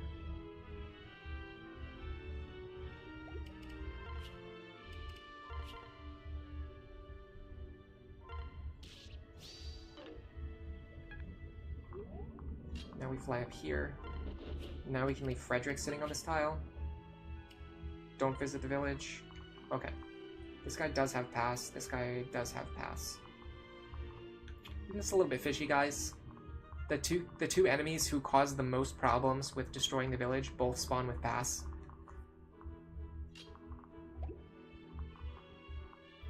I'm gonna put Crom at the edge of just this guy's range so that if he chooses to attack, Crom can get some combat. I don't think they're not gonna attack. They're just gonna stand there. That is absolutely fascinating to me.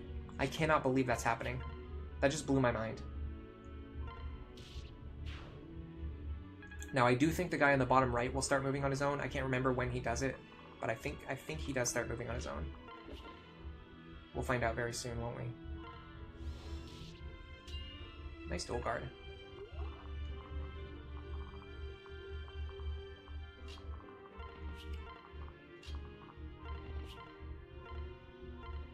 I think using 2 heal staves gives you more experience than using 1 mend staff. I could be wrong about that, but that's what I think is true. Okay, bottom right started moving finally, so we have to. We can't stand here. We can't sandbag forever against this guy. But we have a little bit of wiggle room. I don't think we can get Lonku up there soon enough to get the kill. We'll just give it to Crom.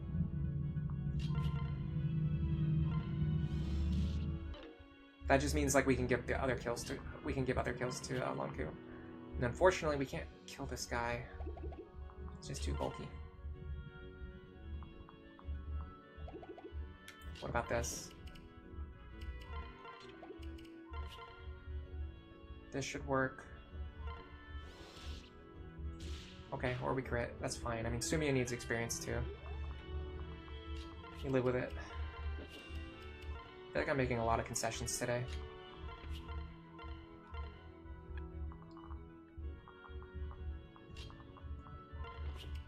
Hold on a second.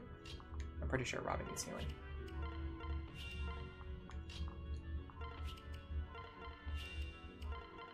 And I was correct. Hello, Clint Wacky. Thank you for stopping by today. Hey, Wings of Light. I don't think I saw you talking in chat earlier, but I forgot to call you out. Sorry about that.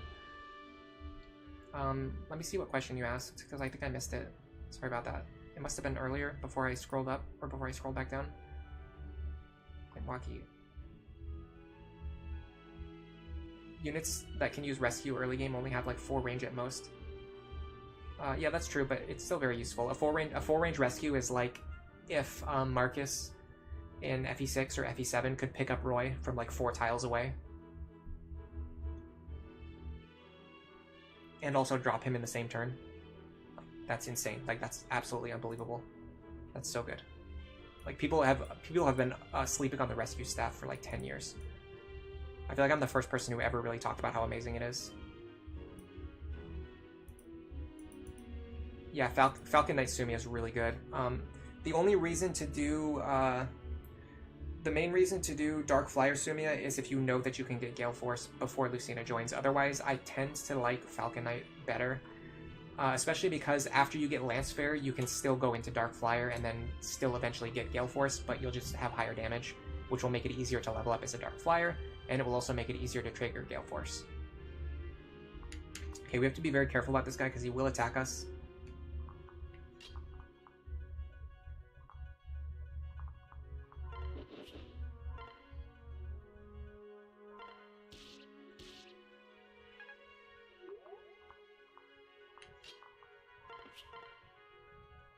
Should be fine as long as I don't miss. Never miss. Never punished. Yeah, rescue is most needed on Lunatic Plus. On lower difficulty modes, like, it's not really as essential, which is part of the... I will admit that's a big part of the reason why nobody really knows that it's as good as it is, because the lower difficulty modes don't really require you to use it, so they just never... You know what I mean? Like, you're not gonna figure out a strategy that the game never requires you to use. While still very good, just the game doesn't really require it. Yeah, on Lunatic, you can just, like, hit end turn over and over again and just enemy phase Juggernaut everything a lot more reliably without thinking. Alright, let's get Maribel some levels. Man, these forests are really getting on my nerves. Alright, let's be much smarter about setting up the boss kill this time. Like, at least 2 IQ points smarter.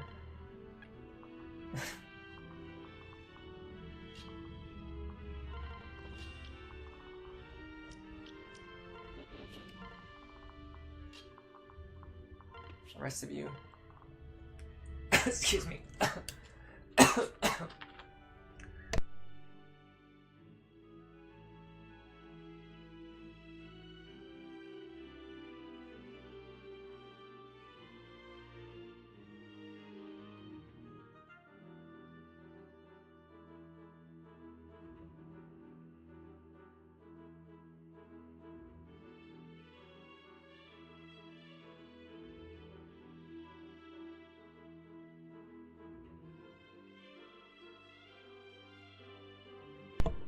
Okay. Ugh. A little bit of acid reflux, don't worry about me. Well, my voice sounds significantly more hoarse now. Oh my god, hold on a second. Ugh.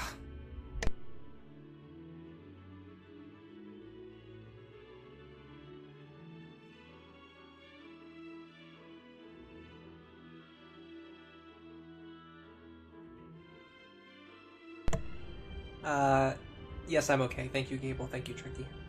Just having some acid reflux. Ugh. It's gross. It's horrible. It hurts. That's probably the big reason why I was having so many throat pains last week. I think I burned the inside of my throat a little bit. And, it doesn't heal very well because, while you're sleeping, you get acid reflux. So, like, normally while you're asleep, like, any wounds that you have, or if you're sick, like, your body heals itself while you're sleeping. But if you have burns from acid reflux, like, inside of your mouth, and then you're sleeping, and then the acid reflux happens while you're sleeping and you get even more burns, it just, like, never heals, or it takes a long time to heal. It takes longer than it should to heal. But, I'm fine. I noticed my voice sounded really hoarse, though, as soon as I turned the microphone off, so I just turned it back off for, like, another 30 seconds. I don't think you guys wanted to listen to me coughing for 30 seconds. Alright, let's be smarter about this. Let's be better about this. Let's be less dumb about this. Let's be stronger, faster, cooler. Let's not make the same boneheaded mistakes. Still got a little bit of a cough in me. Yeah, it's normal, unfortunately. Most people, if you get acid reflux, you'll probably have it for the rest of your life. One of the best ways to manage it is just diet, like improving your diet will drastically reduce the amount of acid reflux that you deal with. And I've massively improved my diet over the last like 10 years. Like I eat so much healthier than I used to. Which is a big part of the reason why the acid reflux isn't so bad. Like as bad as this is, like this is nowhere near as bad as the worst. Like I've had times when I could not eat, sleep, I could not even drink water. Like for days at a time. I remember I was playing Monster Hunter Worlds like every day for like 8 hours a day just to distract myself from how much pain I was in. He has counter, and he does have Luna again this time. Let me make sure Stahl actually survives against Luna.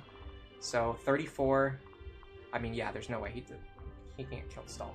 So we're gonna try the same thing. We're gonna actually use the 11 sword this time again, like we originally planned to do. We're gonna actually stick with the plan that we came up with. Crazy, I know. Let me put the Killing Edge away. I'm not gonna do anything that's gonna rely on crit strategies. And I do have to be careful because I don't remember if they'll actually move if I stand in their range. The only thing I don't like about this is that it keeps the enemies together, and I would rather split them up if I can. But I don't think I can. So another thing about acid reflux is it causes hiccups. Like now I'm hiccuping. Basically, it's just like the part of your, like the part that connects your esophagus, like to your stomach, it doesn't close all the way, like all the time. So it's like a physical thing. And so like once that happens, like if your esophagus gets damaged or if something happens to it and it doesn't close all the way, then it's not gonna just like magically start closing again. This is why people who have acid reflux will typically have it for the rest of their lives. But point being, it doesn't close all the way, and this causes like sometimes like stomach acid will splash like back up into your throat, which can burn your throat. That's not really that common. Most of the time it's just like vapors rising from your stomach, like acidic like vapor rising from your stomach. And it's just like you're just having like tiny little like particles of acid that like float up like through your throat into your mouth. Causes you to cough a lot, it causes you to hiccup, make like weird clicking noises. Sometimes you'll be eating food and it feels like your throat is full, or it feels like you're choking on something even though you're not actually doing it. If you've ever experienced any of these symptoms, you might actually have acid reflux. Especially the big one is like your throat just like feels full sometimes. It feels like the back of your throat is full even though there's like not anything there. And you have to like clear your throat to get rid of it. That's usually acid reflux, like backup. Have I removed tomatoes from my diet? Yeah, that was the first thing I did. I completely stopped eating tomatoes. I had to almost completely stop eating cheese. There's a bunch of foods that I had to stop eating, basically. Like all the best foods, essentially. I had to stop eating all the best foods forever. After a few years of doing that, my stomach health kind of improved. And I do cheat a little bit now. I allow myself to eat some things that I probably shouldn't, like from time to time. But for the most part, I try to stick to it. And I do a pretty good job of sticking to a good diet. At the very least, my diet is significantly healthier than what it used to be. Like, significantly. That's another reason why I talk about food a lot on stream. I talk about eating and, like, cooking and diet and drinking a lot of water. Not just because it's good for me, because it's also good for, like, all of you as well. And if I had, like, a better diet when I was younger, I wouldn't have as many health problems as I do have now.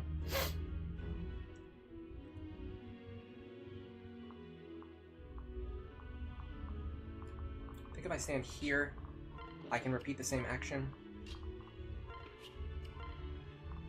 That is correct.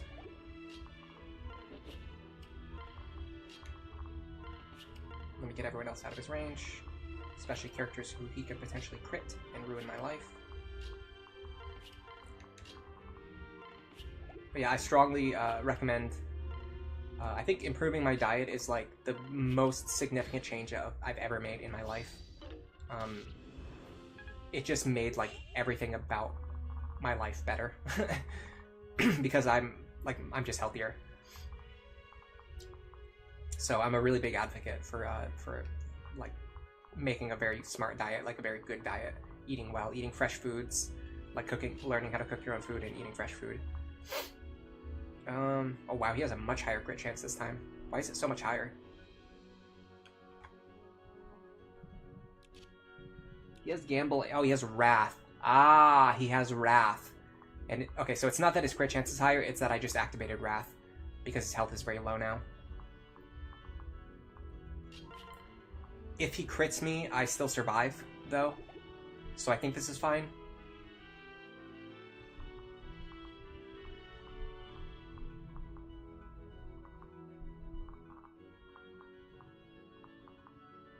I can stand here pretty safely.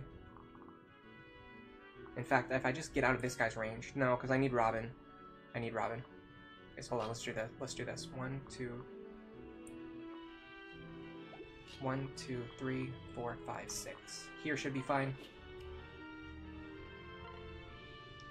Get Long 2 out of there. Bring Maribel back over for healing. Get Frederick out of there. I want to move out of range of the boss, but I don't know exactly what his max range is going to be. Like, if he can stand here, then Frederick cannot stand here. So I'm going to move Frederick over here, just in case. In fact, I'm going to do this.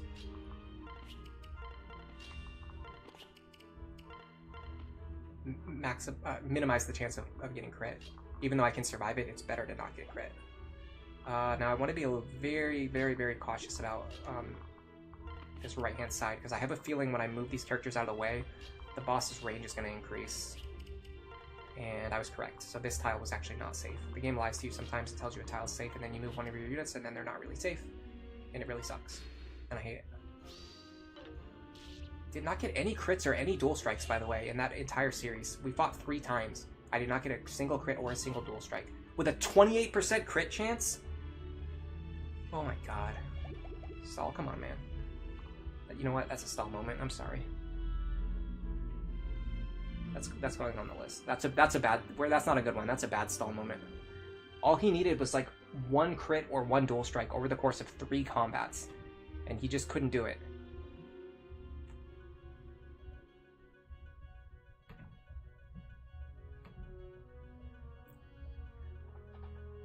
Time to check for the ending skills. Don't worry, I'm being a lot more cautious this time. I even played around Wrath. Let's end this fool. It sucks that you can't eat some foods out there. You can't have anything with peanuts in it. Yeah, peanut allergy would be really sad too. I do eat a lot of peanuts still, so peanut allergy would, like, kill me. It would probably kill me. I would have nothing left that I could eat. I could have sent a flyer as bait and see if some enemies went after her. Oh yeah, sometimes you can do that. Sometimes, like, I could put a flyer over here and it causes the enemy group to split up. I didn't really think about doing that, but you're right, it is possible. These guys both have counter, which is a little frustrating. Okay, so let me see if I can 2-range kill both of those guys and then also survive against this guy. I think it's possible. I think not only is it possible, I think it's very, very likely. So let me start with Lonk. You go here. You go here. I need to use... You know what? I actually don't need to use anything because I'm either going to dual strike or I'll let somebody else finish off the enemy. Okay, so I'll let Krob finish off the enemy. I could even let Lonk do it, right? He doesn't have advantage, yeah. I'm going to transfer Lonk over. Lonk gets this kill. The only thing I'm worried about is Muriel, but I think she's fine. This guy is 23 damage. Yeah, 23 is not going to kill me. Okay. I'm going to go like this. I'm going to pair these 2 up. They're going to get rid of this guy over here. Hopefully. In fact, they can't guarantee, but I can give the kill to someone else. Does he have advantage? No, he doesn't have advantage. Okay. The fact that he doesn't have advantage means I'm pretty safe here. I'm going to go like this. Okay. Now I wonder if I should give the boss kill to Stahl so he can gain a level as a Great Knight. And then give this kill to someone else, like maybe Sumia. I can't give it to Sumia, because if I leave Sumia in the lead, she'll get killed. So I give... Because this kill's worth more experience, and Stahl is closer to his level, I give this one to Stahl. This works. This is going to get him to Luna faster, and he actually wants Luna a lot more than Frederick did. That's a good Stahl moment right there. Plus speed. Again. Okay, now we give this one to... in fact, I can give it to Chrom.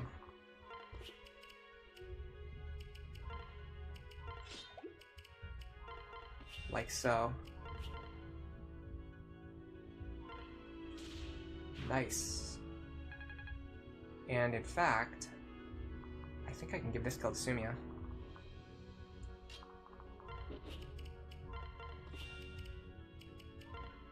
Steel Lance does it. Yep, guaranteed. Oh, I think my voice just cracked. You guys are gonna have to tell me if my voice cracked or not, but I think it did. Why would Stahl do this to us? A level on Stahl could push him into the 20 strength benchmark for more strength when you pair him up with others too. That's a good point too. Did he get it? I missed it. I wasn't even paying attention. I noticed that he was at plus 20 defense already. Okay, so doing that paralog I think helped us a lot. Especially once we see which supports we gained. Barracks. Whoops. Okay, well, we'll do barracks first. Yeah, we made it. We got another dropped item. We're getting so many dropped items. It's absolutely crazy. Okay. Not the best support, but actually, yeah, this doesn't really help us very much at all. That was probably the only support that like doesn't really help us in a significant way. I mean, it helps in the long term, but not on this upcoming chapter. Okay. So first of all, Robin is significantly stronger now. Frederick is stronger. Stahl didn't get the strength level up, but Stahl is stronger. Cordelia is stronger. Sumi is stronger. Crom is stronger. Longku is stronger. Even Maribel's stronger. I think we're in a much better position to clear this map. Let me see what my javelin and hand axe supply looks like. 22, 14. She definitely needs javelins. Not desperately, but she wants them more than she doesn't want them. Do I have any stuff to sell? I'm pretty sure I do. A rift door, which I want to keep. A second seal, which I want to keep. I thought I picked up something I wanted to sell. What was it? Does anyone remember? Oh, it was the beast stone and the dragon stone. I could definitely sell the beast stone. I'm for sure done with Pan. I'm going to keep it, though, for an emergency. Like, if I run into a situation where I have something I really need to buy, I like having junk in the convoy that I can sell for that situation. Alright, let's try this again. Yeah, Leaf's Blade is the one that can generate more gold. And it can be very useful for no grinding, especially if you have a good sword user, like we're gonna have Stahl who can use it. In fact, let me see if I can give him the Leaf's Blade. I think it's based on luck though. Yeah, that's not gonna fly. 8% chance. I'd rather give it to someone with a higher luck stat, like, well, approximately nobody. I mean, 11% is higher than 8%, but neither one is significant enough to really be worth using. I think the best thing we can do with this Leaf Blade is actually leave it in the convoy and use it later on in the run when we have a unit who has more luck.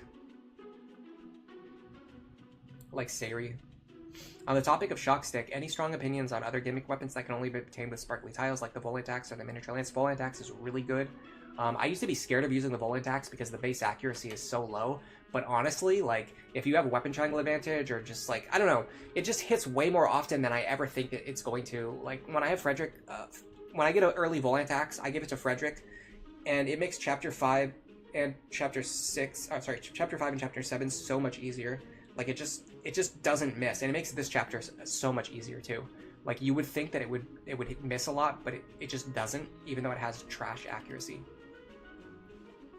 Yeah, it is one of the best sparkly weapons because of the flyer effectiveness on an axe unit, and axe users being like your best units because they're the best weapon type. All right, let's set up our units, get in the right positions.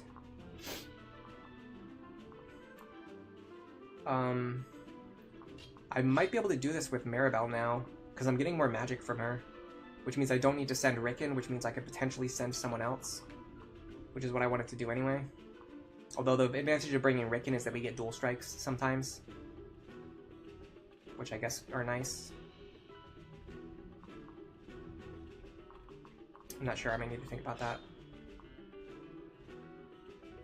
It allows us to start Maribel in a better forward position. The big problem is, though, we would want Maribel to heal Robin, not to be paired up with Robin.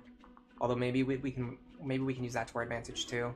Like, we can trade Maribel away from Robin and then heal him, and give Crom to him like we did last time. I think it still runs into the same problem though, which is that we're gonna need Maribel, or we're gonna need somebody paired up with him. So we might as well just use Rickon for it, because we have Rickon. Okay. Get our flyers over here. I want to try something different. I want to try Stahl here. Sumia here. That could potentially give us some other options. This guy, I don't like that. I don't like when he rolls Pavis.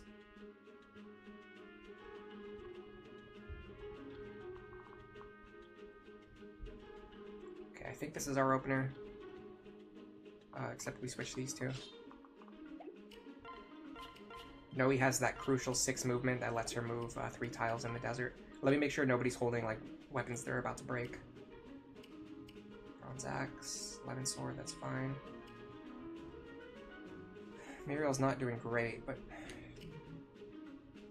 she's not a long-term unit. So if she can just like use these weapons until we bench her, and these weapons in her inventory right now don't run out, I will be happy if she can just make these last until we bench her. Lonk is like kind of the same way. And in fact, he's overstocked right now for what he really needs. I could easily give some of these items to like Stahl or somebody else. In fact, Stahl is a much better user of the Erica's. Stahl is so much better at using the Erica's blade. So much better.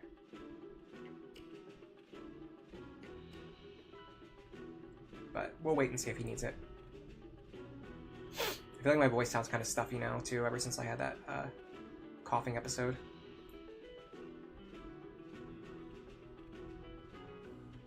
Gable is surprised that I'm still going because they decided to take a break and try it later. Yeah, today's going to be a long stream. I'm really in the mood for streaming. Especially because, as somebody mentioned, tomorrow's Easter. I have to go to Easter dinner tomorrow. It's not really my favorite holiday. It feels more like an obligation. I mean, it's nice to like see your family and eat together, but like for me, like I could be working on scripts, I could be editing videos, I could be doing research, I could be hanging out with other people, but you know, that's just life. I do like Thanksgiving. I think Thanksgiving is like more exciting. It's like the food is better and there's like more, I don't know, just Easter in particular just feels like an obligation. It feels like like I have to do Easter. I have to go to Easter dinner just because it's Easter, but it's like, yeah, I don't know. It doesn't feel like significant enough to be worth all the effort, or to like waste my Sunday when I could be, especially now because I stream on Saturdays, because then like Sunday it's like I have to take the day off because I have to rest and relax, but now I can't do that because I have to go to an Easter dinner. The list goes on. I don't know. You guys aren't here to hear me complain about Easter. Alright, let's just get rid of this guy. Nice crit. Didn't matter, but nice anyway. Okay, let's think about our options over here now, because our matchups against these enemies could be slightly better, although now we don't have the tonics, because I didn't use the tonics that I was supposed to use. So yeah, we need the speed tonic here. Probably the strength tonic as well. We can potentially recover, though, this way. It all depends on how much damage Frederick can do to this guy. The answer is I have no idea. 32. Minus 12. 20 damage. Plus 14 is 34. Yeah, so we don't kill even with a dual strike here. So this doesn't work.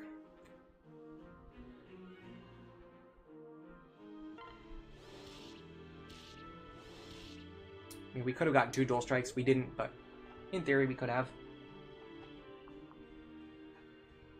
Alright, so let's pass out our tonics. We already know what tonics we need. We just have to actually do it. You already got Tome Fair with Mariel. Someone recommends me to pass to another class. You have plenty of seals. Sage into... so if once you have Tome Fair, you either want to go into Valkyrie, if you want to be better at supporting other units, or you want to go into...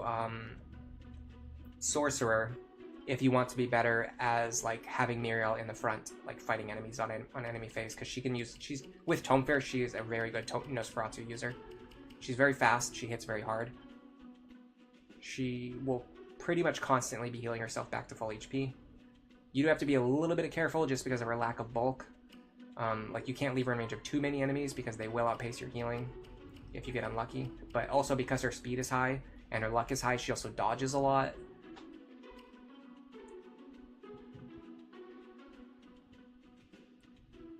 Soothing Sword is really good too. Yeah, it's another really good early one. It deals a lot of damage. It doesn't really require a high weapon rank, and then you also just get free healing at the start of every turn. The only downside is that it has very few uses, but it's not something you're going to always have equipped anyway, so that usually doesn't matter. You recently did Dark Knight Muriel, and the extra bulk actually matters a lot in cases for you. She was still fast enough to double. Yeah, I tried Dark Knight Muriel in my No Frederick run, and it was pretty fun. It was pretty fun. I don't think it's her best class, but it's fun. Alright, what am I looking to do here? Cordelia. I'm gonna fix my mistake from last time. I'm gonna use the Chris's Confect on her, so she gets HP and defense instead of only defense. Then we're gonna give her a Speed Tonic and a Strength Tonic so that she can kill that enemy on turn 1. This is gonna massively boost Cordelia's performance. I'm not gonna pass out any other tonics until we see how this goes. But this should fix our opener. By the way, I saw there was 50 people here earlier. I forgot to mention it when I saw it. Absolutely crazy. I think we needed the On Blade anyway to guarantee this kill, right? So we have 38 attack. 38 minus 12 is 26 damage. Plus 6 is 32. Plus 6 is 38. We still have exact lethal. That's crazy. We are more likely to dual strike now, though. Oh, no, we're not, because we didn't even get a support. So, wow, we actually did not even improve the Stahl Cordelia support at all. That is crazy. We just did all of that, and we didn't even improve the Stahl Cordelia matchup in any meaningful way. Like, maybe Cordelia's skill went up. That's the only thing that I could see that could have made a small impact on this. But other than that, we're basically doing the same opener where we just do this and we have to pray that Cordelia will hit both of her attacks and that Stahl will land a dual strike. You use Morgan for Nosferatu tanking, so you'd rather go for Valkyrie with Muriel. That's fine. Yeah, she makes a very good Valkyrie. And like after you have Tome Fair, she doesn't really lose much combat performance either. Let me check. I think Valkyrie gives +1 movement, but I'm not 100% sure about that. I might be thinking about Dark Knight. I can check really quick. Valkyrie gives... yeah, it does not give movement. It only gives magic, speed, and res, which is actually pretty good. It's one of the only classes that gives magic and speed.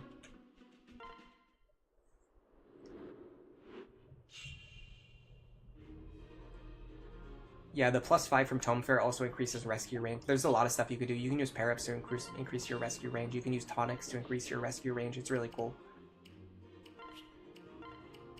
Remind me to equip Stahl with the On Blade and then save the game to make this faster. We just need to get one good attempt going, and I think we'll be fine though, because our overall team is much stronger, even though this specific matchup against this one enemy isn't any better.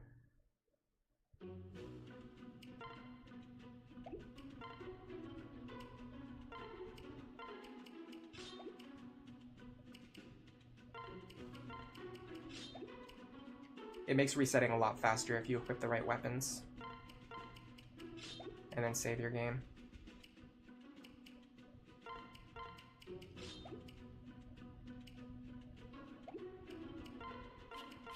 It might be possible to give a tonic to like Sumia or Frederick to make this more consistent. And have them go after the other enemy, especially because they have a higher dual strike chance. Like significantly higher. God, I can't believe our hit rate is so bad. We just need one dual strike.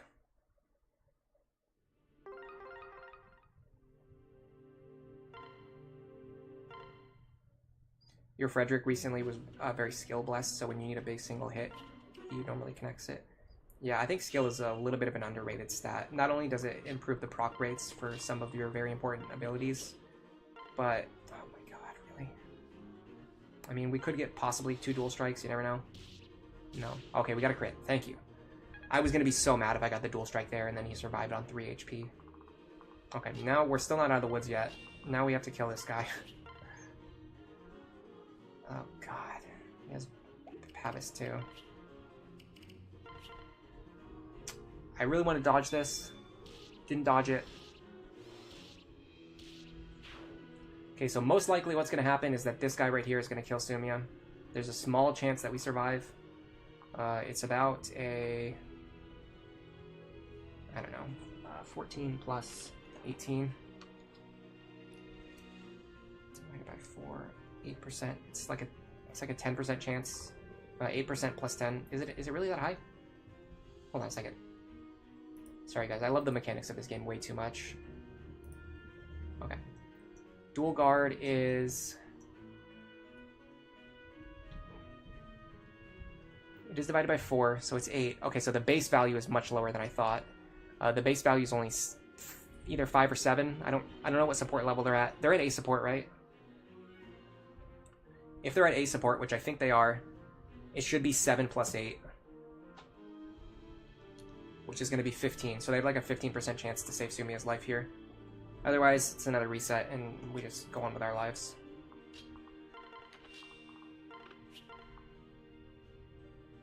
Flux is fine here.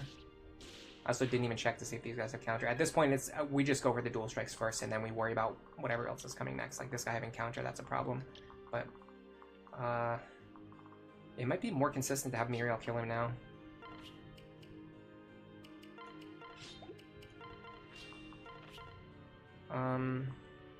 Yeah, significantly more. Because our accuracy with the Katarina's bolt is now a lot better. Only problem is we might be now in range of this guy. No, we're not. Okay. So Robin can fight these two. The big problem is this guy is going to kill Sumia unless I can maybe physic him.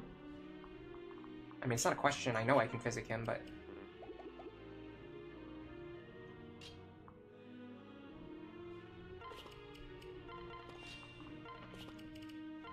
Or physic her. I have to actually reach her, which is that's the challenge. If that's the case, I'm gonna do it this way.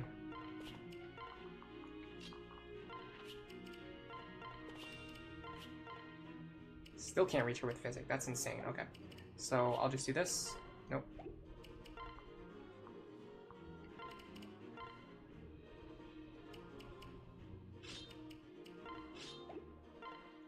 Okay. So we can heal her back to full. That guarantees her survival. I'm actually totally fine with using a physic staff on this, especially because we're having so much trouble with this map. This is a really good time to use one of our physic charges. That was a little bit clutch, I gotta say. I'm glad I thought of that. Are crits rolled before or after hits? So if you roll a crit, sorry, if you miss an attack, the game doesn't check to see if you rolled a crit or not. Like, I don't play with animations on, but if you do play with animations on, you will never see a case where your character does a crit and then their attack misses. I don't think. I feel like 95% confident in saying that. Now that I said it out loud, I feel like I'm second guessing myself, but I'm pretty sure you will never see a case where your character does like a crit animation or a crit quote and then their attack just misses. I don't think that happens, but now that I said it, I feel like I'm not sure, so I don't know. Naive Sketty says in Awakening you can't miss crits. That's what I think too. It's not a case where like you roll a critical hit and then your attack is guaranteed to hit. It doesn't work that way. But it's like if your attack misses, the game won't roll to like the game won't check to see if you crit or not. That's the best way to say it. You have infinite seals already on chapter 14 because of Despoil and infinite rescue staffs. That's awesome. I really want to do a Despoil run, but I have to plan better. I have to plan it out better. I might do it for my Munchkin run. I might try to think of a way to make the best Despoil user that I can. I don't think it's the highest priority. It's definitely a gimmick. It's not going to make or break the run, but if I can figure out a way to make that work, I will. Brawlfan9999, thank you for stopping by today. With the goal of a backpack Laurent for Lucina in mind, would you say it's better for Muriel to go immediately into Troubadour, into Valkyrie, or to go Sage Dark Knight first and then swap into Valkyrie? So if you're doing a supportive Laurent, you should go Troubadour, Valkyrie, get dual support plus, and pass down dual support plus. Because Laurent cannot get that on his own, and it's a very good, it's basically the best support skill in the game. Dual support plus is like having 5 skills rolled into one skill slot, and it applies to yourself and to your partner as well. It's absolutely insane how powerful dual support plus is. And you can pass it down to Laurent, even though he can't learn it himself. And then Laurent should immediately go into Dark Mage, so that he can learn Hex and Anathema on his own. And then after that, it's kind of tricky about how you're going to promote him, because he doesn't really have any... Like, Dark Mage doesn't really promote into anything that will benefit Lucina massively. I guess you could send him into Dark Knight to support Lucina. That might be the play. I'm not sure. you kind of eventually, if you're doing magical Lucina, you basically want to get him into like something like Sage. But if you're doing like a physical Lucina, I guess Dark Knight works, and then you could switch him over to something else later. The other thing that you have to think about is his father. Like, what is his father going to pass down, and who is his father going to be? Typically, you want to give him a father that's probably going to give him to a class, give him access. So the best father would be someone who gives him access to a class that allows him to support Lucina, and can pass down a skill that is really valuable, like Dual Support Plus. Or sorry, Dual Guard Plus. Like if you pass, like say Frederick father, you could have Frederick as the father, pass down Dual Guard Plus from Frederick, Dual Support Plus from Muriel, learn Hex and Anathema. That's 4 out of your 5 skills right there. And then he can either go, if you're doing Magical Lucina, he can go into Sage and get Tome Fair on his own. Which is also just a good class to support Lucina. And Tome Fair does boost your dual strike damage, so it's one of the better offensive skills for a supportive character. Or you use Frederick's class access, and from Frederick or Stahl works for this actually. You could just keep that in mind. You could use Frederick or Stahl for this. So out of Frederick and Stahl, the class sets you would have access to would be, in fact, hold on, let me go to the children's page, because that gives much better information. Laurent. Okay. So from Stahl, you could do, let's see, if you're supporting Lucina, what would she want? Swordmaster, Assassin, Sniper, Bow Knight, Great Knight, and Paladin are all fantastic. So yeah, Stahl's probably the better father. Frederick, on the other hand, you can still get Wyvern Lord, Griffin Rider, Paladin, or Great Knight, which are also good. So either one's fine. That's if you're doing a physical Lucina. If you're doing a magical Lucina, it doesn't matter as much who the father is, because he gets everything that he wants from Muriel anyway.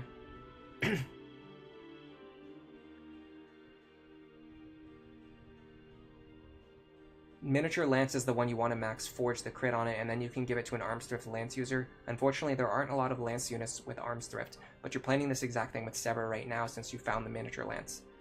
That's pretty cool. Yeah, I like how sometimes if you find like one random item that's really good or really useful for something, it can just completely change your entire run. That's really fun. I mean, we talked about this earlier today already, but that's what I really love about Awakening, is how dynamic it is. We really can't kill this guy? It's crazy.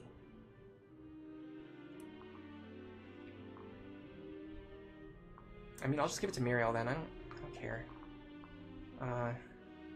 She can also fight this guy on enemy phase, so that's fine. No Vantage to worry about. I have to be careful though, because he does have Aegis. I'll have to use another Katarina's Bolt. I'm fine with that. I'm just gonna dump these Katarina's Bolts until I run out of them, or until we bench Muriel, which is more likely. Wow. Muriel really wants to stay on the team. She's not going to, but she really wants to. Alright, now we can do this. Is Lissa better? 5, 3, 1, 1, 4. 4, 2, 1. Significantly better, yes. But it removes my potential to use Lissa for other things. So I think I'm going to do this.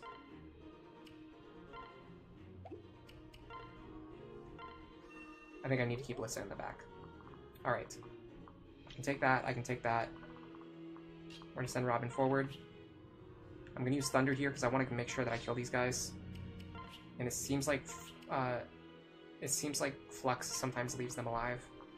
Although that might just be when they have Aegis. Unfortunately, Lucina's still on low health here. Or, sorry, Sumia still on low health. I don't know why I do that all the time. I always get Sumia and Lucina's names mixed up. They're just like, the wires in my brain are just crossed when it comes to those two specific names. Unfortunately, we can't unpair these two. I would have liked if I could get close enough to unpair them, but I can't do that. Okay, let's look at this group. Counter, really. Counter, really. This guy literally always spawns with... I almost think it's like hard-coded that this guy spawns with counter every time, except for the fact that I have seen him spawn without it, but it's like very rare. He just like always gets counter. How do I deal with that? It's gotta be Frederick. But then because I have Frederick in the lead now, like... It annoys me because now that I have Frederick in the lead, Now I don't have Sumi in the lead, so I can't fly next turn. It just causes so many problems. We already calculated that Fred survives here. We can even potentially... I doubt it will happen, but we could possibly draw this guy into attacking Cordelia. Excuse me. Cordelia instead.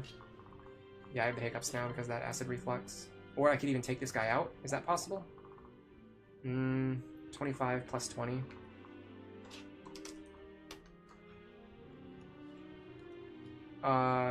If we can kill this guy,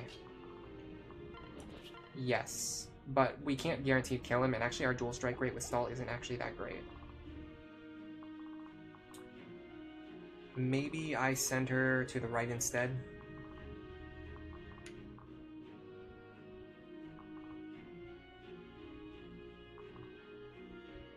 This guy encounters a problem. Okay, hold on. Because this guy spawned with counter, I'm gonna do this.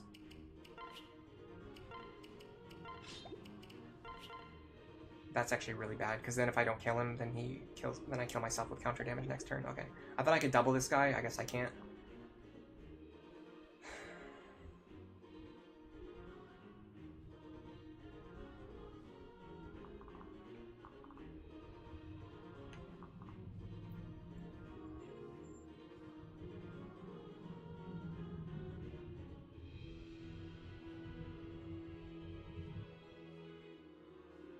I need the resistance from Sumia to survive, so I can't unpair them either.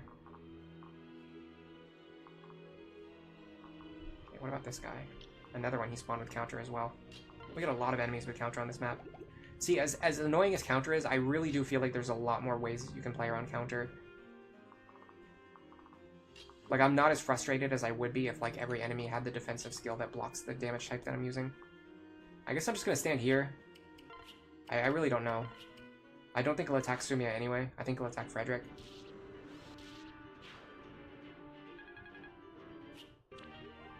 Okay, I was completely wrong. Also, it's Cordelia, not Sumia. Why am I doing that? I just can never get the names of the Pegasus right in this game. I think it's because Lucina, Sumia, and Cordelia all start with this. They all end with the same sound. I don't know why. Probably should just stop trying to figure out why. I think it's just me being an idiot. Oh my god, really, Libra? You had to steal my kill and burn a Killer Axe charge on an enemy that I could easily get rid of. Unfortunately, this guy's doing the same thing again. He's moving into the exact range where he can kill Libra, and he has counter and Luna. Come on, man. Doesn't have to be this way. I don't think I can win. I literally do not think I can win. If specifically this guy has exactly counter and Luna, and he moves into this position instead of moving up here, like, the only reason he can reach me is because he moved into this one exact spot. If he moved into any of his other valid tiles, he wouldn't be able to reach Libra. And then I could just deal with him, with Robin, which is what I'm supposed to be doing. Which is the entire reason why we gave the Elwyn Tome and the Rick and pair up to Robin. But he won't do it. He just won't behave. And it's frustrating because I know the enemy movement AI in this game is not, like, that predictable. Which means he'll just, like, move to a different spot every single time I play the map. I can't come up with a strategy that always works. Because he'll just move into a different spot. I mean, honestly, like, I can't even block this tile. I mean, maybe I can block the tile. Hold on. Maybe I can block the tile? No, because this guy still reaches the tile that I would need to be able to reach to kill this guy. I mean, maybe. I don't know. Maybe. Maybe.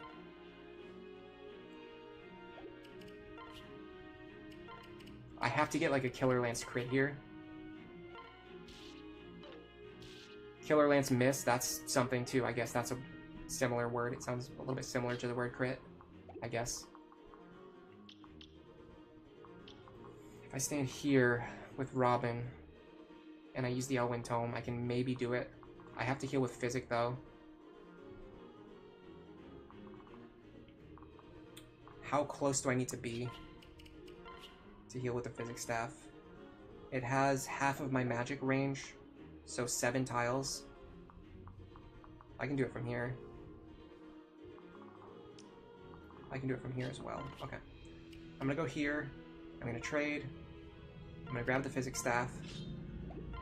I'm going to Physic Robin back to full. Robin is going to run over here. They're going to use the Elwyn Tome. Not out of necessity, but because they need to have the Elwyn Tome equipped. Now, hopefully, this guy will attack Robin. I don't think that's going to be the case. I think he's going to attack Frederick or Stahl. If he attacks Frederick, we're done for. If he attacks Stahl, we can potentially play around that by having him end his turn right here with no weapon equipped. That feels awful, though. That feels really bad. Because now I've got 2 Great Knights in the lead positions instead of Flyers when I should have Flyers in the lead. And I'm not killing the enemies that I need to kill. I mean, Stahl has significantly higher defense. Let me bank on the fact that he's not going to attack Stahl. I think he'll attack Frederick, unfortunately, which is much worse for me if he attacks Frederick. Because Frederick will just die. But maybe he'll attack Robin. Maybe. Maybe we can get him. Maybe we can bait him into attacking Robin somehow. The next question is, can we get rid of this guy right now? Moderately reliable, if I'm willing to use more Katarina's bolts. Am I willing to do that? Or is it better to just do something like this?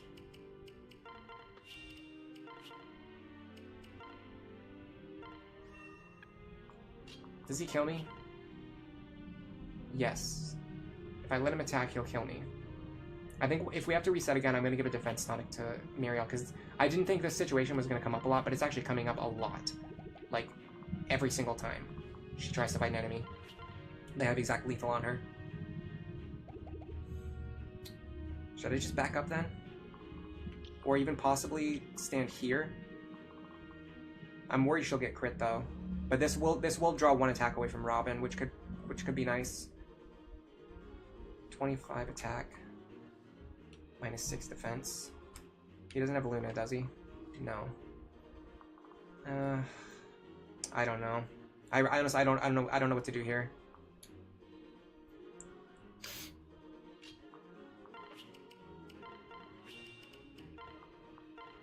I'm just gonna stand here. Alright, let's see what happens. This run's probably doomed anyway.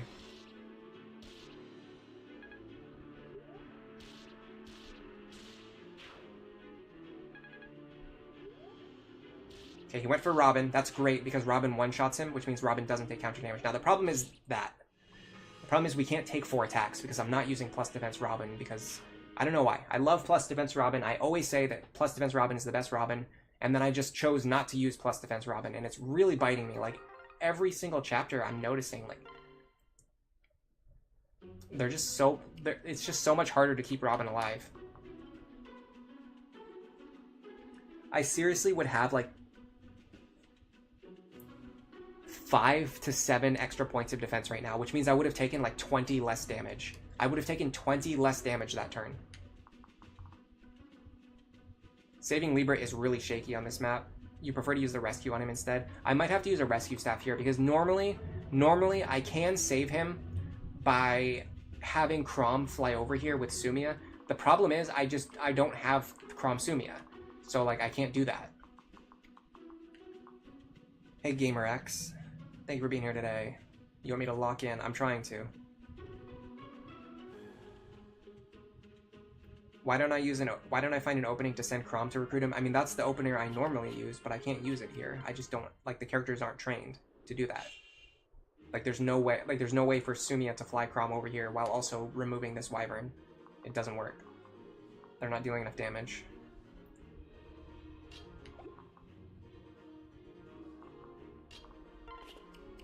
The enemy spawned with Pavis this time, so I think we cannot kill him, but I'm gonna try anyway just to see. We could get 2 dual strikes.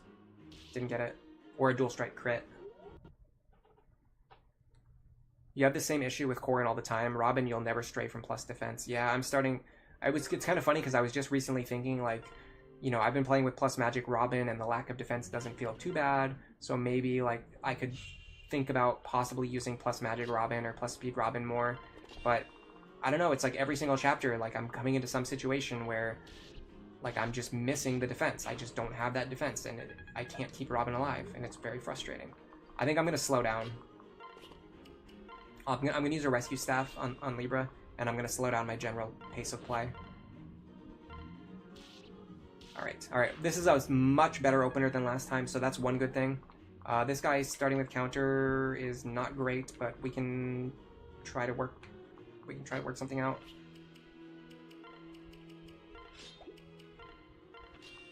Something like this.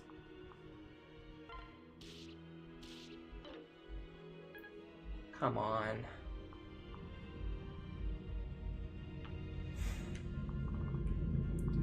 We're fine. Are we fine? Probably not. But we might be. This tile right here is relatively safe if I can get a good unit there. Does this guy have vantage? He has vantage. Of course he has vantage. The one thing that would stop me from being able to recover from that miss is if this guy has vantage. And he has vantage. I mean, what else can I do from here?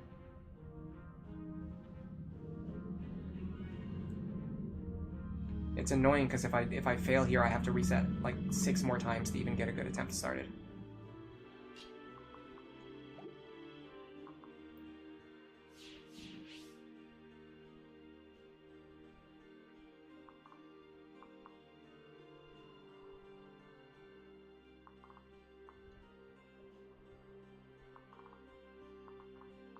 I don't particularly see any way out of this.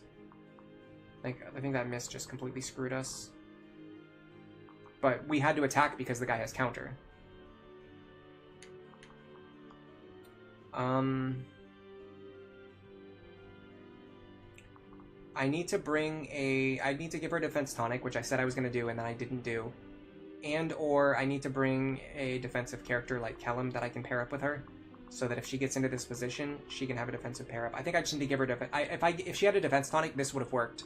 So yeah, that was, I mean, missing screwed us over, but I also just played badly because if I knew I had to give her the defense tonic and then I just didn't do it. If I had done that, then this wouldn't be an issue. I'm not technically dead yet, but I'm pretty much dead.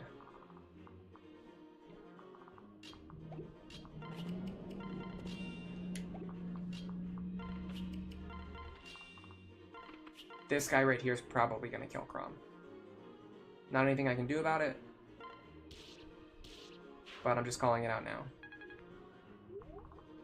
I guess I could use another physics staff, but it's not worth it for me. I'm not using a. I'll use a physics staff to cover for bad luck. I'm not going to use a physics staff to cover for misplays. Oh, Crom dodged. Nice.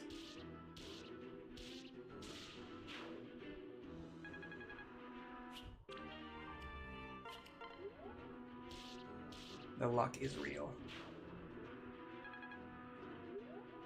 Should I field Kellum instead of Noe? The problem is I'm really utilizing Noe for her mobility in desert tiles because she moves 6 tiles, which allows her to move 3 tiles across the desert. Kellum's mobility is so much worse than Noe's mobility. It would be a pretty big downgrade. Like imagine him crawling across the map at 2 tiles, and then even if he gets off the desert, he's still barely moving fast enough to keep up with the rest of the army. I mean, if he was paired up with Muriel, then, you know, she could just go really far, but I don't know. It doesn't exactly work as cleanly as that. Because then it means she's not doubling enemies anymore. Please don't miss this time. Thank you. Okay, now we're in all kinds of weird positions. We're completely out of space where we should be. Okay, we've been in this situation before where this guy still being alive causes every single known problem to man. If we don't get rid of him, he's going to destroy our team, but we can't get rid of him without having Robin stand here and attack him. But if Robin stands here and attacks him, then Robin's not going down here, and Robin needs to go down here. So, what do we do? I don't know. I genuinely have no idea. And we have to find time to rescue Libra as well.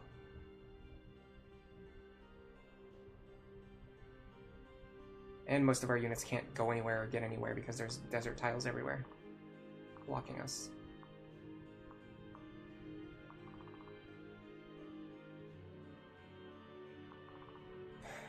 Okay, if I'm gonna rescue, how far do I need to be able to rescue? Or let's say, how far can I rescue? 8 tiles is not that far, guys. God, how in the world would I get all the way over there?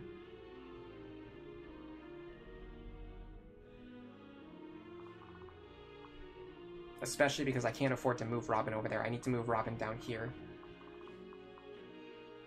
I mean... Okay, I see something that looks like a play. I was focused on having Lisa. I'm just gonna say Lisa. I was focused on having Lisa heal Robin. I didn't really consider that Lisa can do this instead. That helps a lot.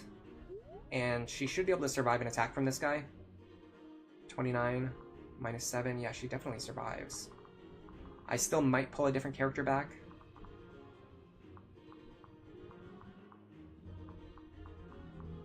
Okay, I can rescue Libra next turn. I can rescue Libra next turn. That matters. Now, unfortunately, what I don't like is that this guy can still murder one of my units. Is there a way to play around that? Good question. Notice how the enemies moved into completely different configuration, by the way? Completely different. Completely different. Not anything close to the same. The good thing is that this archer is over here, which means we don't have to deal with him. Which means we can potentially do this. That's not that great. What I need is... How much does he hit me for? 10? I can take that. No, he's gonna hit me for more. He's gonna hit me for...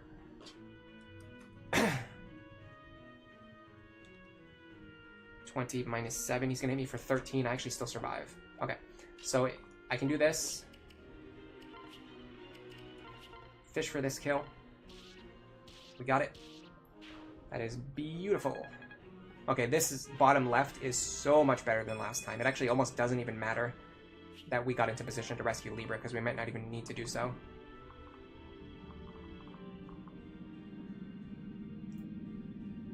I'm gonna do Cordelia here. Switch to the Bronze Axe. This might work. This just might work. Okay, this is my biggest concern right now, is this guy. Can I just kill him? Yes, if I don't miss. Should I do so? Yeah. Noe stealing a tiny amount of experience matters to me less than continuing my momentum forward and not getting bogged down on turn 2, which will have like a cascading effect. Like it will make me worse on turn 3, and then worse on turn 4, and then worse on turn 5, and I'll eventually get backed into a corner and get another game over. We're trying to avoid that. I want to beat this map today. If nothing else, I just want to beat this map.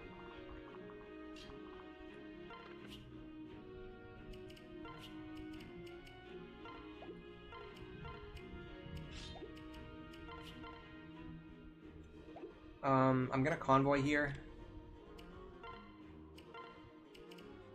It's a little bit scary though.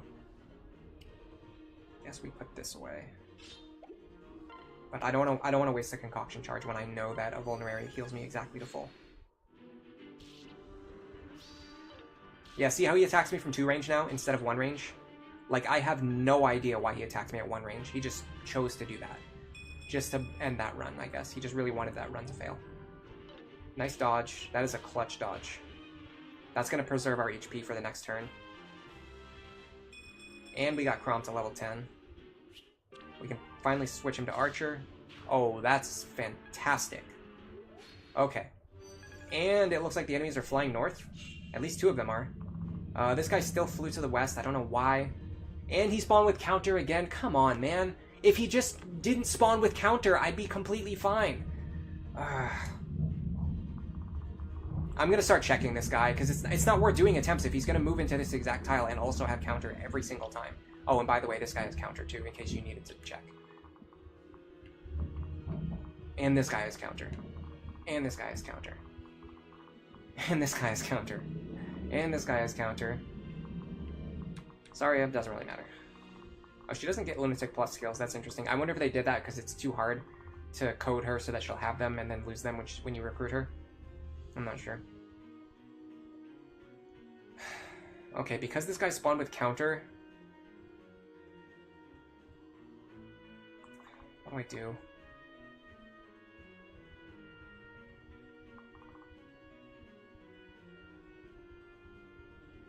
There's no solution. There's literally no solution. I stand here to block Libra. I kill this guy. I hit myself with counter damage. Now this guy sees lethal on me. He comes over. He kills me. I attack here. Now I have a Great Knight stuck in the middle of the desert next turn who can't get anywhere or do anything. I don't block this tile. Libra gets killed. I guess I rescue him. That was my plan anyway.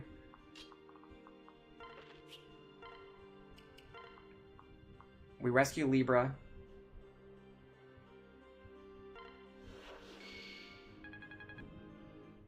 And now we sandbag for a turn, I guess.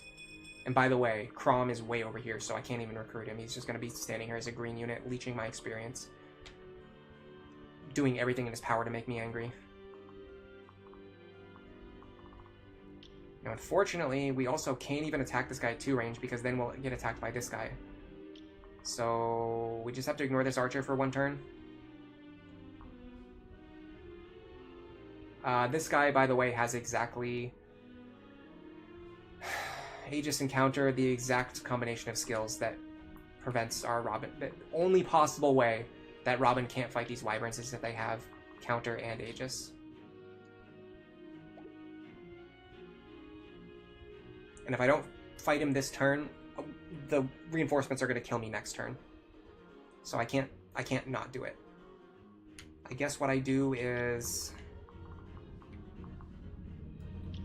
stand here and hope to survive 5 attacks. Which I can't do anyway because I also don't have my magic pair up that I need. This is ludicrous, guys. Come on. Does it always have to be this way? What, like, I genuinely have no idea what I'm supposed to do here.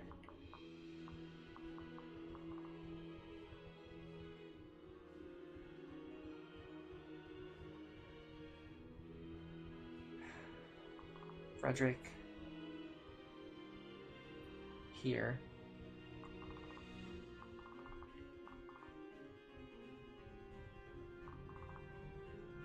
I still need my magic pair up. That's the problem, is this guy has counter, so I need the magic pair up anyway.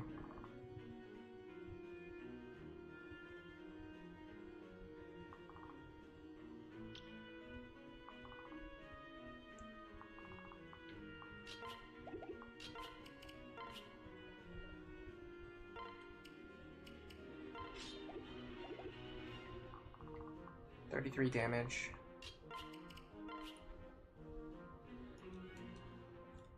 He's going to deal 12 damage to Stahl. Stahl is going to deal 16 damage to him. We're going to take 28 damage total.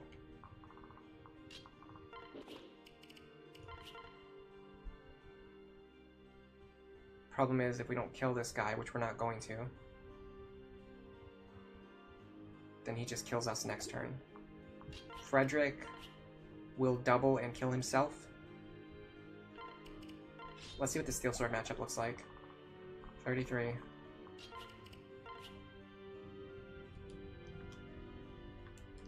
Uh, 15 damage to Frederick, and then Frederick is going to deal more damage to him.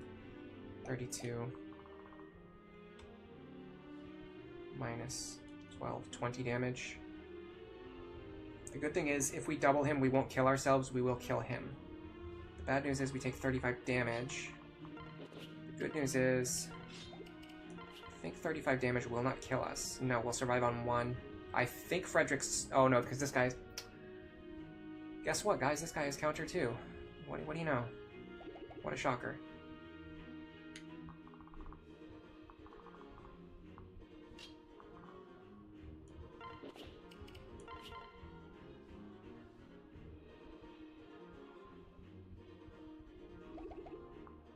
This plan, this doesn't go anywhere. I just end up with 2 Great Knights stuck in the middle of the desert, unable to help the rest of my party. Someone give me some suggestions about how to make my life not suck. Who is the only playable unit that spawns with Lunatic plus skills? Is it Lucina? Which skills would be the best if she kept them? You know, honestly, Counter is not actually that good on player units. I probably would have to say Aegis and Pavis would be the best. Maybe Luna. Either, like, Pass, which is funny, because Pass isn't really that useful on enemies, but it's really useful on players. Counter is not really that useful on players, it's very useful on enemies. So if she had Pass, Aegis, Pavis, Luna, those would all be good. Hawkeye, it's fine. Vantage is fine. Counter is probably the worst one, funny enough.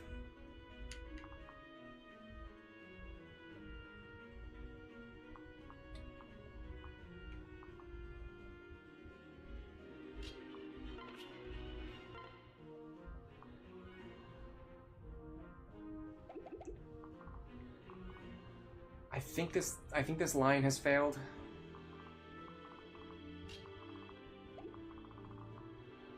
This guy's passed too, so I can't even move Maribel up here.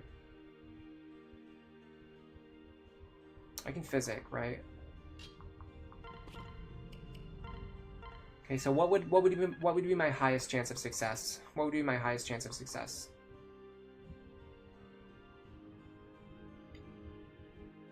I think if I go like this,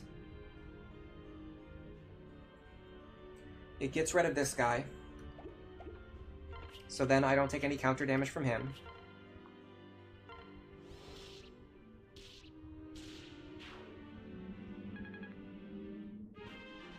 If I get a point of magic here, it might matter. No, I don't think it matters. Then I have to survive 4 attacks at least, or maybe only 3, if we can pull this guy away. So if we can pull this guy away, how would we do that?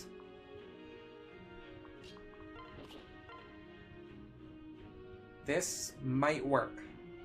This might work. It allows me to keep Cordelia in the lead. Go here. We got the dual strike. If we didn't get the dual strike, we tank that arrow anyway. Now we put Frederick here. The problem is, I'm fairly sure he's going to attack Robin. I don't know why he would attack Frederick over Robin, but I mean, it's my only chance. This is the only way that I have any remote chance that even resembles a successful attempt. I don't feel very good about Libra.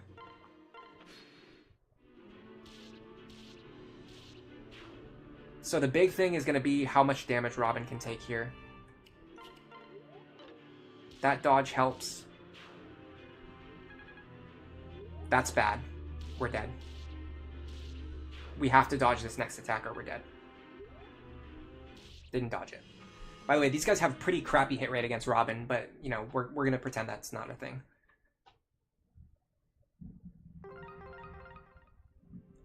Counter is good on archer players because they can deal damage without taking counter damage themselves, but it is a niche build for sure. The problem is, now I'm like 99% sure about this, but I think if an enemy runs up with you and then kills themselves with counter damage, you don't gain any experience.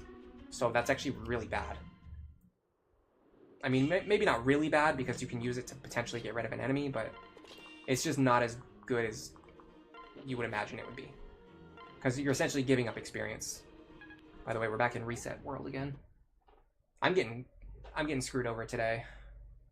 We had like 2 really good chapters, and then this one is we just hit it like a brick wall. And the problem isn't really Stahl. The problem is like Cordelia, Sumia, Crom. I think Stahl's doing fine. Yes, plus defense Sonic on Muriel. Thank you so much. That is essential. That is essential. That makes it so that when we get like good attempts, they don't accidentally get bricked because Muriel missed an attack. Or it makes it so that Muriel can enemy phase, you know, specific characters that we might need her to.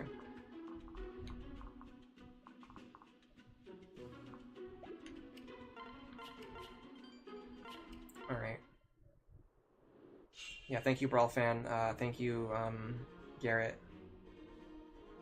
Hello, Mirror Fanboy. Thanks for stopping by. You joined at the point of the time in the stream where I'm like ultra salty and I'm raging because we just cannot beat this chapter. And it's not even Stahl's fault. Like, Stahl is doing great. It's this right here, 78% chance to hit. Okay, we got one through. We should be okay now. We set up a contingency, so if Sumia takes damage here, so we don't want Sumia to take damage, but if she does take damage here, we can recover from that. Okay. We blocked, so that's even better. So we're safe here. Even if Sumia took damage, we would recover by using the physics staff. Next, we're going to check these enemy skills. They look fine.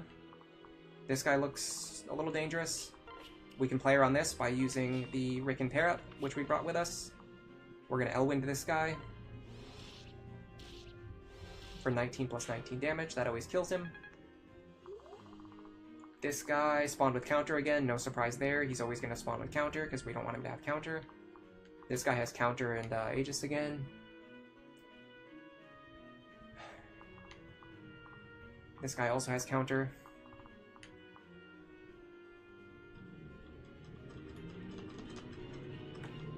I think we can win. I think we can win. Last time the only reason we lost was because we took counter damage from this guy. If we can do something about this guy, we can possibly prevent Robin from taking too much counter damage. I don't know. I don't know. I just don't care anymore. I'm just gonna bash my head against this wall until we somehow win. It's actually not needed for her to get this kill. And she survives even if she misses. Yeah. So I'm going to go with the Thunder Tome here. Thank you, Lonku. That was amazing.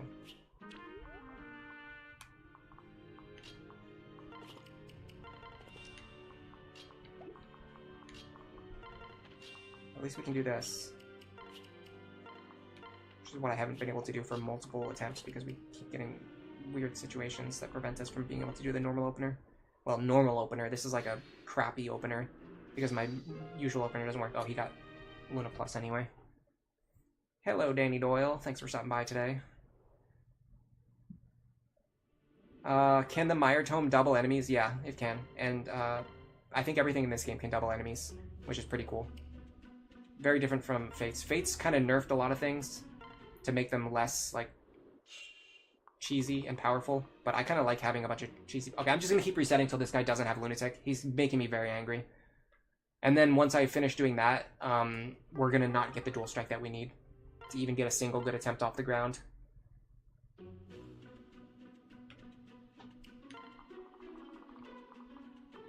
Like, you guys are seeing this, right? He's gotten counter every single time for the last 2.5 hours. You think Meyer can't double? I think it can. Maybe I'm wrong, I guess. Let me check. I thought everything in this game could double. Tomes. Meyer. Oh, you're right, it can't double attack. I don't know why I was thinking it could. What am I thinking of? Let me look at the list. Is there anything that... Oh, it's longbows. Like, longbows can double. That's what I was thinking of. I knew there was, like, weapons you could attack from outside the enemy range that could double. Yeah, longbow can double. Double bow can also double. Funny enough. And it gives strength plus 5, which is crazy. Because that's essentially 10 extra damage.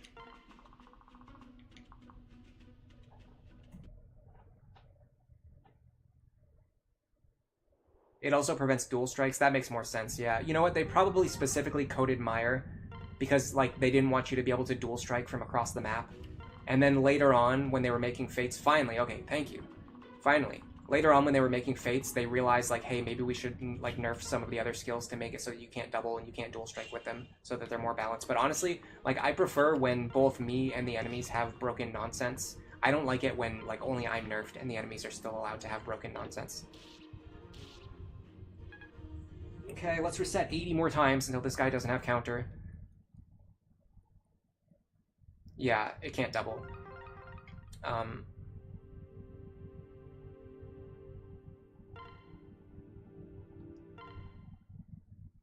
Tricky was right. I had to look it up. Counter.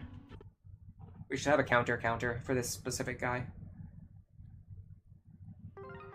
It's just frustrating because once he doesn't have it, it doesn't even guarantee that I'm gonna get a run started. How's everyone other than me doing today? Is anyone else raging? Oh my god. Alright, let's reset 50 more times. Yeah, Fates, it feels like it's definitely more Fates is more well balanced. I'm not going to dispute that. It's a more deterministic game, but it feels like it took all of the fun things away from the player and doesn't allow us to do any fun things. It only allows the enemies to do fun things against us. And that's probably not entirely true. There's lots of fun builds you can use in Fates, but not like to the extent of like Awakening, like infinitely viable rescue stabs. Like, come on. Like, why'd you take that away from us? That was so fun. That's like the funnest thing about this game is the fact that you can just spam rescue and use it as aggressively as possible, as long as you can afford the stabs. Like, see, that's the thing, is like Fates went overkill. Like, in Fates, they made it, like in Awakening you have enough money that you can just buy like everything that you need in order to do any broken strategy that you want to. Whereas in Fates, not only did they nerf a bunch of the strategies, but then they also like made it so you have less gold. Like, why did they do that? Like, you could have just taken the gold away, so then we wouldn't be able to do the broken strategies because we wouldn't be able to afford it. Or like if we could budget it, then we'd be allowed to do it. Or you could have nerfed it, but then left us with gold so that we could buy things. But I don't know. They just went overkill. This happens a lot with balancing. It's just like it's a problem with making and balancing games. And he has counter, cool. The one time I didn't check, our dual strike immediately goes through, and of course the guy has counter. I'm just gonna play it out. I mean, there's nothing else we can do. We just have to play until we win. You actually like the way weapons are balanced in Fates, aside from the rescue changes in silver weapons. I just don't like having like infinite use weapons. They're not as fun for me. I like the resource management part of the game, and Fates kind of just like took that away from us. It just allows you to have like the best weapons for as many charges as you want, but then as a result they had to nerf the best weapons, so it's just like all over the place for me. But yeah, this is a common problem with any development. They tend to over nerf things. It's just the way it goes, I guess. Alright, we should be fine this turn. Nothing should be able to kill us here. That double dual strike is going to help a lot. It's going to keep our top group safe.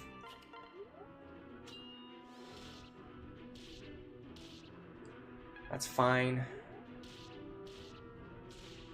Just need to make sure we have somebody who can remove that guy. Okay, now let's see. Okay, see, they're moving in... yes, okay, this configuration is really good. Libra is usually safe if the enemies move like this. This Spear Fighter moved away. That's great. The Dark Mage and the Archer don't really have overlapping ranges anymore. Like, we could, well, actually, this doesn't really help as much as I thought it did. Mostly because this guy has counter. By the way,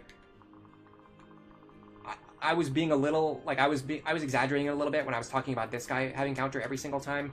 We did get, like, we have just seen 2 attempts where he didn't have counter. Of course, those attempts immediately failed. This Archer here has literally had counter every single attempt for the last 2.5 hours. Seems a little fishy to me.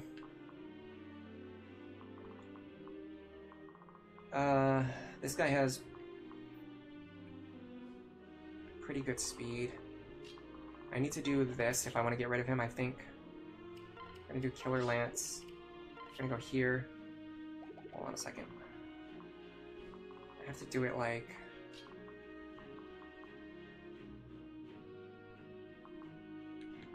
this. I don't like this. It's not very likely to kill him. Why are they so much harder to get rid of this time? It feels like I have not had anywhere near this much trouble getting rid of these enemies. Am I going crazy? Why do they feel so much more dangerous on this attempt?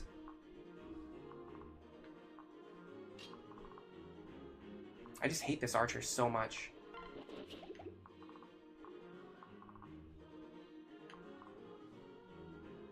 It's because in order to move in range and get rid of this Archer, I have to also, like, leave myself in range of multiple magical attackers. Which I guess I'm gonna do.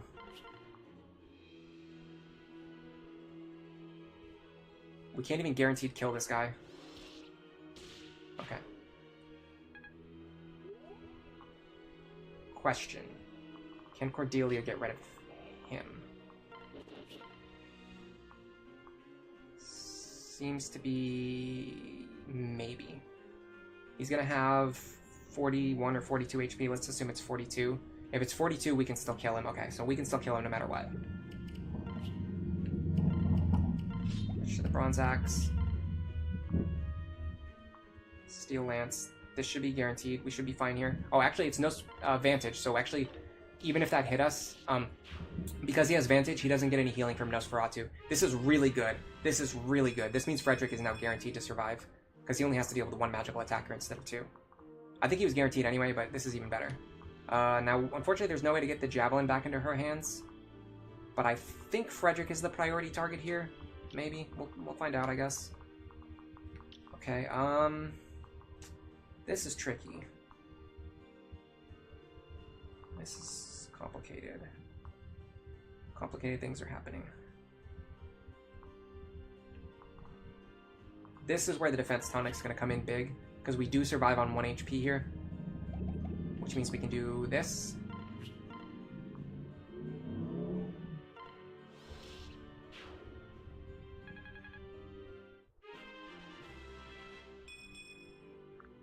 I'm going to keep Rickon with me. It was too complicated to try and pass them back and forth.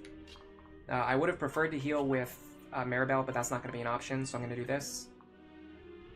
She's just too far away. And then I'm going to move Robin forward. Here is usually good. Is actually one step back fine, too? One step back is fine, okay. I'm actually going to go here. Why am I doing this? It's going to give my healers better options for repositioning next turn. I'll use the Flux Tome. Okay.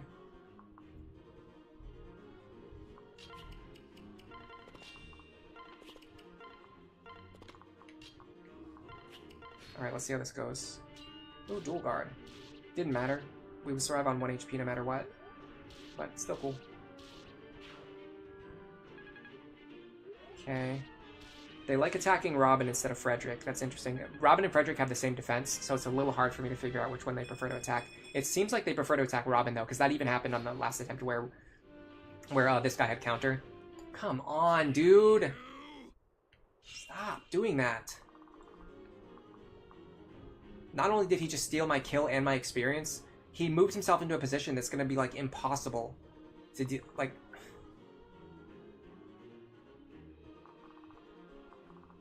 And I still can't deal with this guy anyway, no matter what. I mean, I can stay out of his range. Let me just stay out of his range. So I'll stay out of his range and Saria's range. And then I'll deal with these 4 enemies. With, I guess, Robin. Okay, I have to be careful, so... Let's separate, let's partition what we're doing. So first we're going to deal with this guy. He has Vantage. I'm going to go here. I'm going to kill him.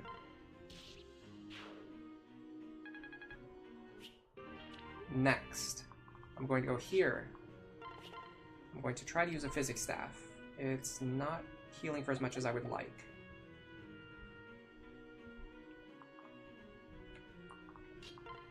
I need Robin to be on full. I need Robin to be on full. They can't attack anything anyway. Robin can't attack any enemies anyway. So Physic is actually fine here. Let me make sure none of these guys have pass. This guy does. This guy does as well. Okay, hold on. 1, 2, 3, 4, 5, 6, 7. Okay, we're fine. If we move forward a little bit. And let me check this guy. 1, 2, 3, 4, 5. Here, here. Yeah, okay, we're fine. So I'm going to Physic here. Robin is going to move forward 1 tile. They're going to equip Elwind. This should allow them to kill every enemy. Oh, yeah, this should allow them to kill every enemy here. All these four enemies. Robin should be able to kill all 4 of them. We're going to use our concoction. Now, the only problem is I don't know if Robin can survive. 18 defense is not a lot. Next, I have to rescue Libra. I think I can pull him right here.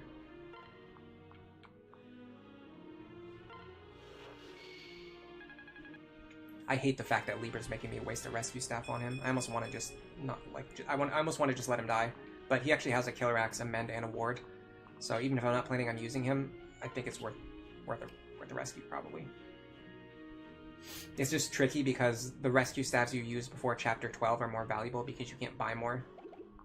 Okay, if I move him over here, Libra will recruit himself next turn, and then I'll even put Noe here so that Libra moves here, which might matter in some way, I don't know. Okay, can we pull anything off of Robin safely? Probably not, because they won't attack Frederick anyway. Okay, so last is this guy. He has counter. Well, why wouldn't he have counter, right? I'm actually going to unequip Sumia and do this. This way we can give the kill to Cordelia. Okay. I think we're okay here. Robin might be in a little bit of danger if they take too many attacks, or if they get crit by these killer bows. There's like no way to play around these killer bows, by the way. I guess... Yeah, no, there's no way to play around these killer bows. There's just no way to do it. Oh my god. We made it. Alright. Hey. Libra recruits himself. I will be back in, let's say, 2 minutes. And we can finish this map when I get back. Break time for everyone else, too. Make sure you go get some water.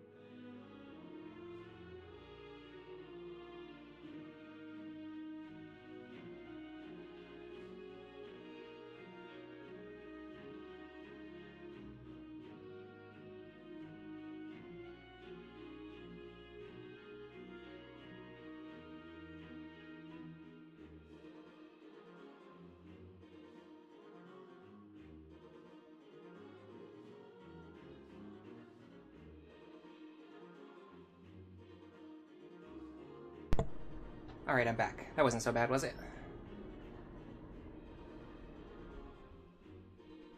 You haven't played very many Fire Emblems, Nova? It's a really good series. Oh, hey, Some Oak. Thanks for stopping by. I haven't seen you in a while. Ashley as well. I haven't seen you lately. Or maybe, is this your first time coming to a stream? I know, I'm pretty sure I've seen you leave comments on my videos before. I don't know if I've ever seen you join a stream. And by the way, when I first stood up, I saw you guys sending these things, the confetti poppers. When I left to go on break, I saw people sending those.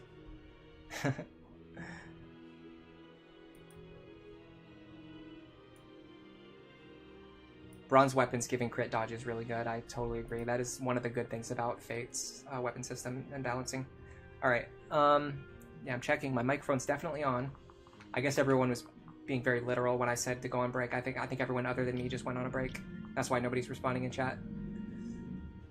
Things be doing things. Yeah, I know. It seems like you've been busy lately. I also noticed you changed your Discord icon again. I was going to mention it, but I didn't have the time.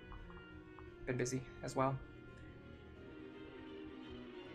Yeah, life's busy. Alright, so all we need to do is recruit her and kill these two enemies. And we will be completely fine. So, how do we do that? First of all, you... I'm gonna fly over here. You're gonna do your best to kill this soldier. You're probably not going to succeed. You succeeded. And exceeded my expectations. And you got some weapon proficiency, which is not bad, because that B rank bonus is looking very appealing. Alright, so we have to find a way to leapfrog Crom all the way over here. Is there anyone who can reach Saria? Yes, Libra can do it. Okay, so this is actually pretty cool. Libra just ran over to Crom and recruited himself. Now Crom is going to hop onto Libra, and Libra is going to run Crom over here. And Crom will recruit Saria. Then we're going to trade Crom over here and click the wait button. Okay, would I use Saria in this run? What would I use her for? She's not helpful for Stahl. Honestly, I think she's a great character. I use her in almost every single run, but I just don't really see a space for her on this team. And her daughter is also not really that useful. She can be, but she's kind of like, she's like the opposite of what you want. What you would want is to start in Dark Mage and then reclass into Archer, which is what Saria does. You don't want to start in Archer and then reclass into Dark Mage. It doesn't really make as much sense. Because you want to bring Hex and Anathema over to a good support class. You don't want to leave a good support class in order to spend 10 levels learning Hex and Anathema. It's backwards. She cannot quite reach. I think Lisa can. Honestly, the safest thing would be to just give this kill to Robin right now. By the way, reinforcements are spawning this turn, if I'm not mistaken.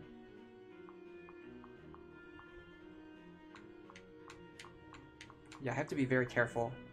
I have to be very careful about where I stand my units. But I also kind of like need to kill them on an enemy phase. I don't know. This is a dilemma. Alright, let's mend. God, even mend's not enough. The one thing I don't like about Maribel is that she doesn't have staff touch. Or heal touch. Alright, we can kill him with Flux. Save some of those Forged Wind Tome charges. Lisa, here. No, you're not going to rescue a character standing right next to you. What I need to do is give her the Bombwood Staff. I just remembered. Yeah, I have that for a reason.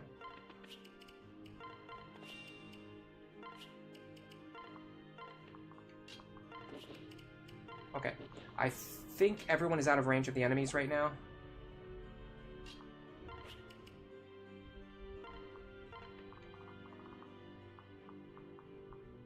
The enemy range should be here, here, here, and here. Robin is just out of their range, so we should be fine. Now, maybe in an ideal world, we would leave Robin in range of some enemies and fight them on enemy phase. Oh, and in fact, we got here an extra turn early. Yeah, one of the things about this map that's so weird is that if you're even slightly too slow, it's like an immediate game over. But if you have like any good forward momentum, you can usually get there like a turn early and not even have to worry about it as much. Okay, well, hold on. If this is the case, I'm going to do this. Does anyone know exactly what tiles the enemy spawns from? That would be so useful to know. It's something weird. It's like this. It's like a W shape. But I can never remember exactly which tiles they spawn on, and especially like which ones spawn on which tiles. Unfortunately, this isn't documented anywhere. This is one of the things it would be so useful to know that, to be able to look up exactly which tiles the ambush spawns come from. But for some reason, nobody has documented that before. At least nowhere that I can find. Ashley, you were lurking in one of the wizardry streams? Oh, okay. Nice. It actually makes me very happy that anybody, like even one person, comes to those streams, so thank you for that. Brawlfan, what is my take on Rickon? He's like a slightly bulkier but weaker Muriel, so I've never really used him, but in the context where you turn Muriel into a Troubadour early, he could take over her duties. So on paper, Rickon has a lot of problems. Namely, he's extremely slow, to the point where his honestly, he doesn't even really have, he's not even that much more bulky, but the little bit of extra bulk that he has doesn't even matter because everything doubles him and kills him. But in practice, he just works really well. I don't know, his ability to just like run up to an enemy and hit them really hard Like, even if he can just hit them one time, he's similar to Virion. He can run up to an enemy and he can shoot them one time from two tiles away for a lot of damage. And almost nothing is going to kill him with a single attack. So as long as you can prevent him from getting doubled, or if you just have him like snipe enemies without getting counterattacked at all, he's pretty useful. And as a pair-up, he's extremely useful. Like, this Rickon just came off the bench, and he's pivotal to the strategy that we're currently using. Because that's just like how Rickon is. Like, you can just take him off the bench, pair him up with somebody, and give them +4 magic if they need it. Danny Doyle is heading out. Alright, talk to you next time, I suppose. Thanks for the good lucks and the well wishes. Put her on the bench, coach. Are we home free finally? This is a winnable position. I don't want to get too cocky. Sometimes these wyverns, like, even when you're ready for them, they can just scare you. And then these two guys that come out of here, like, we have to get rid of them, but then also be in position to deal with the wyverns. That's why I want to put Robin over here, but I don't know which square to stand in. I can never remember which square it is.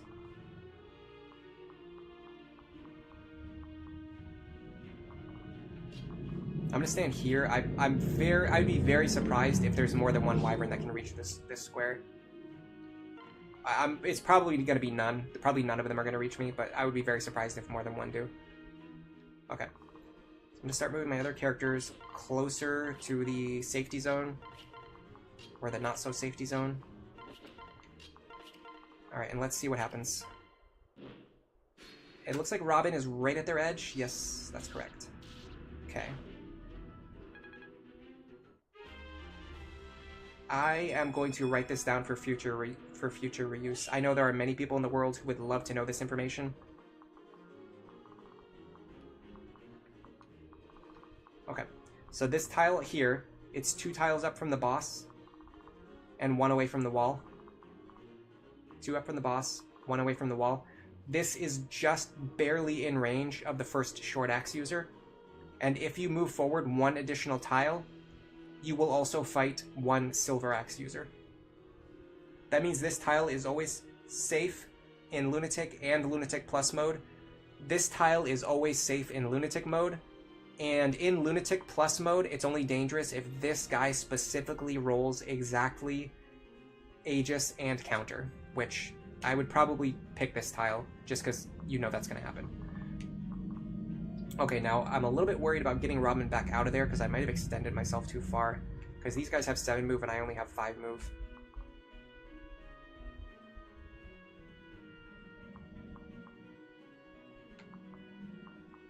Yeah, that means this guy and this guy will both be able to reach me next turn. Maybe not that bad. I'm going to move max distance and I'm going to fight those 2 on enemy phase. In fact, now that I know that they don't have counter...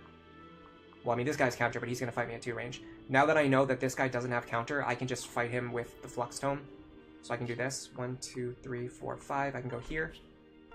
I can equip the Flux Tome. I can use my Concoction. Now I should be able to enemy phase these 2. And then next turn, there's only going to be 3 wyverns to deal with. Now I have to have my backup squad wipe out these guys. Shouldn't be too difficult. I'm going to do a repeat of last time. Cordelia's going to go here. This time, I feel more confident that she can kill this guy. And she succeeded. Rolf says, in retrospective, you could have maybe traded Nosferatu to Robin so he heals the damage he takes from the wyverns on enemy phase. One-shotting them with Elwind is better than trying to heal off the damage with Nosferatu, especially because Nosferatu only heals half of the damage that you deal. So it doesn't really fully play around counter. It only like halfway sort of plays around counter. Alright, is there any way Long Ku can kill this guy? Oh god, he has Vantage. Very dubious, unless I can remove that crit rate completely, which might be possible.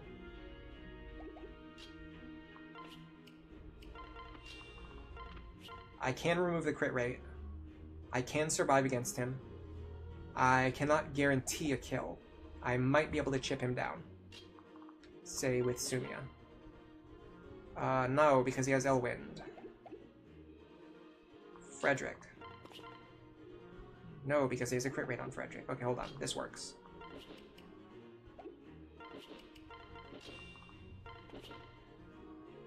But then I double him and kill him. That doesn't work. Probably has a crit rate on Noe. Of course he does. And he doubles her. Crom, nobody. Is there any character who can just not get crit by this guy?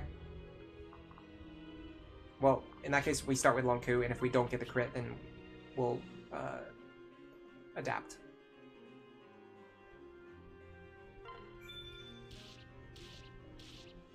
Okay, we got the dual strike. We'll get delicious 35 rollover experience. That's going to help getting Lonku to level 10. Finally got a point of strength.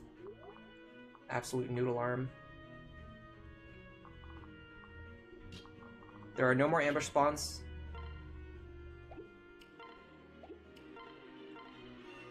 Don't need to worry about those.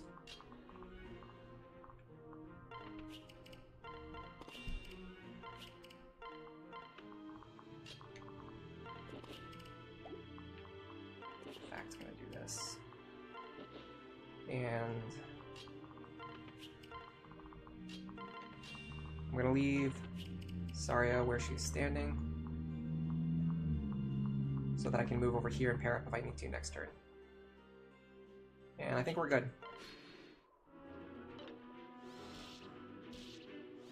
Nice.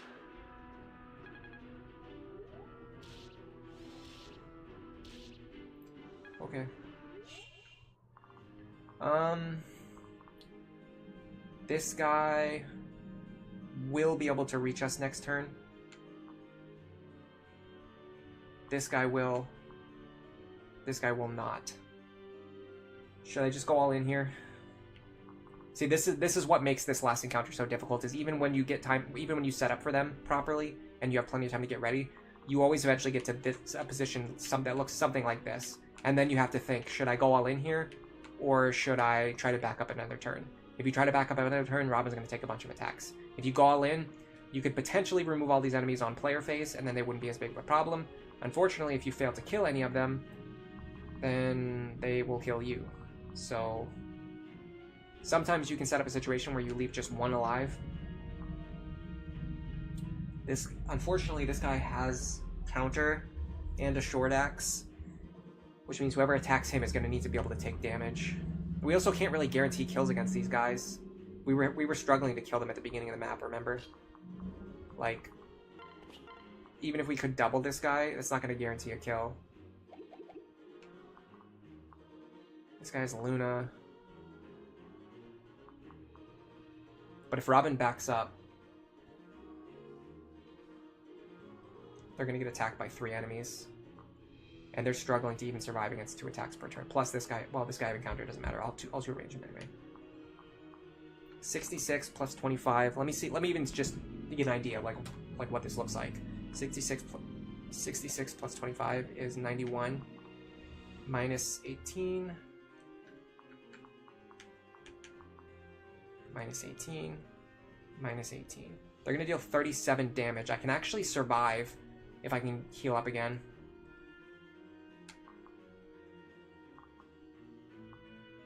I can't move onto the fort because then this guy will hit me. Problem is then Robin will kill all these enemies and steal all the experience, which I don't really want. Just kind of hoping to pass the experience around. Okay, what does Stahl's combat look like? I mean, once again, even if he could double, he wouldn't kill. And there's actually no way that he can double, right? Yeah, he can't even double, even with the pair up. Because they didn't get their B support yet.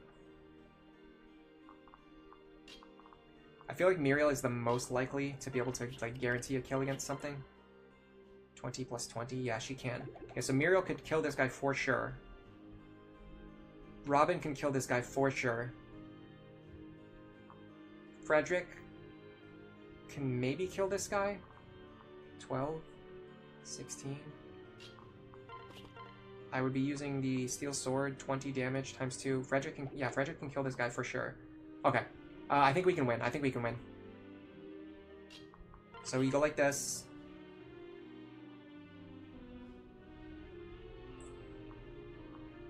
I suppose we flux here. It's the cheapest tome to replace. We flux this guy. Now Muriel comes in.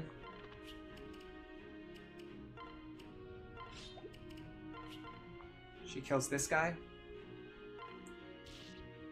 This is like when the devs came up with Aegis and Pavis, that's what they imagined.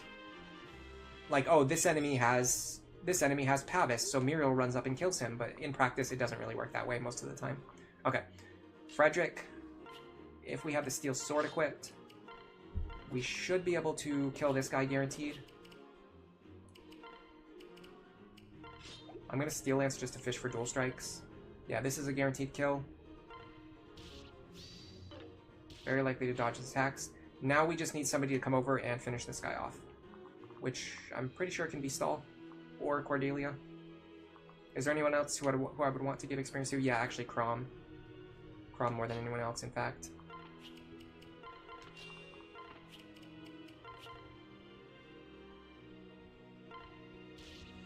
Alright, we're good. Now we just have to not make any very stupid errors when fighting the boss, which is something I'm known for doing. Alright, we're gonna heal this guy, especially on stream. Hey, Legify, you could even stick someone more vulnerable for the south one to go, so not green that's just injured. Yeah, I could have used an anchor there, but it was... Anchoring is very good. It's very helpful to know how to do that. However, the most consistent strategy is to remove the enemies on player phase, because you have full control over everything that happens on player phase.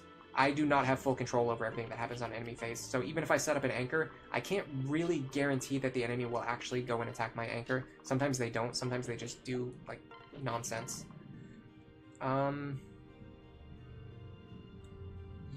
Yes, I'll give the shiny spot to Stahl. Probably won't matter. We've been getting a lot of item drops, so it doesn't really matter who gets the shiny spot when you get item drops. But in theory, giving this to Stahl is maybe worth something. Experience would be the big one here. Weapon proficiency is not that useful at this point. We already got D rank. That's all we really wanted was D rank axes, so we can use hand axes in the upcoming chapters. Okay, this guy, he's got Aegis Plus, he's got regular Pavis, and he has a Luna Plus.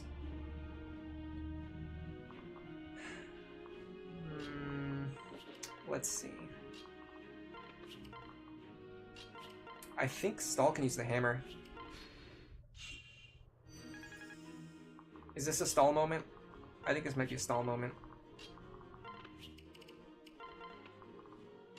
Robin's like got more experience than they know what to do with. Rickon, we're done with him.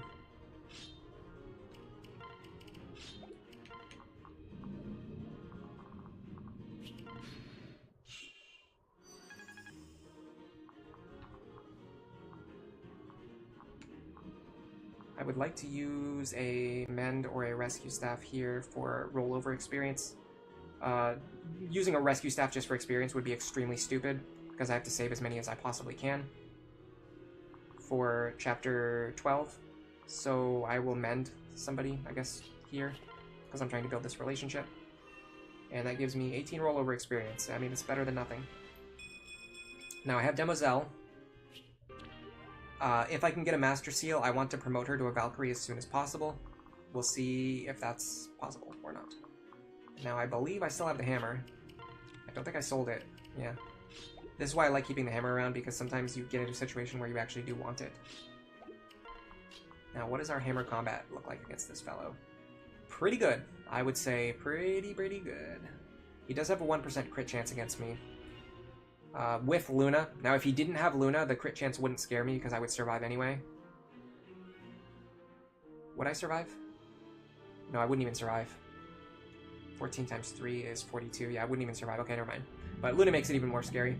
So, is there any way for me to reduce this crit chance? The answer seems to be no. I mean, I could give myself a Goddess icon. I'm not doing that. I'm going to sell the Goddess icon. Okay, so Stahl's not the play. I'm not risking a 1% crit chance. On a map that just took us 3 hours to beat. That's not my life. That's not the life that I live. These two both are ready to promote, honestly. And that would represent a massive power spike. But I have to actually get Master Seals, which is harder than it sounds, especially in the early game.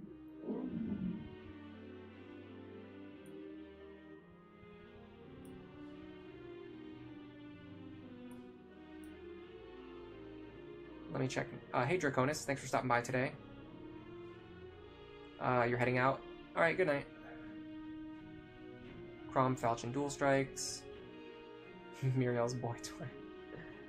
Why am I still using Lonku when he's so under-leveled? So my goal is to get Lonku to level 10 so that he can learn Vantage and pass it down to Lorient. So I'm trying to get Lonku to level 10 and Muriel to an S support at around the same time, and then I'm going to bench both units, probably. I might keep Muriel around for a little bit longer, especially because she could potentially pass down Rally Magic or Tome Fair. But if she doesn't, it's fine. If she does, it's great.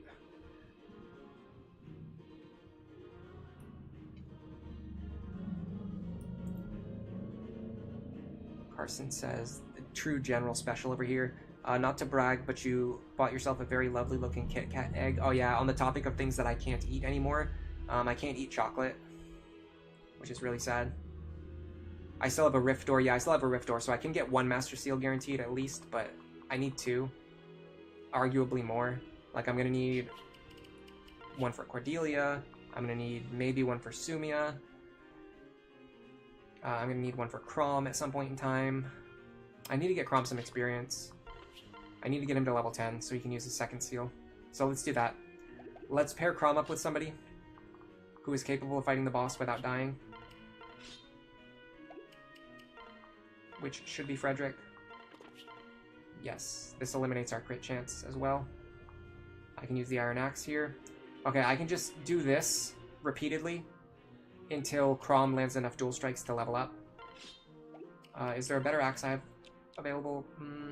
Yeah, but I actually don't want a better axe right now. I actually want to chip this guy for little damage. Okay, so this should be fine. 21. Perfect. Less important. We're going to do that again. This is a good time to get some experience on Alyssa.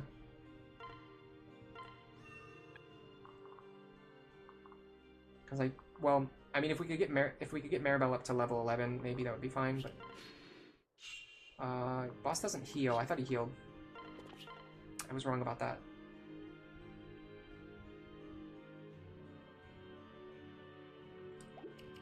Can Crom deal any damage with the Falchion? No. He can with the Levin Sword. Levin Sword is more valuable than Rapier, so let's just stick with the Rapier then, I guess. We're wasting Rapier charges here, but it's not the end of the world. I've talked about this before, but Rapier charges are just not that valuable. Unfortunately, Crom is not getting the dual strikes that he needs for some experience. Can Crom survive a round of combat? Yes, he can. Yes, he can. I'm gonna put Crom in the lead for one turn. Alright, let's do this. Actually, might have just botched that. I completely forgot about the fact that he had Luna Plus. Let's see if that would have killed us. 37. Minus 8. 29 damage. That would have killed us. That would have killed us. We just got bailed out so hard. That was the ultimate. The guy has like a 90% chance to hit us. That's basically like a 1% dodge with true RN. That was just a 1% bailout. We just got bailed out. For all of the bad luck that we just had over the last two and a half hours or longer, we just got the 1% bailout. I'm not even going to complain. I'm just going to take it. Yeah, Crom would have died to Luna Plus. Rollover experience on Sumia would be nice here too, yeah. Well, it doesn't matter as much because she's going to promote at level 10 anyway. So the rollover experience doesn't go towards anything. Unless I end up not promoting her anytime soon, which, I mean, given my lack of Master Seals, that could be true. Anyone else who could potentially make good use of this kill? Okay, so first of all, I'm going to do this while I'm here. Let's go to the convoy. Grab our second seal. Take that. Can we get any bronze bows? The answer is no. We have no bows. We have a glass bow. Might be able to use that for something. Second seal into Archer.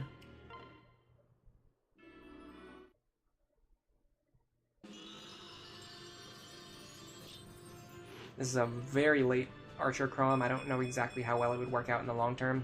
Probably not going to find out because, like I said, this is going to be the last Stahl Saturday stream. After this, I'm going back to the main run that we've been working on. This I've got enough information and enough footage from this to make a more comprehensive guide about Stahl and have like good footage playing in the background of Stahl actually doing things. So I've got as much out of this series as I needed. Possibly I could be convinced to come back and finish it if people are really interested in that, but it's not a top priority for me. 37 minus 8 is 29. Yeah, we would still die from this. The only difference is now his hit rate's a little bit lower. Glass Bow won't even kill here. Luna Plus is nasty. Yeah, if I'm going to tell you right now, if I had actually died there, that would have been the end of the stream. We would not have been doing any more attempts. That 1% dodge just saved the stream, for sure. Astro Aura says that they've seen me do this a few times, but how come I always reclass into Archer Crom?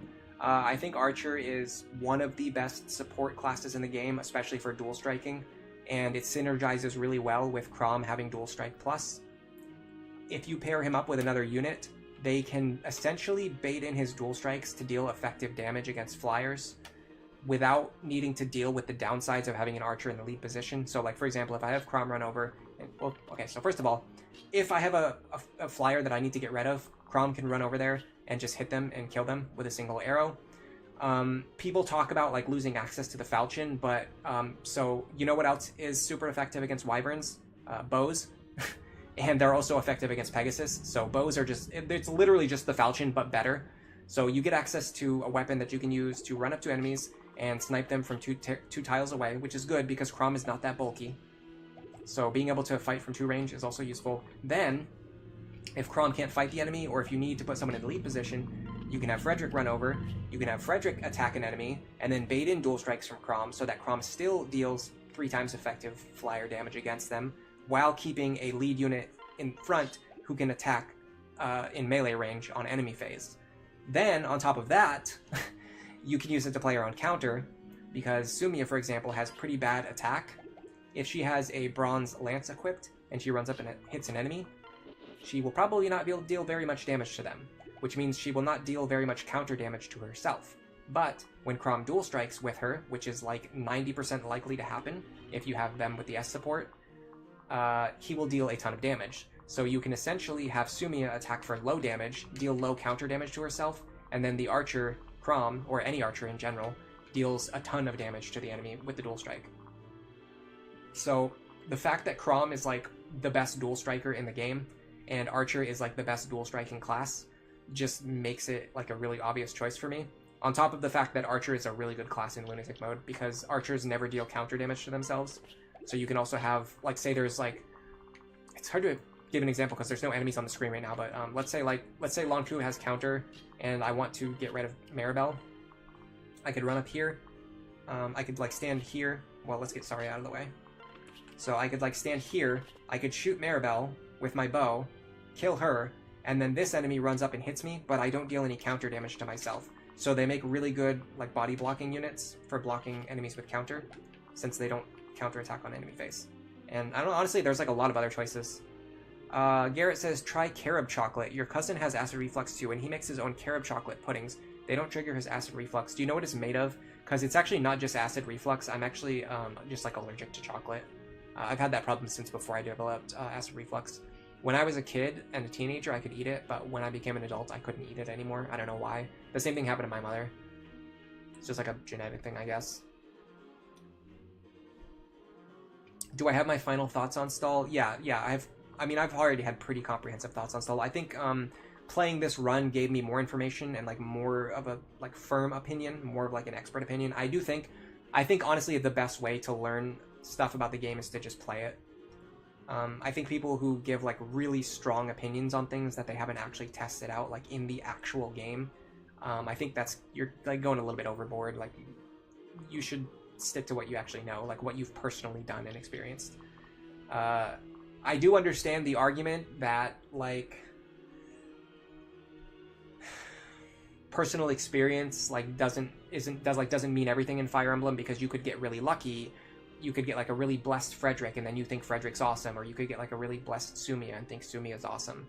And you know, maybe she's not as good as you think she is, but if you've played the game like 40 times like I have, and you've experienced like a ton of different playthroughs and tried every character, in my opinion, I have more knowledge than somebody who has played the game like one time and then tried to determine like how good Stahl is by looking at a spreadsheet or using like Veilbot. Like that doesn't tell you how good like Stahl actually is in a real game. But that's a different conversation. You're holding out for a Donnie build guide. I'm gonna make a Donnie video, but it's gonna be you guys are not gonna like it. Well, some of you might. It's basically, the entire video is just gonna be about how like everything that Donald does is overrated and bad. Am I really not gonna continue this? If I can't finish it, it's just pointless. You thought you playing would be an incentive, but you guess you'll just finish the run on your own. It's not pointless. I'm doing this for research. I do this all the time off stream. I usually play runs up through chapter 10 or chapter 12 in order to get information on like how well units function in the early game. And then once I'm done doing that, I just restart another run and like test out different characters. So like I said, this is something I would have done off stream. The only reason I did it on stream is because people were really into Stahl at the time, and I thought they might want to see me doing it. So, but what I learned is that this takes me like 20 hours to do on stream over the course of 3 weeks. Whereas if I do it off stream, I can do it in a single day in like 8 hours. So I need to just do these off stream. It's not worth doing them on stream anymore, unless I can improve like my pace of play by a lot. Olerin, thanks for stopping by today. Yeah, I'm still going. I don't know if we're close to the end or not. I'm thinking of ending the stream after this chapter, or I might try to go a little bit further. I haven't decided yet.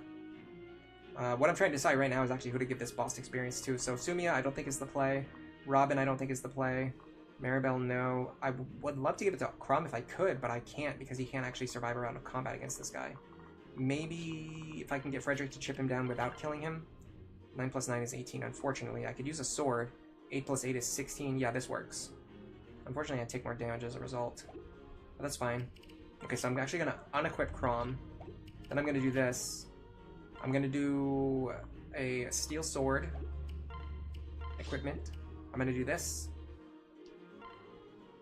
I think this should be fine.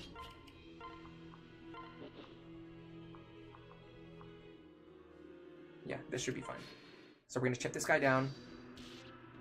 God, he hits so hard, it's so scary. Oh, we got Luna Plus anyway. Okay, whatever. I mean, we're relying on Frederick a lot this run, so him getting experience isn't a bad thing. I really wanted to give that experience to Crom, but there's no way to turn off Luna Plus. I mean, I did everything that I could to give that to Crom. Carob is a cocoa alternative, so it's fine for allergies. Research is needed. Your cousin can eat chocolate. He just chose not to, hence the alternative. Yeah, I'm going to look into Carob. I've never heard of it before. But if it's an alternative, if it actually doesn't have any chocolate in it, I might be able to eat it without getting sick. And if it tastes just as good as real chocolate, that is very appealing to me, because I really love... I still regularly think about chocolate and how good it is and how I want to eat it. This is very lucky. Ah, man. When she appears here, she's very likely to have a Master Seal, but unfortunately, we did not get the luck. That's really sad. We could have gotten +1 Master Seal from this, but didn't get it. So we've got a couple paralogs. We've got a pretty difficult chapter. We have no Master Seals. Ah, that's funny. Lonku Noe. That's what we're doing in our main playthrough. But yeah, I want to go back and finish the main playthrough before I do anything else. Alright, Frederick Lisa. Crom. Frederick Sumia. Okay, we finally got the S support Frederick Sumia. This is good.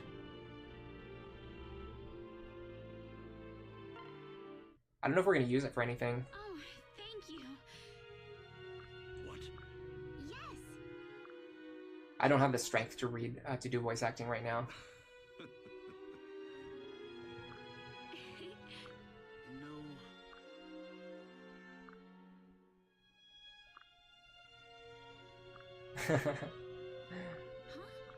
Really? Ah. Frederick Sumia is always a cute pairing, and they work really well together.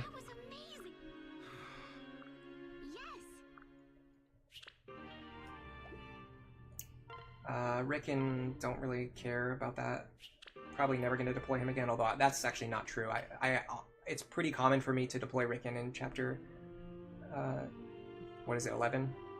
What's the one where you fight Gangrel? Or sorry, Emperor...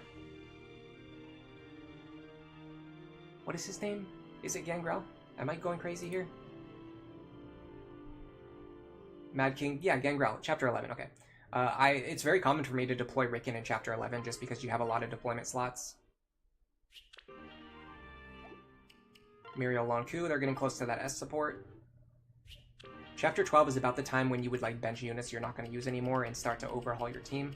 So that's probably the time that we would bench Muriel and Lonku, around the time we get to Chapter 12. Because we're going to have Anna, we're going to have Libra, we're going to have Saria, we're going to be getting Church, we're going to get Henry soon, we're going to be getting Lucina soon. Like, you know, the units that we're not planning to use in the long term, we can get rid of them at that point. So all we need to do is make sure Lonku gets to level 10 before that point. Although I'm not really sure that that really matters anymore. I'm going to leave this save file around in case I want to come back to it later, but most likely at some point in time I'm going to delete this save file and replace it with another test file, but we'll see. The fact that you're able to straight up skip the Emerin choice, yeah, it doesn't even matter anyway. You always take off Luna on Frederick. It can be useful, but you found it's inconvenient to most of your plans most of the time. Oh, no, I don't feel that way. I would rather have Luna than not have it. It's just in very specific situations like this where you're trying to feed a boss kill to someone, it can, unfortunately, like, mess you up.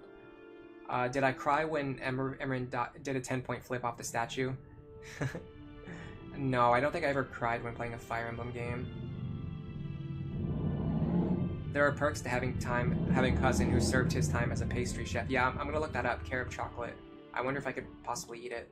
Anyway, 6.5 hours. That's a very long stream for me. And like I said, I have to do Easter dinner tomorrow, which I honestly don't really want to do, but I'm gonna have to. So I want to rest as much as I can before tomorrow. So thanks to everyone who came today. Thanks to everybody who left a like on the stream. Thanks to all the newcomers. Thanks to the lurkers. I'm not going to give individual shoutouts today. There was too many people, but honestly, that's a good problem to have. Having so many people here that I can't give individual shoutouts to everyone is a really, probably the best possible problem that I could have on the stream. Much better than, you know, Windows, randomly starting Windows updates in the middle of a battle and crashing the stream.